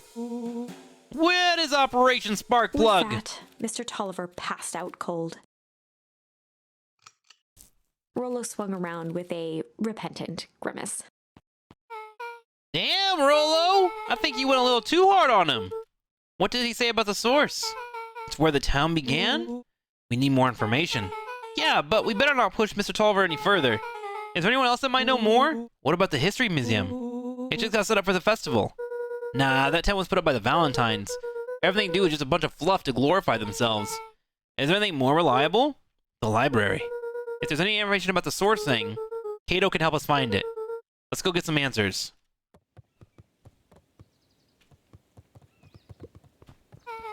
This is a dang nice library. Well, thanks. We worked hard on it. Aren't you a little too adorable to be a librarian? Adorable. Kodo hung out here so much, eventually they gave him a set of keys. I just keep an eye on the place for Mrs. Novik sometimes. They got you working for free? Oh, it's quiet and I get access to all the books I can read. What more could a person want? Fair enough. What can I do for you all? We need a favor. I already told you in Rollo. I can't put you any higher on the waitlist for the next Hank Atomic. And if you're here with more candy, I'll have you know I can't be bought. Call it a personal code of conscience. Actually, we're looking to do some research. Now you're speaking my language. What are you looking for? That's the thing, we sort of don't know. What do you got on the history of the town? There's this country record archives, or county record archives. What's in those? Births, deaths, newspaper clippings, stuff like that. Pretty boring reading. But they do go all the way back to when the town was founded. Good, we'll start there. Chapter 8. Page 69, chat. We're reading a lot of pages today. 6 feet under, 3 towns over. The kids spent the rest of the afternoon combing through dusty piles of old county records, desperately searching for anything that could help them make sense of Mr. Tolliver's cryptic utterance. Luca tried to shake the thought of Gran's basement, but his focus wavered. Explosives, messages hidden in jam, dossiers on various town figures, and a corkboard threaded with photos. Gran was the only family he had left. He still couldn't bring himself to believe the worst, but the old map with the symbol of explosives in town square made that difficult. As the sun began to set, the kids were no closer to the truth. If I have to read any more records, my eyeballs are gonna pop. We have to keep digging. If I dig another word, I'm gonna end up in one of those asinine death records. Rollo Cotter lived a full and wonderful life till he read so much boring crud that his brain oozed out of his Rollo ears. shut his book with an assertive nod. If you got a better idea, spit it out. You sound like my sister. Keep pushing your luck, pal. And it won't be boring county records that kill you. I'll put you in the obituaries myself. Rollo muttered under his breath. You're a county record. Really? That's the best you've got? When I'm done with you, you'll be the footnote in history. Just like... Beck slammed her finger down on the open page before glancing down to read. J. Hartford here. I'd love to see you try. Wait, hey! We're all a little tired here. Let's take a minute Something tickled the back of Luca's mind. Wait, what was that name, Beck? In the obituary? J. Hartford. From the Brookville Tribune 8 years ago. That can't be right. What is it? J. Hartford. That's my grand's name. Juniper Hartford. Maybe there were 2 J. Hartfords? Miss Hartford is survived by her young daughter, E. Hartford. Is Grandma dead? My mom's name is Eleanor. Who called Grandma a zombie? Someone actually called Zombie Gran earlier. My mom's name is Eleanor. Okay, this is getting creepy. If your gran is 6 feet under 3 towns over, then who am I living with? The question hung in the air. All right, gang, I gotta close up for the night. Beck rubbed her eyes. How late is it? Almost 10. Oh, crap. Pa's gonna kill me. I gotta go. Yeah, my parents will be worried sick. Okay, let's meet up as early as we can at the festival tomorrow. What are you gonna do about the unconscious man in your basement? I think it's something. Luca's heart was pounding as he approached the house. If he was lucky, Gran, or whoever it was, hadn't gotten back yet. And of course, there was Mr. Tolliver tied up and unconscious in the basement. Dealing with him would be the first order of business. Luca shook out his arms to calm his nerves before entering. Oh no. He held perfectly still, tempering his breath, and listened closely. She was asleep. His only hope was that she hadn't found Mr. Tolliver before dozing off. Check on Mr. Tolliver in the basement. I feel like we should, like, strap her down or something with, like, zip ties before we go downstairs. I don't want to be in a room that can be locked. Yeah, how did she not see this shit? Oh, no. Mr. Tolliver was nowhere to be seen. Maybe he woke up, escaped from the mines, and left without a trace. Maybe Gran knew everything.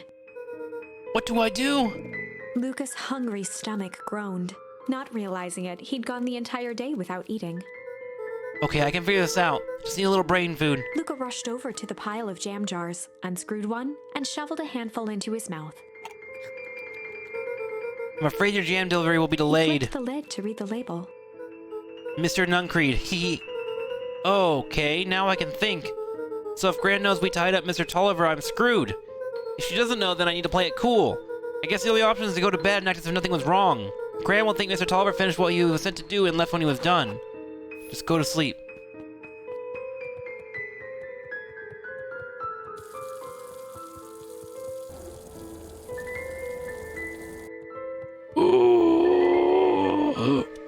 Gran?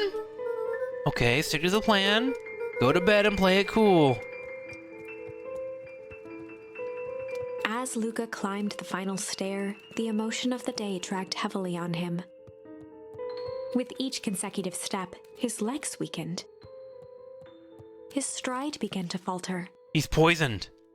He tried to grab for the railing to steady himself. Something was wrong. Come on, legs! Just a few more steps! Luca groaned and tried to move. His limbs might as well have been bolted to the ground. Through numb lips, he mumbled just before falling asleep. The gym!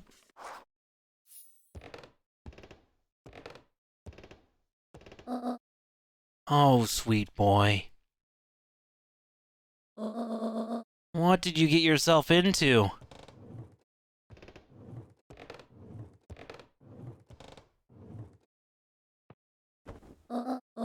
Rest now and let me handle everything.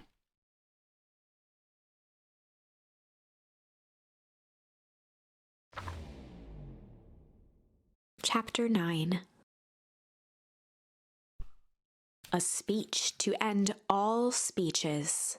Luca awoke to find himself face down in bed. He moaned into his pillow. Why would Gran drug him? Or rather, why was she trying to drug Mr. Nuncreed? Yeah, Mr. Shaking the Nuncreed's in on questions it. from We his found that woozy earlier. head, Luca snapped back to the matter at hand. The festival!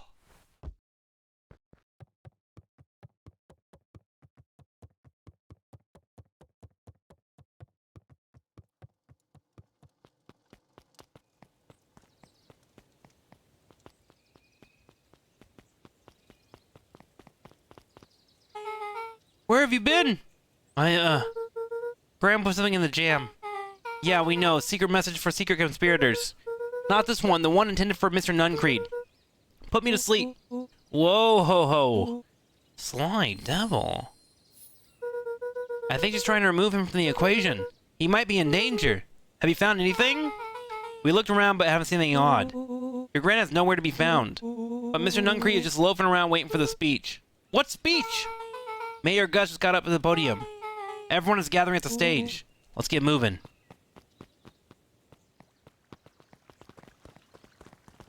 Augustus Valentine nervously wiped his brow. Is this saying... hello, Beacon Pines. I'm Augustus Valentine, your mayor, and I suppose you already know that. Oh yes, before we get started, I just wanted to take a moment to recognize someone who couldn't be here today. This town wouldn't be where it is today without my father, Sharper Valentine. So I thought we could begin with a round of applause, befitting such a great man. Even that's more than old Cogger deserved. Gus cleared his throat and awkwardly loosened his tie. Right. Where was William I? Kerr bounded on the stage with the energy of a preacher at a big tent revival. Gus Valentine, He gave Gus a everyone! hearty slap on the back and motioned him off the stage. Let's hear it for our mayor. What a great turnout. Ah, heck, I didn't prepare anything. But I suppose I could say a few words. Would be a shame to waste such a beautiful podium. Mr. Kerr pulled a thick stack of note cards out from his vest. Community, conviction, commitment. These are the things we celebrate at Perennial Harvest. For us, these are the pillars of the bridge to a better tomorrow. But I think it's time to add a new pillar. Change. Change is a powerful thing. It's inexorable, unavoidable, and undeniable. And I am dadgum thankful for it. Change is the reason we're all together today. It is hard for me to believe that it was only 4 years ago when fate brought me here. A simple business trip, which brought me to a small town which would change my life forever. Mr. Kerr took a moment to survey the crowd. You know what? He wiped away a single tear. From the second I set foot in Beacon Pines, something about this place has held me captive. You see, change represents opportunity. It represents potential. It was change that helped me recognize the potential of this place. To see that the people of this town, despite suffering great loss, still held on to things that made them special. He thumped the podium to emphasize each word. Community, conviction, commitment, change. Mr. Kerr nodded confidently, biting his lip. The crowd was silent, in rapt attention. Fate made a perfect match that day. Nothing is more important to you all than community, and Perennial Harvest is a community first and foremost. Mr. Kerr methodically made eye contact with each section. The only way you made it through the foul harvest was an unshakable conviction. A conviction that a better tomorrow was just over the horizon. Perennial Harvest was founded on the conviction that we are the horizon. This festival is a symbol of our commitment to each other. His voice began to build to a crescendo. We now walk hand in hand into a future we will all shape together. And that is what change is all about. Grabbing the future by the scruff of the neck and making things happen. Change is a choice. I am tickled pink that we will all be making this choice together. How great is that? Just imagine what we can accomplish. What was that? The crowd began to look around nervously. Don't worry, a little thunder isn't gonna ruin this day. Everyone remain calm. Mr. Kerr quickly flicked through his note cards. Where was I? Through all my travels, I have learned one true thing. One always reaps what they sow. We have all planted a lot of good in this town. And so, it is with a happy heart that I can proclaim, He raised his hands up to the heavens. our harvest awaits!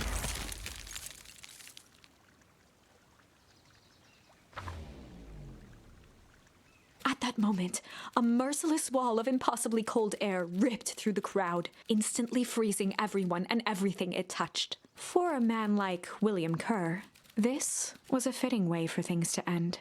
On a stage, with an entire town frozen in rapt attention for the rest of time. The end. There's that ice again! Whenever I think we're getting close, it comes along and ruins everything! Maybe we should just quit? Maybe you should just close the book, walk away, and never think of me again. No, I don't mean that. We got a little closer this time. We just need to try again. Please. Which would we go to? We have accept and refuse up here. I'm gonna try refuse over here. Luca had no choice but to refuse Iggy's request. So this is one that she says, just let me go. Luca had no choice but to refuse Iggy's request. He tightened his grip and reached for the walkie-talkie in his pocket. A wild delight crept onto Mr. Kerr's face. That's a good lad. Now, radio for help. Iggy begged Luca with his eyes one last time, but Luca pressed the button and called out, We need help. Mr. Kerr is in danger. It wasn't long before they were once again surrounded by clipboards. This seems like the wrong Mr. Kerr choice. sighed with relieved frustration. There you are. You really are a worthless lot, aren't you?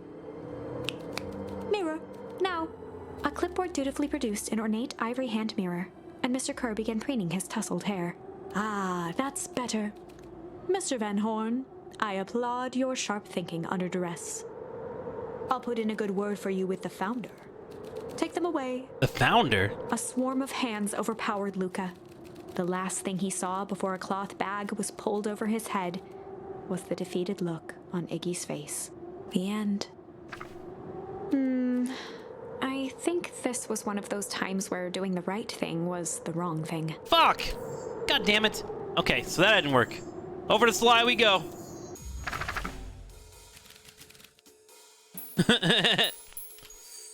They'd run the classic good cop, sly cop interrogation. Luca and Rollo ducked behind a barrel, leaving Beck to her task. With a few crisp snaps, she roused Mr. Tolliver. What's going on here?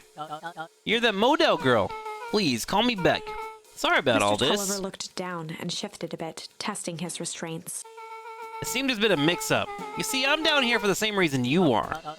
Juniper sing you here? Beck caught herself before letting the surprise manifest on her face. She'd already gotten him to reveal his relation to Gran. This was gonna be easy. You know how Juniper is with her precautions.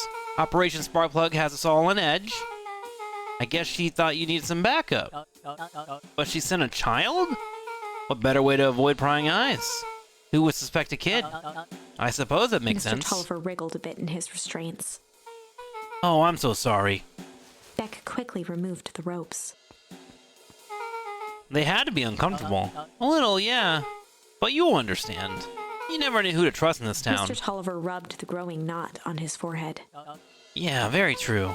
So it turns out we're both here Beck to twirled her hand, as if to prompt Mr. Tulliver to finish her thought. destroy the evidence. Beck shook her head and clicked her tongue. Yeah, the old gal is nothing if not thorough. Mr. Tulliver let out an amused huff in agreement.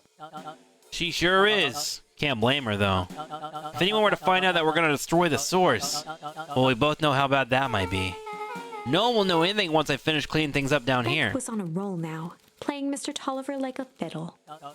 You sure you can finish up on your own? Juniper trusted me for a reason. You can leave the rest to me. Good, there is one more loose end I gotta work on. Loose end? Oh, it's nothing really. The other day I had the radio on scan while restocking the candy shelf. And when you know it, I intercepted an odd phrase in a perennial harvest transmission. Underground secrets. That's ominous. I think it might be a password, but Juniper dismissed it. Said it wasn't mission critical. What's the password for? We don't know. So we have a password and nowhere to put it? It's gotta mean something, right? Good thinking. You should probably go work that out. I've got this under control. That's a relief. Between you and me, this basement gives me the willies. Heading for the stairs, Mr. Tulliver hesitated and turned to Beck with a puzzled look. She grinned and gave him a peppy wave. With a shrug, he continued up the stairs, whistling a jaunty tune. Huh. You guys catch that? Sure did. This whole time Mr. Tulliver's had a candy shelf, but all he ever sells is apples! Beck blinked slowly in disappointment. The password, Rolo. Well, sure, but once things are back to normal, I'll be having a word with Mr. Tulliver about that candy shelf. Fine. In the meantime, I've got an idea. She turned to the table and began tearing small scraps of paper. He said he heard a password on the radio, and good spy transmission is never what it Beck seems. marked each scrap of paper and leaned back. We just need to find the hidden meaning.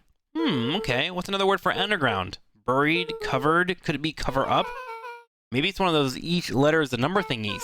So U would be 21, N would be 14, D would be... Oh, it's an anagram. Nunn Creed's drugstore. Luca and Beck looked at Rollo with amazement. Oh, wow. Rollo, that was incredible. Well, either that or Kren's new drugstore. Hey Trick, it's me. Sitting here eating a Winstead's watching you game. I wanted to let you know I rewatched your Fallen Order VOD and am giddy with anticipation for your impending Survivor content. Firm handshake. I like that. I like hearing that. That's something I can handshake on, Mr. JRS. I'm glad you liked it, man. Good shit. I am waiting for the FPS fix, and I'm totally down to get back into that. Yeah, I think you were right the first time. How'd you do that? What can I say? I love ciphers. Well, I guess we know where to go next. To the drugstore, chat! We love the drugstore on this channel. Big fan. Oh. You scared me half to death. Sorry. You kids haven't seen Mr. Tulliver around, have you? Nope. He got me waiting around like the last slice of pie. I swear that man would be late to his own funeral. Drugstore, drugstore, drugstore. Drugstore, drugstore. It's down here, right? Whoop. You're late, Augustus. Sorry, sister. Was caught up with work. Work? You? I had a few more details to lock down for the festival. Oh, what do you have to report? What is this Inspid Town Festival really about? I think Gus looked around nervously. Mr. Kerr really does just want to do something good for the town. He's actually a pretty nice guy. You should spend some time with him. I didn't pull strings installing you as mayor so that you can make friends. Your job is to help me figure out what Karen and Perennial Harvest's true intentions are with this town. We have a responsibility. This is our father's town. Was. Excuse me? This was our father's town. He's gone, Harris, and he isn't coming back. Father left us with nothing but problems. Mr. Kerr came here and offered to help us. We accepted that help. We didn't agree to them turning Father's warehouse into a toxic dumping ground. That is just a temporary arrangement. The glow can be seen from our damn backyard. They are dumping their nasty little secrets on us. When this is all inevitably goes wrong, who do you think will be blamed? Iris's cry hung in the air. We have a new choice to make now, sister. This town is going to change whether we like it or not. Are we going to choose to be a part of that future, or be forgotten in the past? It's a shame. Father named you Augustus, but you will always just be a Gus. Damn, dude. Good night, Harris. I'll see you at breakfast tomorrow.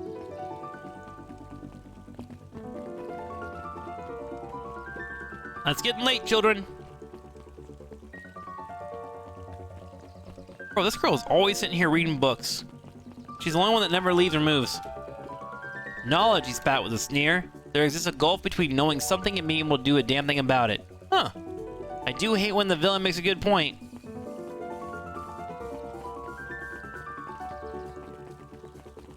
Drugstore's over here, chat. Oh! Her kid's here. Solomon stood proudly at the entrance to the drugstore, holding a brown bag overflowing with black licorice. Hey, Solomon!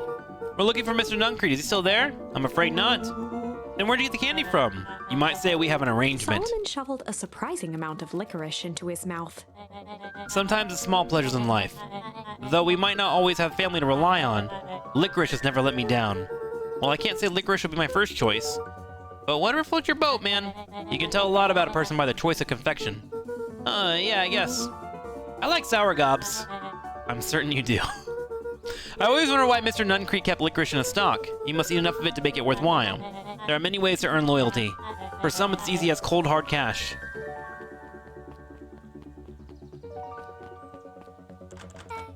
Well, he's right. It's locked. There's gotta be more clues. Okay, let's see.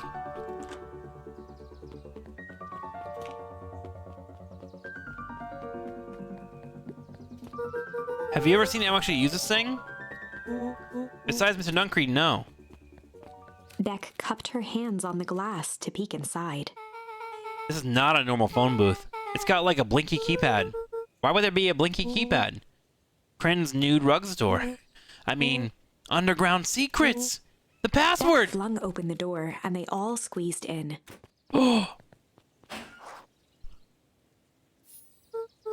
Alright, let's see here. Luca cracked his knuckles and entered the letters into the keypad.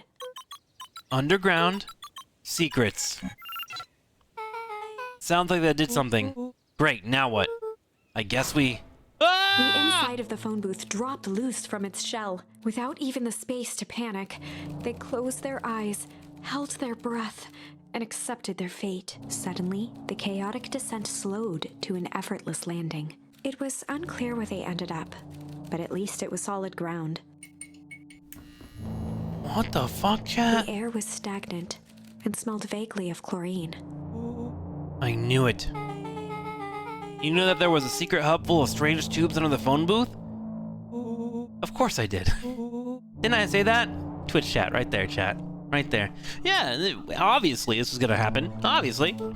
No! I definitely thought it. Luca, do you remember when I said how cool it would be if the trans-dimensional conduits from Hank Atomic issue number 12 were real? Rolo, at one point or another, you said that about every technology ever discussed in Hank Atomic. That's why I'm such a good predictor. It looks like each of these has something written on them. Mining operations, Alpha. You guys have mines here? Not that I know of. This town is all farms and fertilizer, and a series of tubes. Pa always says you can only trust a miner up to the point where they hit gold.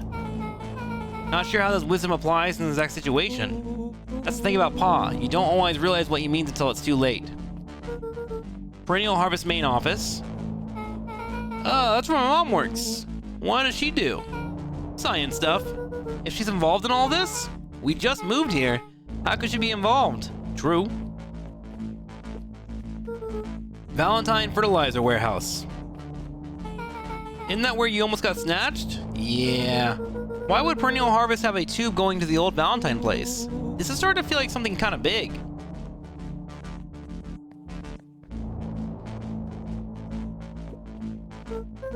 This suit has a broken mask. So we found our mystery warehouse creeper? We've at least found their hazmat suit. If it walks like a Nuncreed and talks like a Nuncreed, let's not jump to conclusions. Just saying.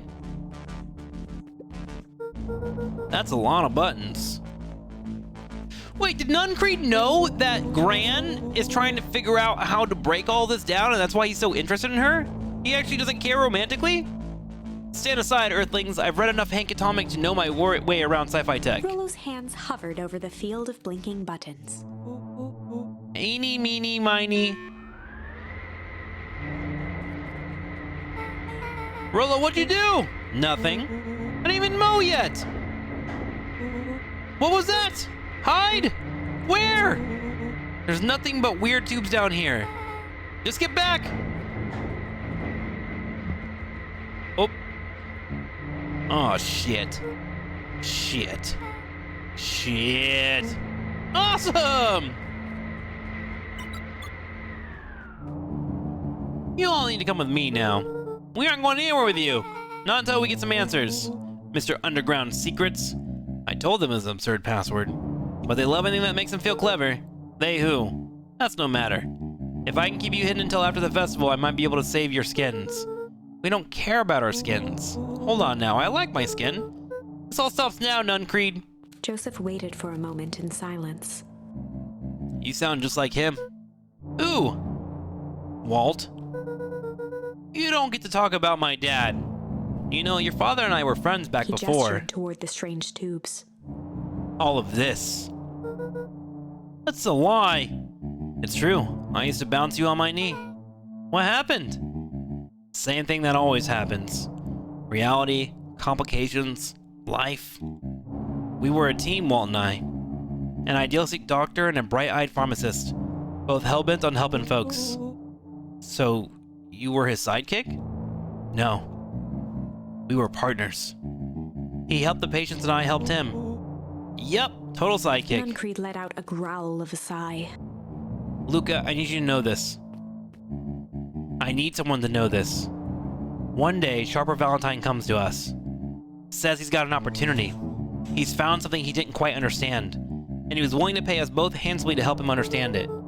And my dad said no. Your father and I both believed in helping people. The thing I could never get him to understand was, it's a lot easier to help others if you help yourself now and then. Classic sidekick into villain plotline. Walt loved being righteous, almost more than he loved his family. He was wrong about one thing though. When he begged me not to take Valentine's offer, he said, Joseph, if a person says yes one time to Sharper Valentine, he'll make sure they keep on saying yes to him until the day he's dead and gone. He shook his head wistfully. Sharper's long gone, but he still got me saying yes. Is there a point to the sob story? Not really, no. Just an old man trying to delay what needs doing. Nuncreed took a menacing step towards the children. I tried to keep you safe. I tried to keep you and Juniper out of this, but you forced my hand. Luca began to laugh. What? You really don't know? My Gran isn't out of this. She's been scheming right under your nose. Juniper? Seems like she's planning on crashing the town's party. She's going to disrupt the festival? Why would she? Color drained from Nuncreed's face. How does she know? Apparently she knows a lot of things. What? Well, let's just say this is the only underground lair we've busted into today. And honestly, hers is way cooler. She's got maps and explosives and bad intentions, big man. Nuncreed grabbed Luca by the shoulders. His eyes were frantic. You need to tell me what she's going to do right now. She doesn't understand what it is she's messing with. Tell me now she's in danger, boy. I don't know. She had a map with a mark on the fountain in town square. The fountain? But why would... A jolt of realization struck Mr. Nuncreed. She knows about the source. What the heck is the source? If she tries to destroy the source, it could catalyze and, dear God, she's gonna freeze us all. You all need to run. Run where? Away. As far away from this town as you can get. Head west and don't look back. Is he the good guy? What? That did not go how I expected. So, we're totally following him, right? Totally. See you on the other side. You good? Yep. I love this town. Chapter 8. The Cold, Hard truth. Are we finally here? Beck leapt up, allowing the suction to yank her into the dark. Dimness eclipsed around her like the shutter of a camera, as she seemed to cover great distance in mere moments. Her only points of reference were glints of upcoming turns, which approached with frightening speed, only to carom her gracefully along. She heard the tinny, distant echoes of Rollo's glee. Once she stopped fighting against it, the ride was impossibly smooth.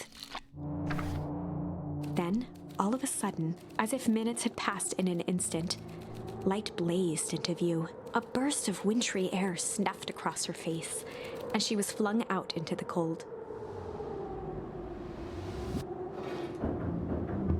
Oh, I was wondering what that was.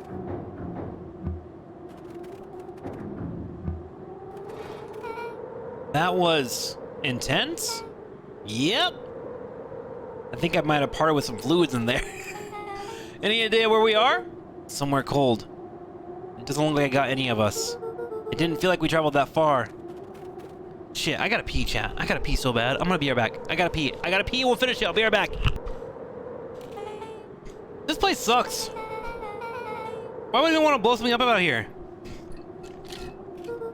Only way to find out, I suppose. We've gotta catch up to Creed. I think he went this way. Catch up to Mr. Nuncreed. Off we go. This looks familiar, yeah. Maybe we can clear off the snow. No time, Nuncreed's getting away.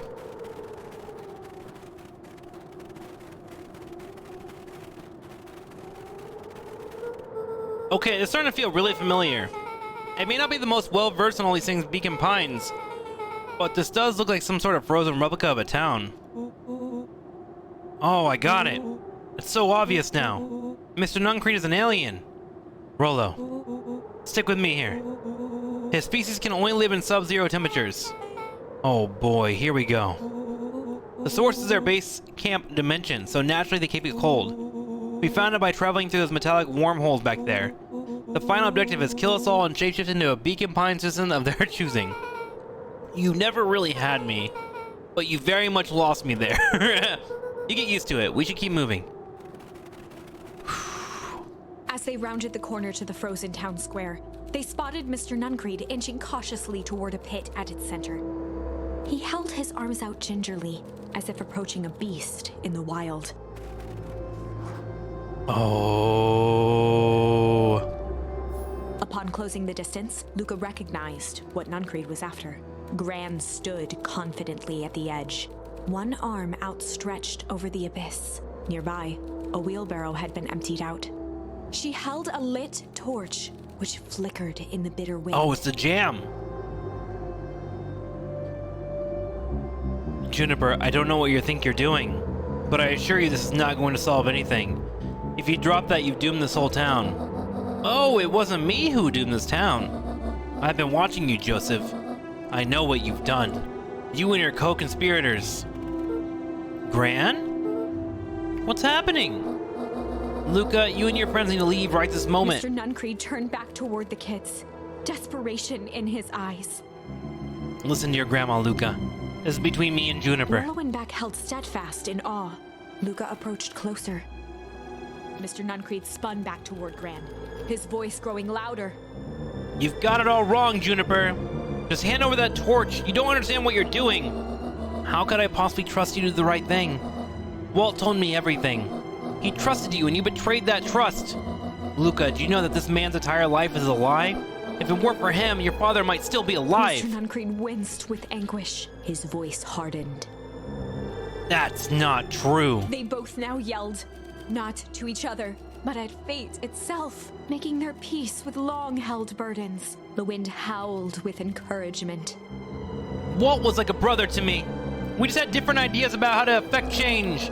Very convenient that your way just happened to line your pockets. Now that's not fair. They menaced at each other, both catching their breath. The moment balanced on a knife's edge.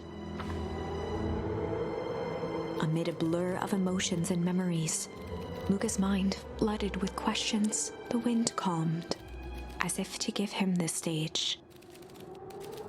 And in the stillness, he began to...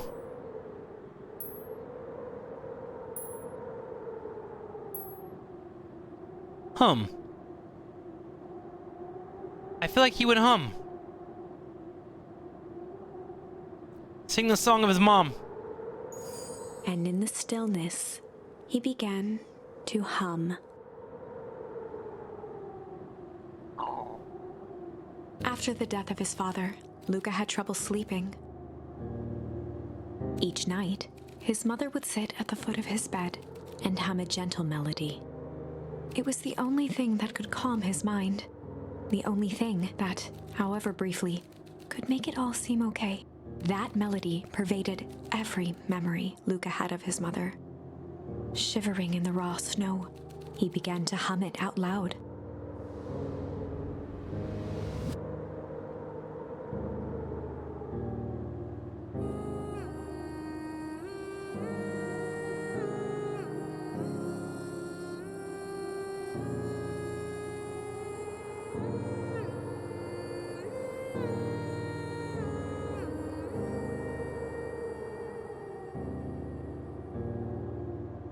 Gran lowered the torch, listening closely. As recognition slowly set in, her heart sank. Those countless nights of consolation, the incomparable loss they shared together. She let the torch fall to the snow and sizzle out.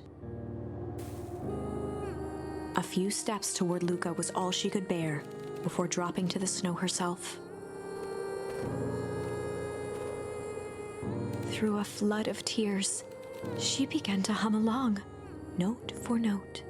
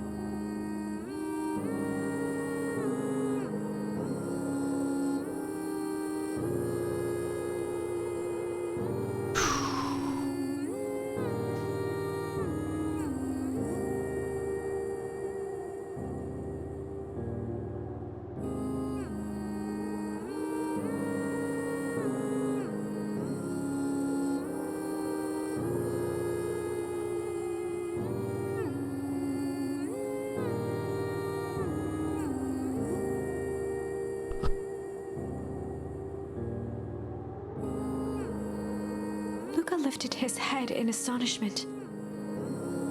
The last time he heard that melody was the last night he saw his mother. Is it his mother? How do you know?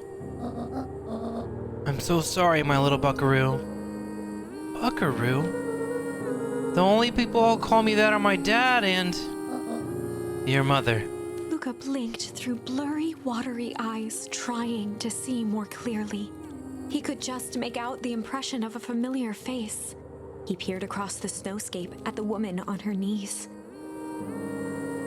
Something about her was undeniably his mother. Your SDSQ will never go down, not while I'm around. Thank you, Holiday, for the $100. Appreciate you, man. Hang on, I'm really zoned in this moment right now. Holy shit, thank you. Only smaller, older, changed. Mom? That's right, buckaroo. Mom! Luca sprinted as fast as he could toward his mother. They held each other close, and the cold retreated from their bodies. Eleanor? I thought you were... gone? You should have known I would never abandon my son. Eleanor looked down at Luca, tightening her embrace in an appeal for forgiveness. Ow! You're a smart man, Joseph. I thought you'd piece it together by now. You were exposed. Mom, I don't understand any of this. What happened to you? Where'd you go? Why'd you leave me? I never left you. I was always right here, Luca. Why'd you lie to me? It tore me up, Luca, but I did it to keep you safe. I thought that getting answers would help us both move on. But the more I discovered, the more I realized the danger that we were in. Until perennial harvest was stopped, it was better if everyone thought I was gone. You could have trusted me. Those are bad people, Luca. They won't stop until they get what they want. And they don't care who gets hurt in the process. Then what do we do? We have to stop them. Joseph slumped into the cold, wet snow. They can't be stopped. This is too big. I tried beating them at their own game. I'm done fighting fire with For fire. the first time in a long time, her voice felt like her own again. No more lies. I see now. There's a better way to stop perennial harvest. The cold, hard truth. Luca gazed down at Nuncreed with pity. He looked small. Joseph stared into the snow, as if searching it for answers. Come on, everyone. We've got a party to crash. Why'd she feel the need to, like, become a grandma? Just like the disguise or whatever would allow her to keep doing research? That felt weird. You don't understand. He always wins. Chapter 9.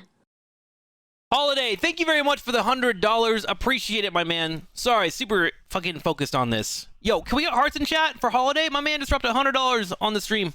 I know we were in an emotional moment, but we can all take a second to type and say thank you. Let me add you to the calendar, my man. Let me get you going.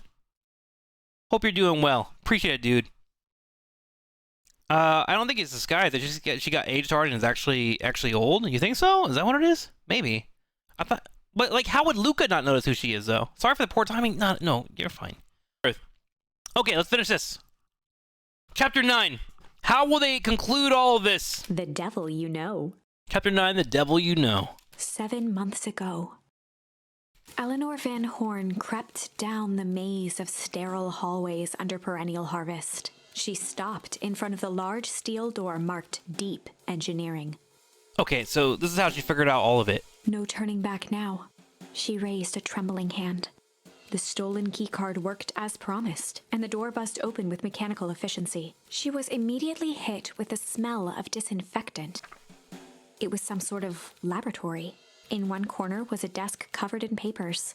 Across the room stood a tall metal pod with hoses protruding from its base. She rushed to the desk and began shifting through the piles of papers. They were experiment reports on something called Tempus liquamen. There were dozens of them. Every one stamped failed. Eleanor heard the sharp echo of footsteps approaching. She was out of time. Her eyes scanned the room, eventually landing on the strange pod. Muttering a curse under her breath, she dashed over and dove inside. Oh. So that's how it happened. And that is what change is all about. Grabbing the future by the scruff of the neck and making things happen. Change is a choice. I am tickled pink that we will all be making that choice together. How great is that? This man is a liar! Excuse me? I will not. This town is a dangerous secret, and perennial harvest only exists to keep it hidden. Nonsense. They picked up the whole damn town and moved it right under our nose. You aren't making any sense, dear. Mr. Kerr addressed the crowd with a sarcastic tone. Imagine such a thing. It's absurd and just plain impossible. They promised they could fix the foul harvest. They told us they would clean this place up. We just had to leave town for a few days. But while they had us evacuated, Mrs. Hartford, I'm afraid I'm going to have to ask you too. You're afraid of a lot of things, aren't you? You sniveling little worm. This is growing tiresome. A little help, please. Don't you all see? This festival is a sham. An excuse to have the whole town gather in one place. They're planning something awful. I don't know what, but these people are wicked. Don't listen to her. She has absolutely no proof. I am the proof. I'm Eleanor Van Horn. Whispers filtered through the crowd. Well, aren't you just sneaky as the dickens? We all knew Valentine's fertilizer was too good to be true, and now this whole town is paying the price. Ladies and gentlemen, I'm so sorry about this disruption. My associates will take this obviously disturbed woman somewhere comfortable, so that she can get the help she needs. She's not the one who's disturbed. You two-timing clown. You all know there's something wrong with this town. It was just easier to look the other way. The truth is...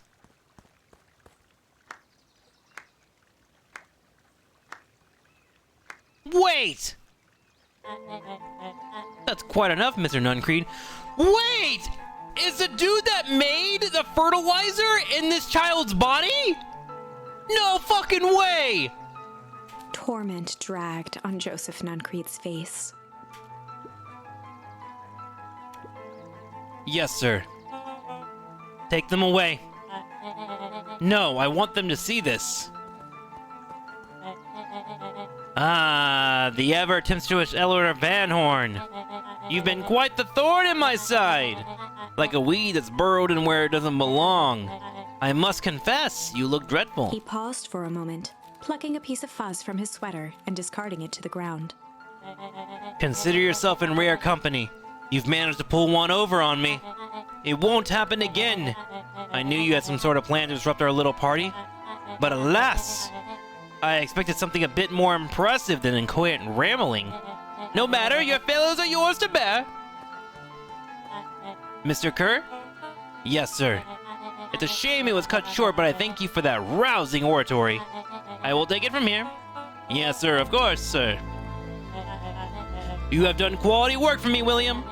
You can look forward to the recompense once we recompense we agreed upon. Kerr gave a bow of deference. Founder, you are most gracious. Gasps rippled through the crowd. Thankfully, we can dispense with the formalities from here on out. Solomon pulled a glass vial from his pocket. In one smooth motion, he downed its contents. A triumphant smile grew across Solomon's lips. You can all call me Sharper Valentine. Holy shit! His body and face began to contort and expand as he disappeared into a belching green mist.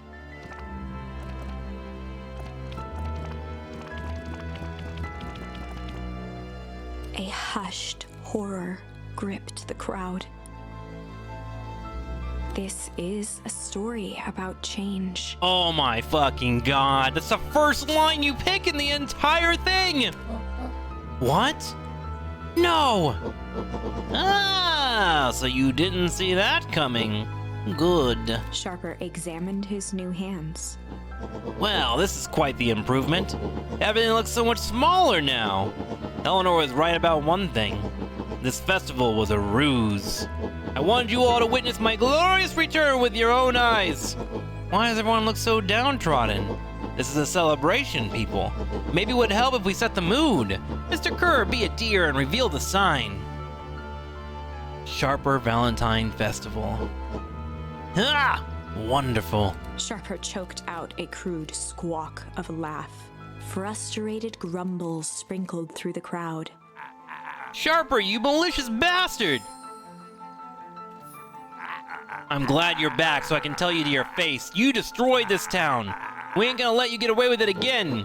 Sorry, this is not the time for audience participation. Some assistance, Mr. William Kerr. gave a subtle nod to the clipboards. You coward. Does anyone else have something to contribute? Helpless quiet settled over the crowd. I thought so. Did you all truly believe you could be free of me? A town of complete and utter fools? You people should be celebrating my return. You clearly lost without me. And that leads me nicely to my children. Daddy! I gave you both the greatest gift a parent can give.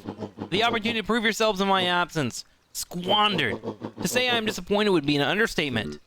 But Silence, Augustus. An adult is speaking.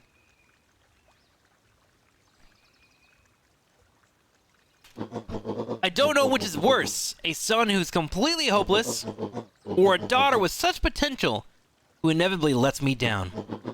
Harris, you fail me with an admirable consistency. Thankfully, I was counting on it this time. Father, I have been wasting time, my dear. What have you accomplished? I was focused on cementing our legacy. Legacy? Who needs a legacy when we can just live forever? But what about... It's alright, kiddo. I'm afraid you suffer from a complete lack of imagination. There's just no helping it. Now then, where is Joseph? You didn't take the opportunity to slip off, did you? Ah, there he is. Everyone should give him a hand. None of this would have been possible without Joseph. I think you've said enough. Nonsense! The people deserve how helpful and loyal you've been. I only did what I did because you left me no choice. You always had a choice, Joseph. You were simply too weak to take it. No matter, cheer up. You are about to be rich beyond your wildest dreams. You should follow Mr. Kerr's example. When I found him, he was in a sorrier state than any of you. An aging actor, desperate to recapture his youth.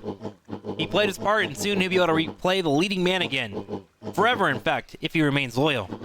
That goes for all of you. Well, those who haven't already filtered away my goodwill. Beacon Pines is mine again, and I am willing to share its spoils in exchange for absolute loyalty.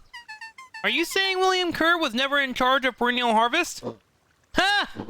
You think that puffed up Litherskite could have accomplished all of this?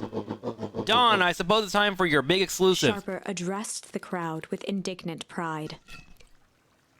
Jesus Christ, dude. He'd planned this moment for so long that now, at the deed's fruition, it almost felt frivolous. You see, I needed a figurehead to hold things down while I orchestrated my return. Someone to misdirect, lie, and bilk this town for a spell. So I invented William Kerr.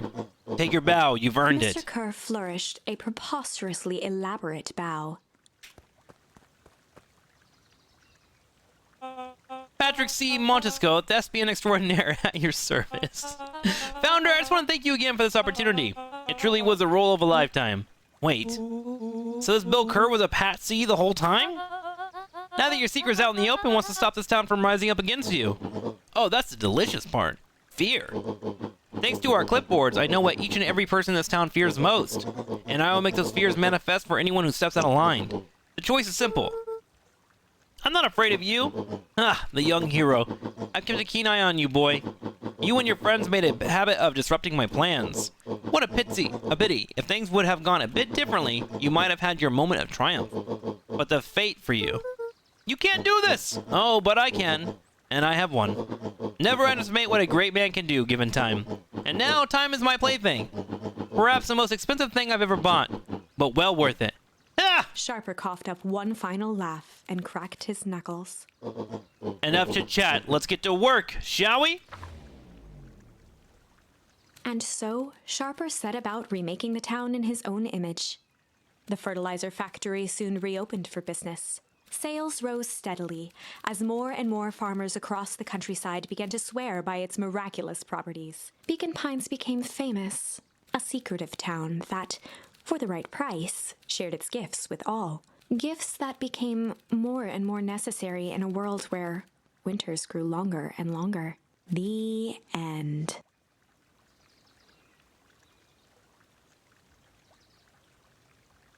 Bruh, what? This is wrong. What? Things are becoming clearer now. You can feel it, right? We can't let Sharper win. He might just be the key to this whole thing. Let's see. The fuck? What do I do to fix it all?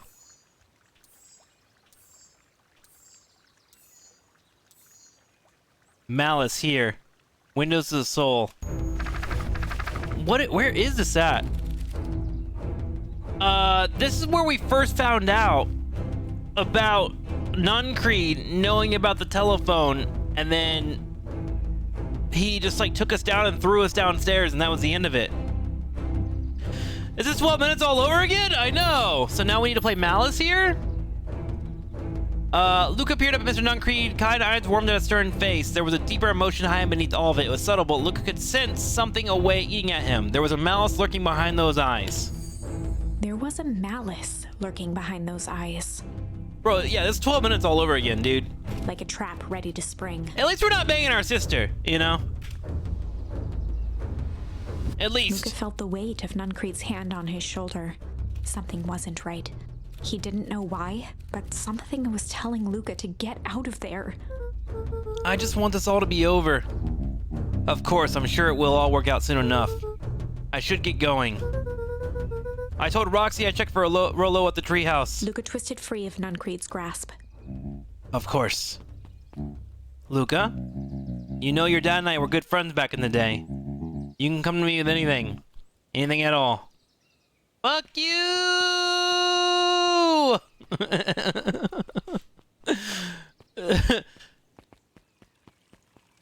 Oh, shit. The festival decorations are a bit humdrum. Now, if I were to throw a festival, it would be a thing to behold. I agree, it's all more than a little sad. It's worse than sad, it's boring. What if we did a little something to spice things up? I'm listening. You know the festival sign waiting to be unveiled? It would be a shame if someone... scurried off, eagerly formulating a plan. Who's that guy? Who's that little puppy? There's another puppy?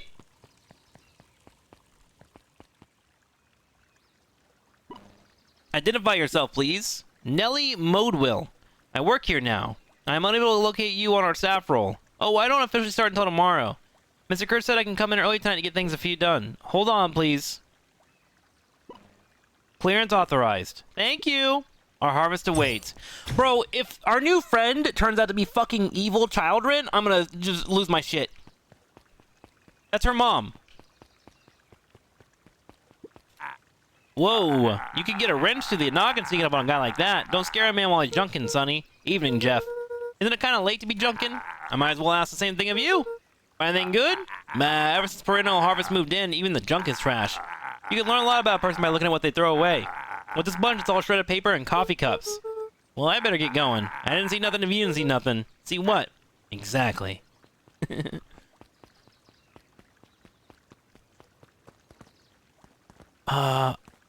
Where do we head back to?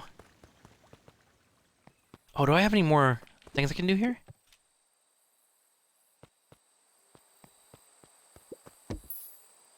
I got a crooked spoon. Luca tied a bent nail onto the line. If all you have is a hammer...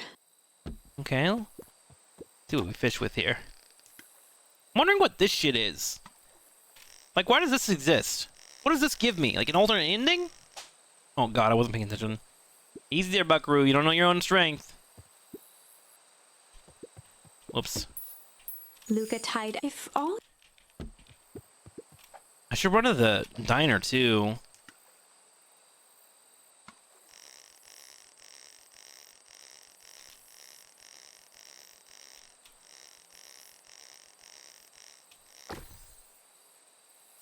What is that? It's a photo of you and Uncle Joseph. Let me see that. Oh, look at those two young fools. How'd you end up in the bottom of the pond? Who can say? Something that's hard to explain. I miss Uncle Joseph. How come he doesn't come here fishing with us anymore? He's busy with his new job at Valentine's. What's a new job got to do with him fishing with us? It's complicated. Like I said, some things are hard to explain. Oh, Joseph was the other one over there. Okay, I see. Buckaroo, that's what his dad and mom call him. That's his dad right there. This is a memory. Okay, I guess we head back to the, our grandma, right? Or our mom, or what the fuck? I'm gonna sleep so hard tonight, chat, after this game.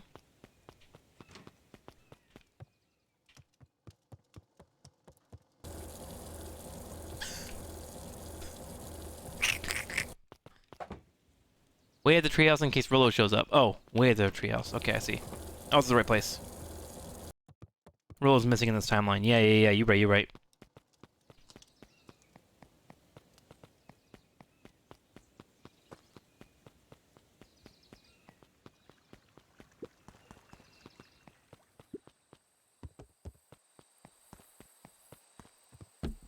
Okay, Rollo? He aired a long holler into the woods. Rollo! Oh, I got you, chat. Hang on. Rollo! Voice acting. Sigh! Rollo, wherever you are, I hope you're okay. Luca felt his eyes getting heavy and plopped into the beanbag. He conceded to its lumpy embrace.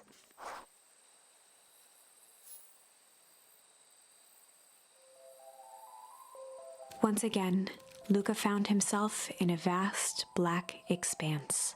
This time, he knew exactly where to go. He took a single confident step forward. The world flickered and pulsed. He found himself standing in front of the frigid air of a blazing campfire. The source.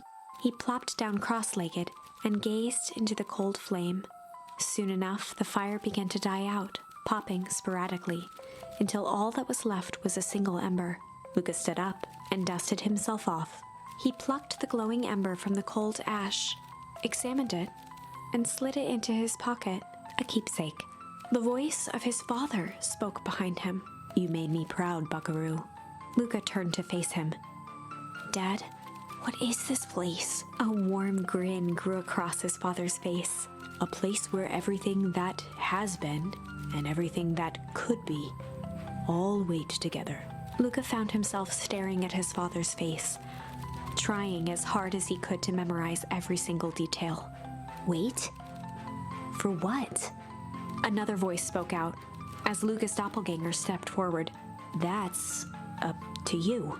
Without knowing why, Luca began to weep. Is any of this real? Are you real? Yeah, what is real anymore? Luca's father bent down to smudge away a tear. "Of course. I'm as real as the part of you that misses me." Luca turned to look at the older version of himself. "And you?" The doppelganger choked back tears. "I'm as real as the part of you that's angry he's gone. Does that make sense?" Through his tears, Luca laughed. "I think so." His father pulled him in for an embrace. "Time to go, Buckaroo." Buckaroo. Luca was startled from his dream by a banging on the floor. Are you in there? A commanding voice rumbled from below. Just as Luca sprang to lock the entry hatch, the door knocked open. Ooh. Chapter 5. Dangers big and small. Luca stumbled back. He heard the rope ladder creak under significant weight. Keeping his eyes fixed on the hatch, he inched backward to the balcony. As his hand grasped the door handle, Luca froze. A large figure clumsily wriggled up through the hole.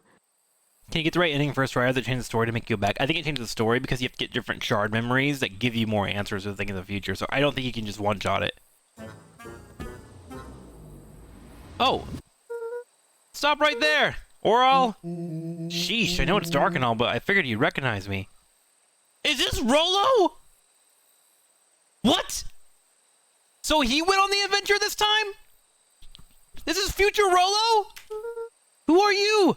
The large figure cocked its head inquisitively.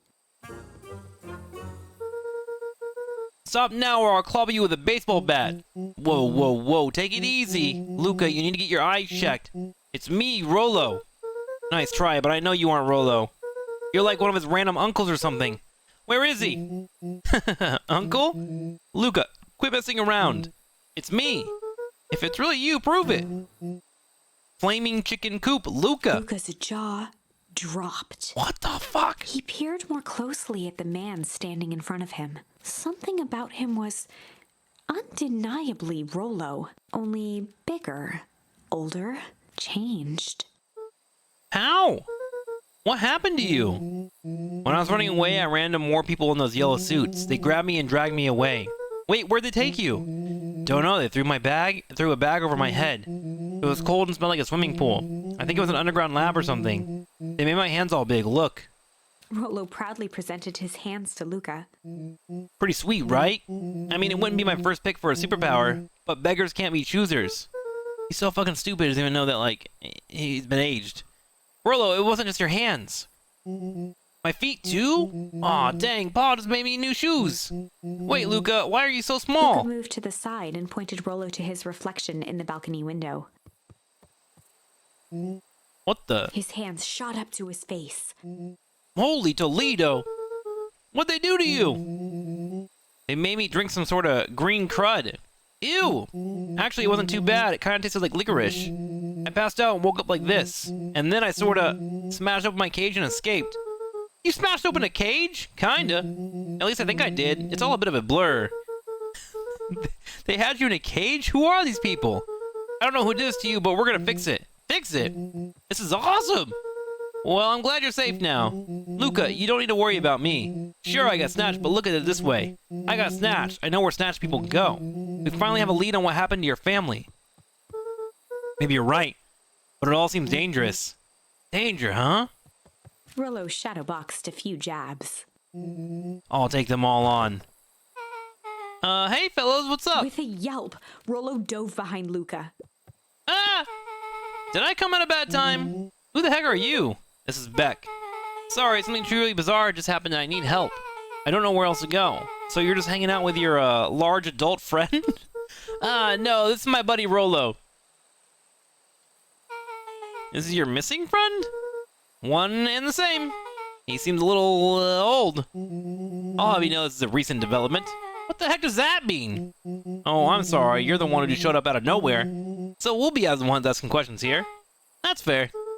How'd you find us? Your silly little treehouse? I think I'm our silly little mission control. I hate to break it to you, but your secret path isn't so secret, and I can hear your racket from a mile away. See, Luca, this is why we need to improve security around here.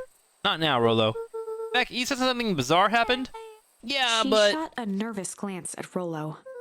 Anything you can say around me, you can say around Rolo. It's been a weird day all around, hasn't it? Yep. Beck's eyes narrowed. Okay, so it all started when I made it back home. My first order of business was to try to salvage my hair, so I dyed it with some stuff from the chemistry set my mom gave me. Okay, just need to play it cool and hope no one notices. Notice what? Oh, nothing, I was just... Oh, come over here and let me have a look. Oh, honey, what in the world did you do to your hair? I just kind of felt like a change. It's gonna take forever to grow out. You were the one who said the change was a good thing, right? I was talking about your mother's new job. I was talking about us moving. Well, I guess I just took your lesson to heart. Luna tried to put on a smile. Before I forget, I came up here to tell you that Nellie had to go to work. Tonight? Her and Mr. Kerr decided it would be good for her to get some things done before tomorrow. That Kerr guy seems like a grade A creep. Beck! He is! Him and his weird cult of personality! You are not gonna ruin this job for Nellie. It means too much to her. Oh, I know exactly how much it means to her. It means enough to her to exile her daughter in this pod-dog town. This place sucks. And people are weird. You just don't know them yet. It's always cold. We're in the mountains. You'll get used to it. I can't even pick up a single decent station on the radio. It's all banjo music and farm reports. You know, I grew up in a town not that different from this one. Is that why you're better at talking to plants than people? Damn! Okay. So here's what we're gonna do. First of all, you're grounded. What? In the morning, I'll have Nellie come and see what we can do about fixing your hair. You need to look presentable for the festival. But... not another peep. She sighed, and after a moment, looked down at Beck sympathetically. I know moving is hard, honey, but that doesn't mean you have to make yourself miserable all the time. Other people seem to have that covered for me. Oh, and if you decide to rebel by dyeing your hair more... She flashed a sly grin and tousled Beck's hair. I'll just shave it off for you. Think of how rebellious you'll look then. Very funny. Thank you. Good night, sweetie.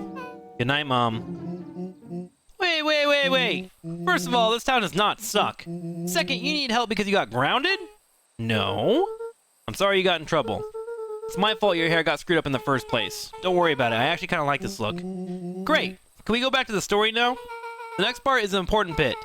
I have this radio I upgraded with my mom, and I was too angry to sleep. So I tried to dial into something worth listening to.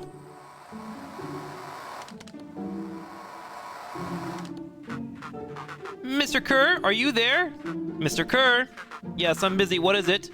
Apologies, I have the founder on the line. Patch him through immediately. One moment. Hello, sir. It's so nice to hear from you. Skip the pleasantries. What's your report on our new lead researcher of deep engineering? Nellie Modell seems to be integrating nicely. At this very moment, she's working to help us meet our deadline. She offered to work overtime before I even had a chance to suggest it. Excellent. And you have faith that she's capable of finishing the work left by her predecessor? Her work must be complete before the festival. I'll make sure she stays day and night until it's accomplished. Good. You know how I feel about loose ends. Yes, sir. Once she's finished the work, we need to make a determination regarding her. Long-term prospects in the company? Immediately, sir. I usually have more time to fully bring people in the fold. We are in the in-game, Bill.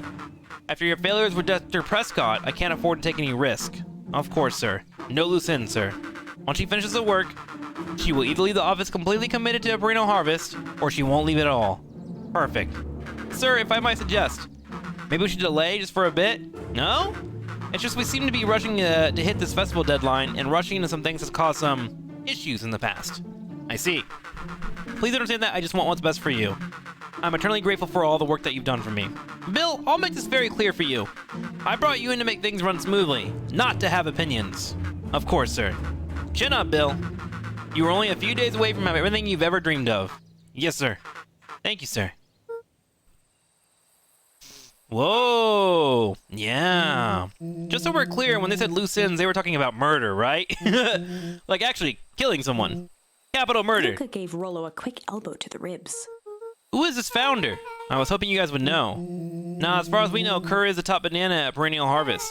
He sounds scared of this founder guy, so we have an even topper banana on the field. What the hell's my mom caught up in? Has she talked about the job much? Not really. She said she was going to come in and continue the work of someone she respected. Luca, do you think that body at the warehouse was the person Beck's mom came to replace? That would make sense. Beck, it seems like Nellie's predecessor got, loose-ended. I'm getting that impression. Okay, so we need to get your mom out of there before the festival happens. That's 2 days away. Won't she come home after work? The creep on the radio said they were going to hold her there until then. So if she's not coming out, we gotta go in and Beck get her. flicked a large sheet of paper out of her pocket and slammed it on the floor. Maybe this'll help. You have blueprints? Well, it's really just a welcome mat for my mom's PH orientation day, but it shows the layout. Sure looks like blueprints to me. Look, here's the reception area. There's a big room marked Founder's Office. It even has the exits marked. Guys!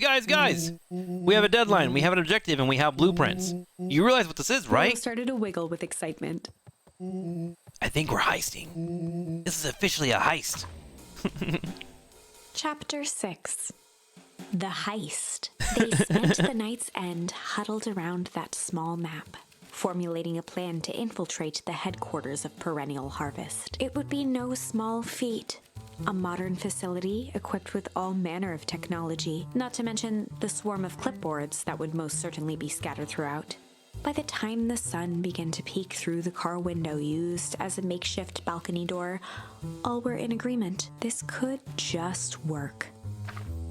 The final day before the festival would be used to prepare. They'd need to pool every resource at their disposal, pull every favor with a thread. Even enlist some unsavory characters around town with important tasks only they were suited for. Luckily, there was enough ill will and mistrust toward Perennial Harvest that alliances could be found at a bargain. Luca, Beck, and Rollo rubbed their eyes as they exited the treehouse. They hadn't slept at all that night. There was no time. The festival was to begin in 1 day, and they each had their assignments. When's this game gonna end? I don't know, but I'm just here for it. Like, whatever. This is the best part about subathons. Like, if this was a normal stream day, I'd be like, all right, guys, see you later. I'll probably check it out tomorrow, and then I probably would never finish it. But right now, I'm just committed, dude. All right, quick recap. Rollo, you're gonna talk to Roxy. Quarterly.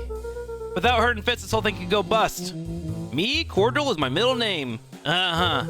And how do you plan to explain your He new... waved vaguely at Rollo's sizable figure. Circumstance. She'll be so happy I'm alive. She won't even notice. Beck snorted an involuntary giggle. And Beck, you're sure Lona won't shoot this whole thing down when she hears it? Yeah, Zedra, this has been a great SDS, man. This is like the beauty of SDS is sometimes like you just get hit with something that you didn't think you would ever like, and here we are. It's good shit, man. Thank you for it. She'll listen. Once she understands the danger Delia's in, the danger we're all in, the plan will make sense. Okay. Unless you're BG Papa. Stop with that! I played all the way through Days Gone! Just didn't hit the first day. This leaves me with Goff, then Iggy. How are you gonna persuade them? I'll think of something. They each looked at each other with sleepy confidence and nodded. Jesus Christ. BG Papa, if he's here right now, he's fucking smiling so hard. Well, Godspeed. Enlist the help of Goff. Enlist the help of Iggy and Tish.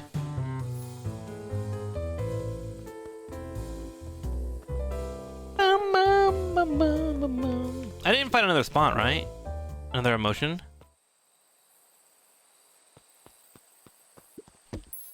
Okay. Okay. Out we go. None of these. Luca tied a bell. If all This way we go. Let's the help of Iggy and Tish, and let's the help of Jeff. Where are those people at? This way, maybe?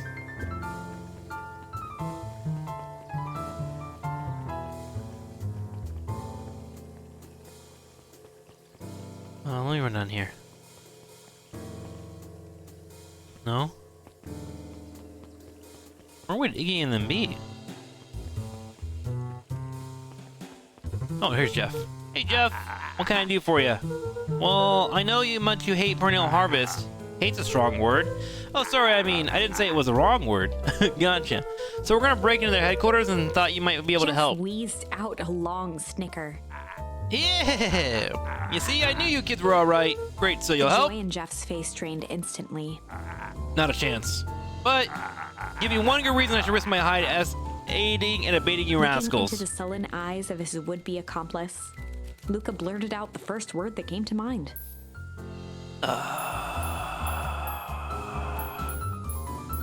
Shit. Yeah, it's all shit. I still ain't helping. Ain't that some shit? Fuck. That didn't work? Luca wasn't ready to give up so easily. He shouted out again. Crooked. God, they're all crooks like cockroaches. Stamp one out, another one comes straight along and take its place. Fuck. Junk. Yeah, what of it? Sonny, I got more junk than a king has copper. Ain't interested. Hide? Jeff's brow perked up. What'd you say? Go ahead and hide Sensing then. some traction, Luca carried on with vigor. Let's let a bunch of kids do what needs to be done. We're not afraid. Jeff's scowl faded with a sigh. Say what you want about old Jeff and that'll all do, but you'll never hear him say I hid from One nothing. good stomp of the foot was all Jeff needed to drive his point home. What was it you kids needed? Some sort of disguise. I got just the thing. And while we're at it, that crate should come in handy. That ain't gonna be free, you know. I'm thinking 5 bags of sour gob should cover it. Put it on my tab? Luca offered out his open hand to seal the deal. With a firm and dusty grip, Jeff reciprocated. Done. Swing by first thing in the morning. Great. So now all we gotta do is find the other two here. Where would they be at? Should come to the diner here real quick. Guess specialized get ready for the festival. Oh, okay. Where's the other two at? They're not down here, are they? No, I already looked there.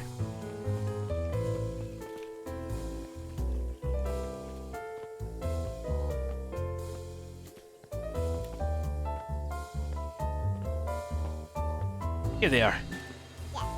Hey Tish, look who it is! Lukey, are you here to try to tickle us to death again? Look, just hear me out. Raised an eyebrow suspiciously. We're listening. Iggy, I know we both been giant bags of shit to each Iggy other. gave a reluctant shrug. You're not wrong, but lately life has been kinda hard. Hard, you know? Hard. Yeah, well, life's always hard. Get over it. We ain't interested. Oh my Luca fucking knew god. that he tried again. I know we've both been giant bags of shit. Iggy gave a reluctant shrug. You're not wrong, but lately life has been kinda crooked. You know? Crooked. Yeah, well, life's always crooked. Get over it. We don't. What the fuck? Shit. Iggy gave a Strange. Strange, you know? considered the point. Things have been weird around here. So I'm offering a truce and asking for your help. What do you say we break in our hostilities, at least for now? We do like breaking things, even if a truce means less breaking things. What if I told you there was a way to have a truce and break stuff? Go on. I need you to cause a distraction so I can sneak into Perennial Harvest A HQ. wild-eyed grin spread across Iggy's face. My, Luca Van Horn, I'm impressed. And after this is all done, maybe you and Tish can come out and hang out the treehouse sometime. Iggy glanced over to Tish, who nodded in agreement. Alright, fine. But not because we want to see your crappy treehouse. We just like to cause With chaos. a quick nod, Luca was off. Okay, got him. Did you hear that, Iggy Tish? gazed up at Tish with a smile. He invited us to hang out at the A single treehouse. tear ran down Tish's cheek. I never expected this day to come. How wonderful. Hey! Chapter 7. Into the Hive. A good heist requires preparation, and thorough preparation takes time, something they had precious little of. So far, everything was in order. Jeff, Iggy, and Tish all agreed to do their part. Beck radioed Luca that night with a simple and covert message. "We're locked and loaded on my end." And Rollo, after a lengthy confession, managed to persuade Roxy and Fitz to help. He stowed away in mission control for the night to avoid attracting attention. Rollo, being uniquely suited for the role, would be the first to breach perennial harvest. The outfit provided by Jeff wasn't perfect, but a convincing disguise is 10% wardrobe, 90% confidence. True. Yeah, true. Yeah. Rollo took a few vigorous breaths and shook out his arms. Just stay calm, Rollo. You can do this.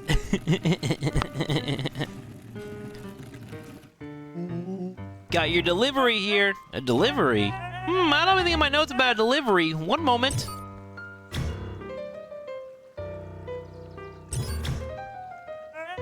I'm so sorry, but there's no delivery scheduled for this morning. Right. Poor Papa. It seems like he isn't even here to defend himself while Trikslyr tries to cover up the long string of hatred he spewed at our fellow chatter. And for what? Because Papa absolutely trashed this streamer on not one but two different occasions and battlegrounds to the point that Trick ran home crying tears of shame. From that moment on, Trick has sworn a bloody vendetta against Papa, vowing to hate every game he suggests regardless of how flawless it actually is. I mean, honestly, that TTS is pretty well constructed considering the history of BG Papa and I. It's inaccurate, but I could see how someone believes it. I could. He had to think quick. That's because this goes directly to the founder. He asked it if he kept it secret. Rollo sighed, adjusting his tool belt. You know how the founder can be. I suppose we can leave this one off the records. Well, it actually worked. Our harvest awaits and such. With a stroke of his mustache, Rollo proceeded into the Perennial Harvest headquarters. Nice, good job. Our harvest awaits. Package here for the founder. Oh, I didn't hear anything about.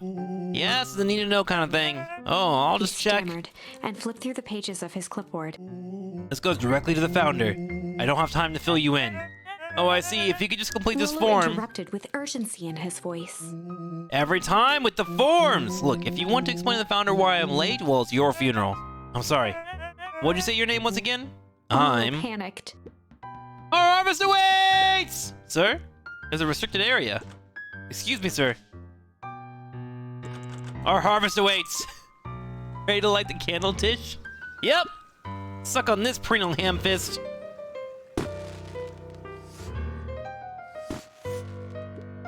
What was The that? distraction was enough for Rollo to regain his confidence. Just open the damn door. I've got a job to The do. clipboard fumbled around in a frenzy. I should check on that noise. Oh, come on. Just buzz me in already. Okay, okay.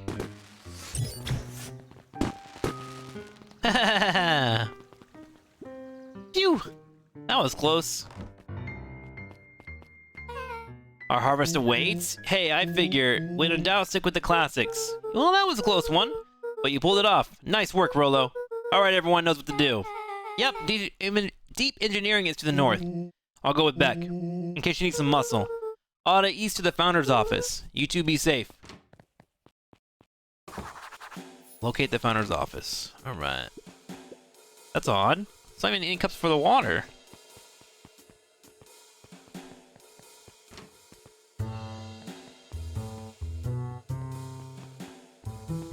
You can do it! A hallway to nowhere. What's going on here? What the fuck? What the fuck is this shit? What the hell?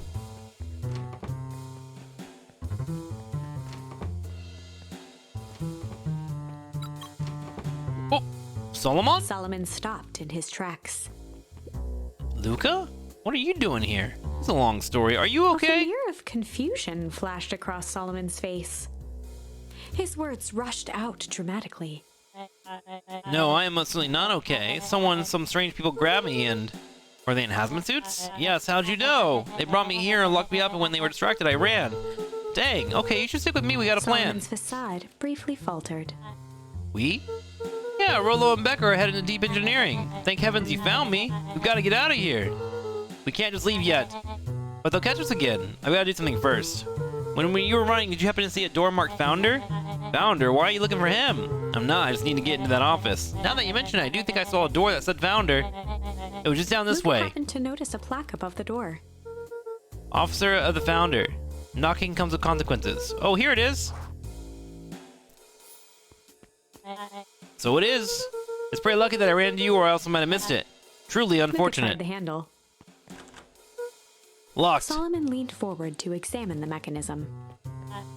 Regrettably, it seems to be some sort of electric lock. I don't see how we could possibly defeat a lock like Luca that. smiled and looked at his watch. Let's just wait a minute.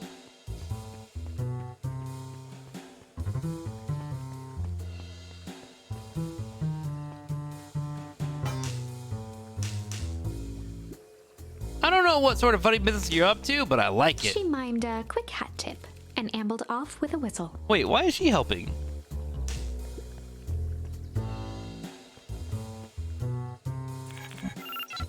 The light on the Wait. keypad changed from red to green. The person that recommended this game, Zedra, said they found this stream because of BG Papa's LA Noir game, which, to be fair, I did fucking hate.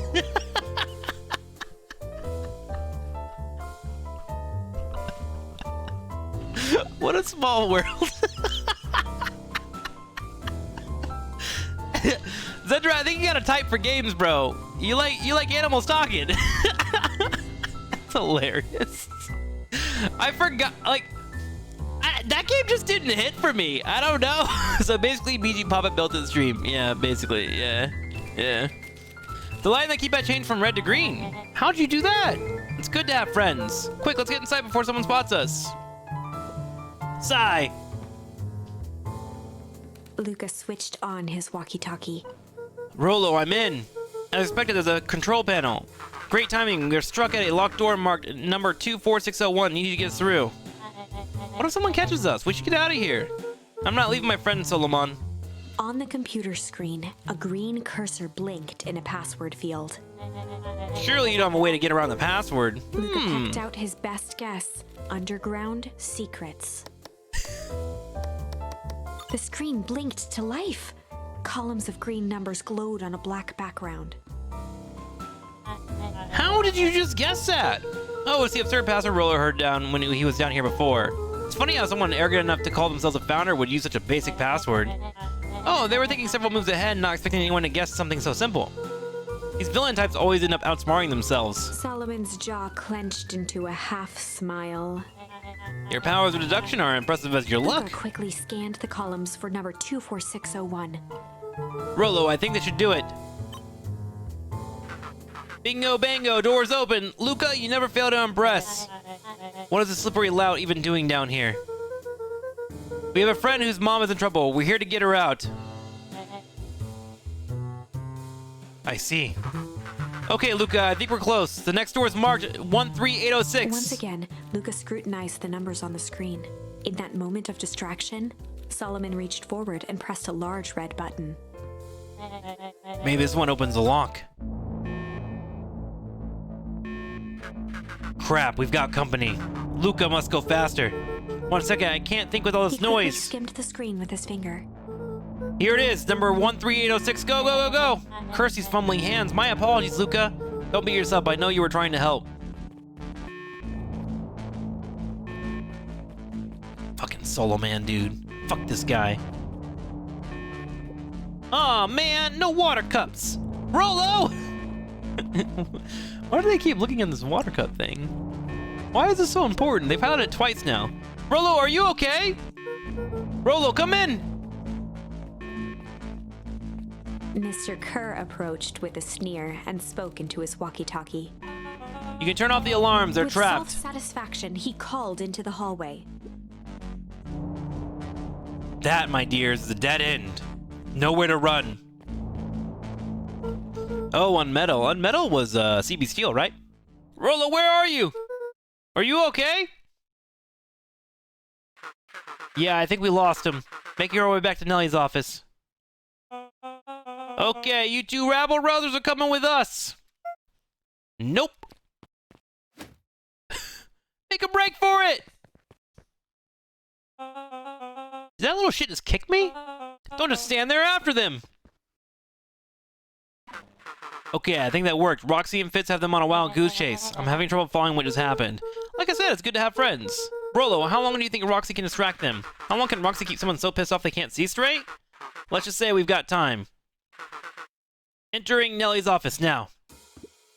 Mom! Oh, honey, what did you do to your hair? I thought you'd be happy I finally used the young chemist lab kit. You sure have a knack for making me incredibly proud in the most frustrating ways. We need to get you out of here. We? Who is your adult friend? Oh, I'm not an adult. Ever heard of a growth spurt? I'm more of a growth spew. No, that's not possible. Nellie leaned over to examine his teeth. Substantial banding on the enamel of the molars consistent with a Tempest Lickamine exposure. Is that what you call the gunk they forced me to drink? You drank it? Oh no. They told me it was only being tested on plants. Oh, Beck, sweetie, I promise I didn't know. Mom, what the hell's going on at this place? I was brought here to work on the discovery of a lifetime. A novel chemical compound was discovered under Beacon Pines in a wellspring they called the Source. They named it Tempest Lickamine. It pulls energy from its surroundings in order to fundamentally alter matter's relationship with times. It was a secret to Valentine's fertilizer. They harvested the source, infusing small amounts of Tempest Lickamine into the product. It worked wonders, drastically accelerating plant growth. Crops would be ready to harvest in a fraction of the time, but it led to complications. The foul harvest. Perennial harvest came in to clean up the mess to succeed where Valentine failed. But Tempest Lickamine is rebellious. Rebellious. You can think of it as a manifestation of change itself. It's volatile by its very nature. So the more you try to force it to do a specific thing, the more it resists. Yes, I can relate to that. My role was to finish off the work of my predecessor, Dr. Prescott, harnessing Tempest Lickamine to reliably manipulate an organism's age. Just imagine how many people we could feed. Mr. Kerr was very insistent that we achieve a successful result before today's festival. But you did it, right? Nellie sighed. You know how much I love a good puzzle. I poured myself into the problem. It wasn't long until I discovered oddities in Dr. Prescott's notes. Oddities. They contained obvious errors, mistakes that someone of his reputation would never make.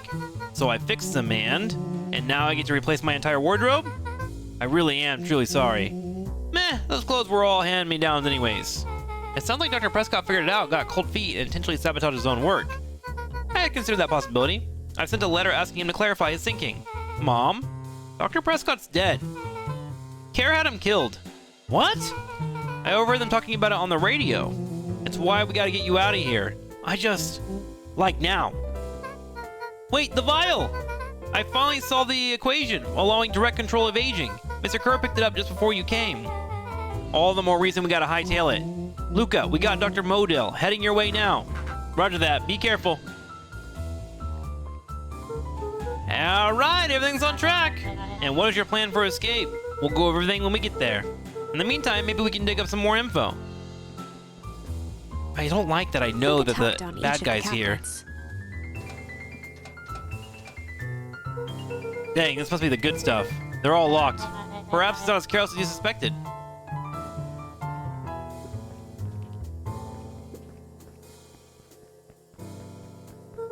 It looks like the founder was helping Kerr plan the festival. Why would such a secretive leader be obsessed with the party? Only time will tell. Luca held his hand up to the ashtray. Still warm. He must have been here recently. Wait, is this little kid smoke? Malice 80 proof whiskey. A hard drink for a hard man. Wow, even his alcohol is arrogant. Solomon muttered inaudibly. I should just smother you right now. What's that? I said I shouldn't bother you right now. Don't be silly, you're no bother at all. Let's see what else this bad boy has on it. Security system, time card logs, payroll. You know, for being so evil, this guy sure is Solomon boring. once again muttered under his breath. Oh, just you wait. Huh? Oh, nothing. Well, there's nothing else in here, chat.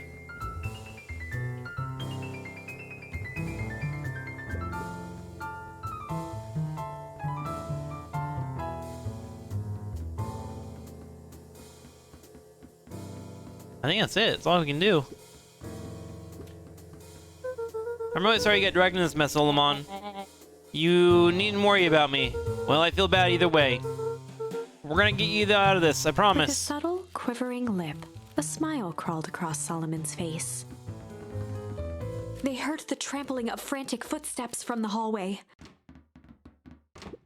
Lock it, lock it, lock it! Locked. That was close. When we left Nellie's office, it was swarming with clipboards. We barely got away. Did they follow you? Rolo? Before we start tossing blame around, is it possible someone ordered a pizza? We'd love to hear your thoughts! Definitely not pizza. What now? Don't look at me. I'm officially retiring from the heisting business. We're so sorry for the inconvenience. We just have a few quick questions. Just let me think. Can someone watch the door? Of course. Everyone else huddle up. Uh-oh. Oops! I think this little caper has gone on long enough. Solomon, no! Hush now, child. The adults are speaking. Dr. Modell, a brief reintroduction is in order. We've never met in person, but we have corresponded. You see, it was I who hired you. Solomon, the pathetic orphan child. The powerful and enigmatic founder. Sharper, the fallen progenitor who created this town. Perennial harvest, Valentine fertilizer, all connected by a single thread. Yours truly. But Her that's... eyes searched the floor in thought. Solomon watched eagerly, waiting for the flicker of epiphany. With a sickened look, she peered into his soul. Ha! Yes, now you've got it. Tempest Liquimine. You discovered how to reverse the process. Solomon clapped with genuine delight. Very good, Dr. Modell. Very good. Though, the discovery wasn't intentional. Solomon glanced down, examining his youthful form. And the effects went a little too far for my taste. That's why you need me to finish Dr. Prescott's work, which you did admirably. Mr. Kerr, the vial, please. Kerr presented it with a theatrical twirl of the hand. May I present to you the eighth wonder Before of he could the... finish, Rollo snatched the vial from Kerr's palm. Wow, this stuff sounds pretty valuable. Be careful, you fool. You have no idea what you have in your hand. Actually, we do. You just did a whole evil villain monologue thingy about Rollo it. casually tossed the vial to Luca. Gosh, maybe I'll have a Luca tickled taste. the vial mockingly. Seize him! Luca!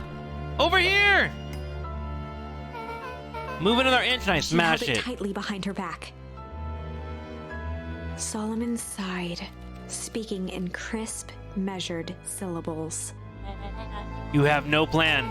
I'll smash it, I swear. Fine, risk killing us all. Or if you're lucky, nothing happens, then what? We capture you and grant you much less He leniency? pursed his lips with feigned sincerity. But I give you my word, if you hand it over now, none of you will be harmed. Deep uncertainty washed over Beck. You're a smart girl, Beck. But there's no shame in being outwitted by someone smarter than you. We both know there is only one way this ends. She looked to Nellie shakily. With a dispirited nod, Nellie sighed in defeat. Beck slowly approached Solomon. That's a good girl. Beck, don't do it. We can't trust that jerk. I'm sorry, he's right. With apprehension, Beck conceded. Solomon pocketed the vial and brushed off his shoulder with a sharp flick. Do you think she doused it or poisoned it or something, chat? Mr. Kerr, you have allowed yourself to be humiliated by a group of children. Report to my office tomorrow for a performance The review. blood drained from Kerr's face. Of course, sir. But first, you have a speech to make. Trot out there and give me the introduction I deserve. And don't forget to smile. Yes, sir. And to think all of this is thanks to the efforts of Mr. Valhorn. I don't understand how this is because of me. Ah, I said Mr. Van Horn, silly child. Dr. Walt Van Horn. Your father was always a thorn in my side. I offered him an opportunity to be a part of something great. But the fool was blinded by righteousness. He even broke into my laboratory and attempted to sabotage my Solomon work. shook his head with gratification. But the universe is a funny way of correcting course. By meddling with a force he didn't understand, Walt showed me its true potential. As fate would have it, Luca, your father's dying act was to grant me eternal life. Muffled applause resonated faintly through the walls. What? Well, that's my cue. After the festivities and my subsequent ascension, I will return the deal with you all. Until then, I suggest you use the time to reflect on the magnitude of your failure. You three keep post outside the door.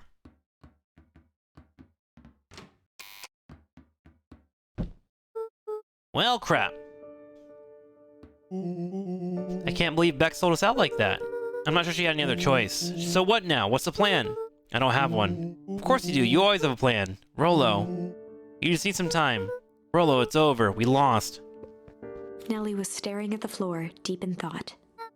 Sorry, Luca. Give me a minute to calm my mind. Hey. I'm sorry, Luca. I did what I had to do. I know, it's just we were so close. I've got a feeling that eventually Solomon will get what's coming to him. Time wounds all heals. Well, time seems like less of an issue for him now. Luca, there's something you should know. After Mr. Kerr locked me in that office, I had nothing but time and curiosity. I poked around a bit, hoping to find a means of escape, but I found something else. A note hidden in a false drawer. What sort of note? Dr. Prescott must have sensed his time at Perennial Harvest was growing short, so left behind a letter with the hope it would be found by his successor. It was a confession of sorts. He left it for me, but its contents... Luca, I think they were meant for you. Wait, what'd they say? It was about an incident with your mother. Dr. Prescott found her in his lab with a stolen keycard. There was an accident. She had been exposed to extreme amounts of Timbit's leucomine. There it is, chat. The color dropped from Luca's face. She survived. Dr. Prescott decided to help her recover. He no longer trusted Perennial Harvest, so he kept her whereabouts a secret. Over time, your mother led him to reconsider the purpose of a scientific discovery. Science is often at the vanguard of change, but that doesn't mean it's always right. He realized that no one should have control over something as powerful as time itself. I now believe it's why he began to intentionally sabotage his own work. And it cost him his life. That's a reasonable conclusion. Luca was overwhelmed with emotion. But if she's alive, where has she been? Where is she now? A sudden explosion sounded from the hull. Chapter 8. Comeuppance. Ears still ringing, Gran picked herself up off the ground. Through the dust and smoke, she looked over to see Mrs. Fratelli helping Hiram Tolliver to his feet. She'd had to beg, borrow, and steal to acquire those explosives. How many nights had she spent visualizing how she'd use them to make things right? And now, her one shot at destroying the source, that damned hole that swallowed so much of her life, was gone. Traded for this jagged hole in a wall and a foolhardy shot at rescuing Rollo. With Fratelli and Tolliver at her side, she stepped through. It was a strange feeling. The last time she'd stalked this maze of hallways, it was in a different body. They quickly rounded a corner to find a group of clipboards guarding a door. Something worth guarding is probably something worth seeing. Yeah. She leapt forward, brandishing her cane. If her last chance at vengeance for things lost was truly gone, she would just have to fight to keep what she still had.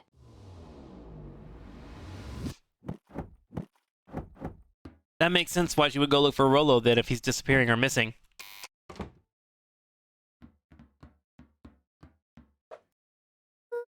Gran, what are you doing here? Luca, what are you doing here? We're here to save Nellie. We're here to save Rollo. Hey, Miss Luca's Gran. That's awfully nice of you, but I'm fine. Oh no, what did they? Gran, there's no time to explain. We have to go now. Come on, everyone, we've got a party to crash. They made their way out from deep within Perennial Harvest, just as Solomon finished up his speech. Thankfully, we can dispense with our formalities from here on out. Solomon pulled a glass vial from his pocket. We gotta stop him. In one smooth motion, he downed its contents. A triumphant smile grew across Solomon's lips. No. Well, I guess that's it. We lost. I wouldn't be so sure about that. With a mischievous look, Beck elbowed Luca. Remember when I had the vial behind my back? I might have tweaked his wonder potion with a little...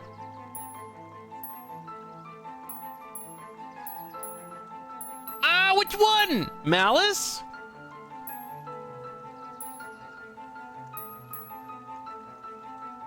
Malice. I might have tweaked his wonder potion with a little malice. Malice, the whiskey from his office? Yep, dude had an unfinished glass on his desk. Figured his grow juice could use a little hair of the dog. You can all call me Sharper Valentine. His body and face began to contort and expand as he disappeared into a belching green mist.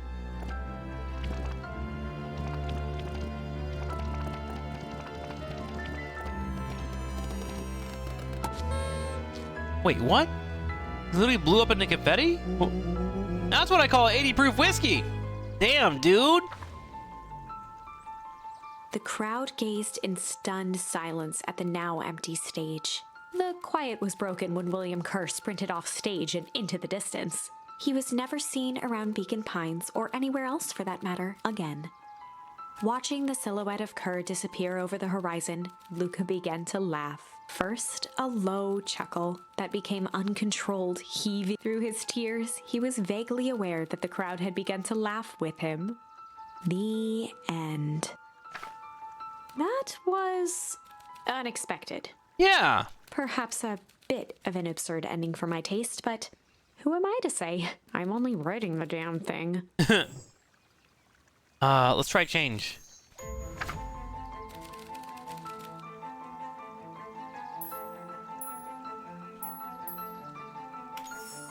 I might have tweaked his wonder potion with a little change.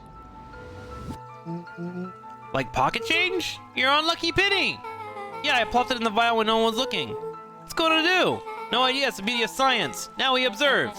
You can all call me Sharper Valentine. His body and face began to contort and expand as he disappeared into a belching green mist.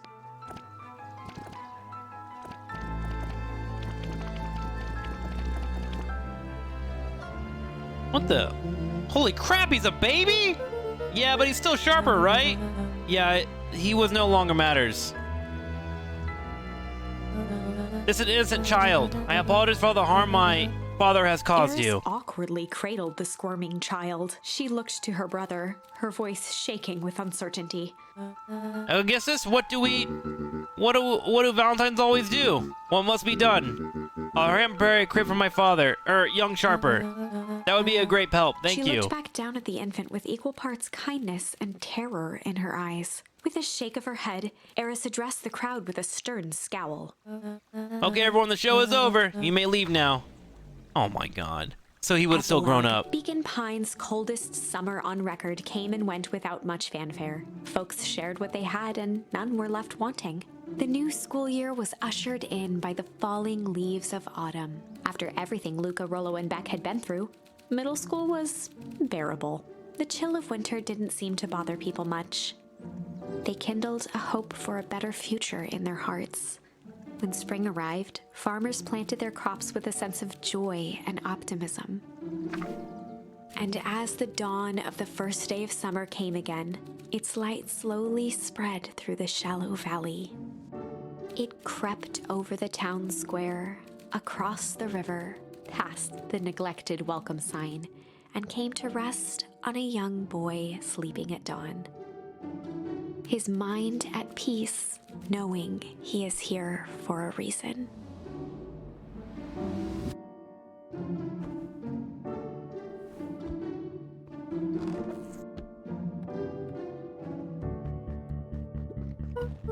Roller, are you up yet? Roger that. It's a beautiful day at Mission Control. You gonna swing by?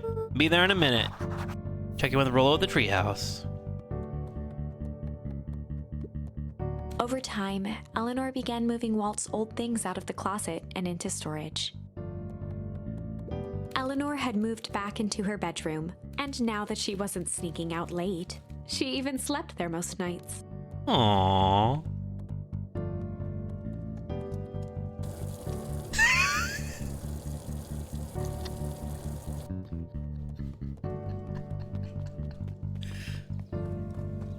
Wait, let's see if we can, if there's anything at our dad's grave.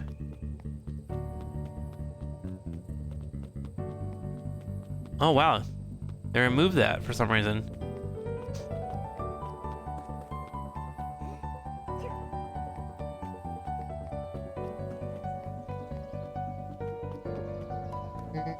I heard you and Rollo have big plans for the little treehouse. Yeah, it started getting crowded after we revoked the Mac Capacity 1 Rollo 1 Luca rule, so we decided to expand, but at least we got some help with that.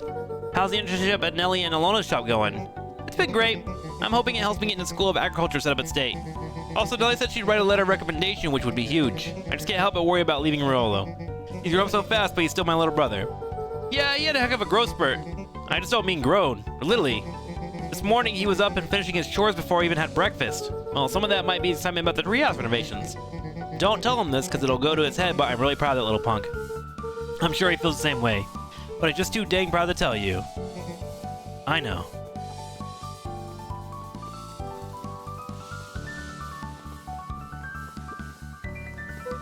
Hey Gus, how's the tree planting going?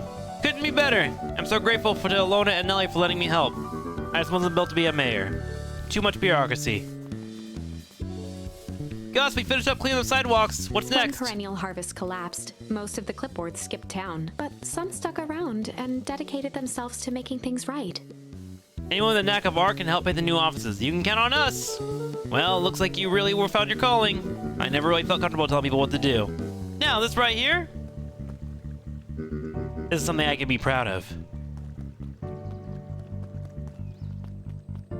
Oh, do I have the last piece here? Maybe?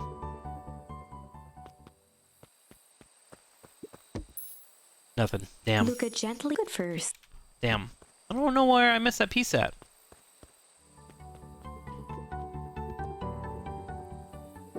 A little higher. Yep. A little lower. Yep. A little higher. Yep. I'm telling you, this angle isn't the issue. We need more power to the radio. Luca, there you are. Would you tell him it's not the angle? Hey, I'm not in charge of a antenna redesign. Fine, fine. Iggy, just don't do anything drastic until we get back. Who, me? Tish, you're in charge while I'm gone. Yep. They'll be fine, right? It'll be fine. If we really want mission control to turn into something bigger and better, then we'll have to loosen our grip a bit. Sigh, you're right. Lead the way. Check in with Beck at her house.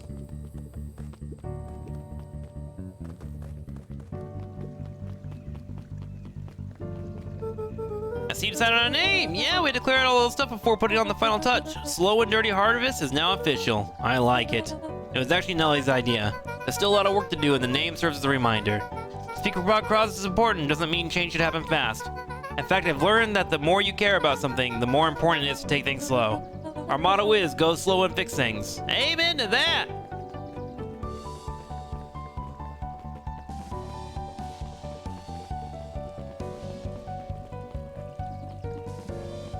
Wait, what? Oh, he's holding the baby. What's going on over here? Young Mr. Van Horn. How's little Solomon or Sharper doing? Young Sharper seems to enjoy nature more than I. So we do a lot of strolling these days. He's, you know, attempting to crawl out of this crib and plot world domination? Yeah. Thankfully, no. I spoke at length with Dr. Moto, and she feels that Sharper's infant mind was not developed enough to retain his previous memories. For all intents and purposes, the child is unmolded clay. Let's hope he's a little nicer the second time around. That is the objective, yes. But really, all I can do is try and hope. Two activities I am endeavoring to find less distasteful. Well, I think you're doing a great job. And the whole town's ready to help out however we can. I can't wait to teach him how to throw a baseball. Eris did her best to ignore the tears welling in her eyes. That would be acceptable. I kind of feel like that's not as clean of an ending. That kid's gonna turn into an asshole. Hey, Mr. Newick, I gotta see my dad in a bit. Did you want to come with? Even after everything I did, you'd still... Mr. Nuncreed shook his head. You really are your father's son, aren't you? I don't think I'm ready for that yet. Well, you're always invited. I bet he'd love to hear from you. I'll visit Walt my own time. You run along now. What the fuck are these bunnies? With perennial harvest gone, the transportation tubes were left unused. Come on. Come on. No one is too big, no one is too small. For just wild ride. Maybe not completely unused. Just one piece of candy for the ride of your life. Who's next? Me! She was this way, right? Guess what? Yesterday I saw a Dynasty's Tidius, and that's good? It's great! I spotted one of those in years. At this rate, Beacon Pine's gonna become the bug capital of the country. Nature or nurture, Trick? What are you talking about? What? I have news I think you'll enjoy. This morning I unpacked my last box. You're officially moved in! It's just a box. Let's not blow this out of proportion. Sounds an awful like putting down roots. I guess I decided this place is root-worthy. You're gonna be stuck with me for the foreseeable future. I do have to warn you, most years aren't going to be as interesting as this one. I think I'll manage. Ready? Before we go, there's a bit of a surprise. Oh, yeah? Aw, we're gonna plant a new tree. My mom prepared this tree especially for you. They didn't have to do that. It wasn't just them. Just the whole town pitched in. We all owe you. You should be okay, or should do okay in the cold of Old Beacon Pines. And thrive as things warm up. That's perfect. When you're ready, take Just Wild Ride to Old Beacon Pines. Aww, what a cute fucking ending, chat. This game got me, dude. How adorable. Ah, you got it. Now that's a good-looking tree. Being a special occasion and whatnot, the ride's on the house. You're gonna want to hang on tight for that little tree.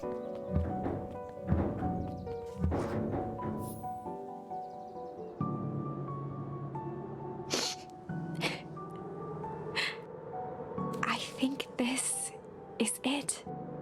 The end I've been waiting for.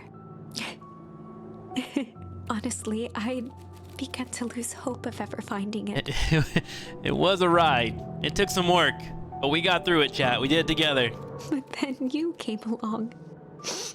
I don't know exactly how to thank you. It's hard to explain how much this means to me. It's funny, now that our time together is finally ending, I'm at a loss for words. Aww. Let's just watch the end together. Good. A little tree. The best little tree. Thank you, children. This means a lot. Yeah, thanks for everything. Shucks, I only did what any super awesome best buddy would have done. We should probably give you some time alone now. You good? Yeah, I am. It's been a wild year. How are you feeling? Everyone keeps asking me that. I'm fine, really. Pa always says the one thing fitter than a fiddle is a cello. I feel like a dang cello. Well, if you ever stop feeling like a cello, I'm here for you. I know. You don't have to say it. You two make an awesome pair. Excuse me? We're a trio now. Yep. Thanks. There's just one thing missing now that you're a part of our group. Missing? Let me tell you a little story about a man named Hank Atomic. Oh, God. It won't be long. We'll be waiting for you back at the phone booth. I found the perfect way to start our summer. You've got some good friends. I'm so proud of you. Your father would be so proud. I know. Mom, can I ask you a question? Do you ever dream about Dad? Not a night goes by that I don't. Are you afraid that you're gonna forget him? Forget what he looked like? Forget his voice? No. Because so much of him lives on in you. Damn. He loved that old tree. But I know he would have loved this one more. Because his two favorite people planted it. I'll give you two a moment.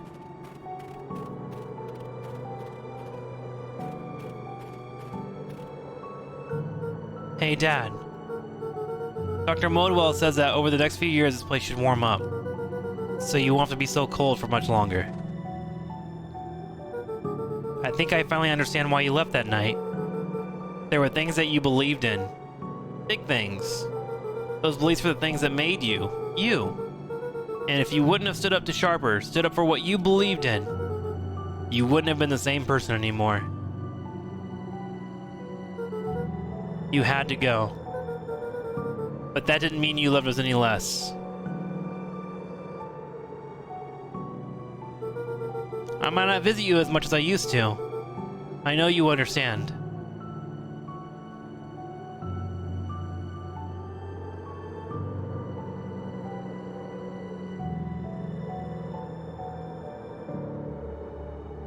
Damn, dude.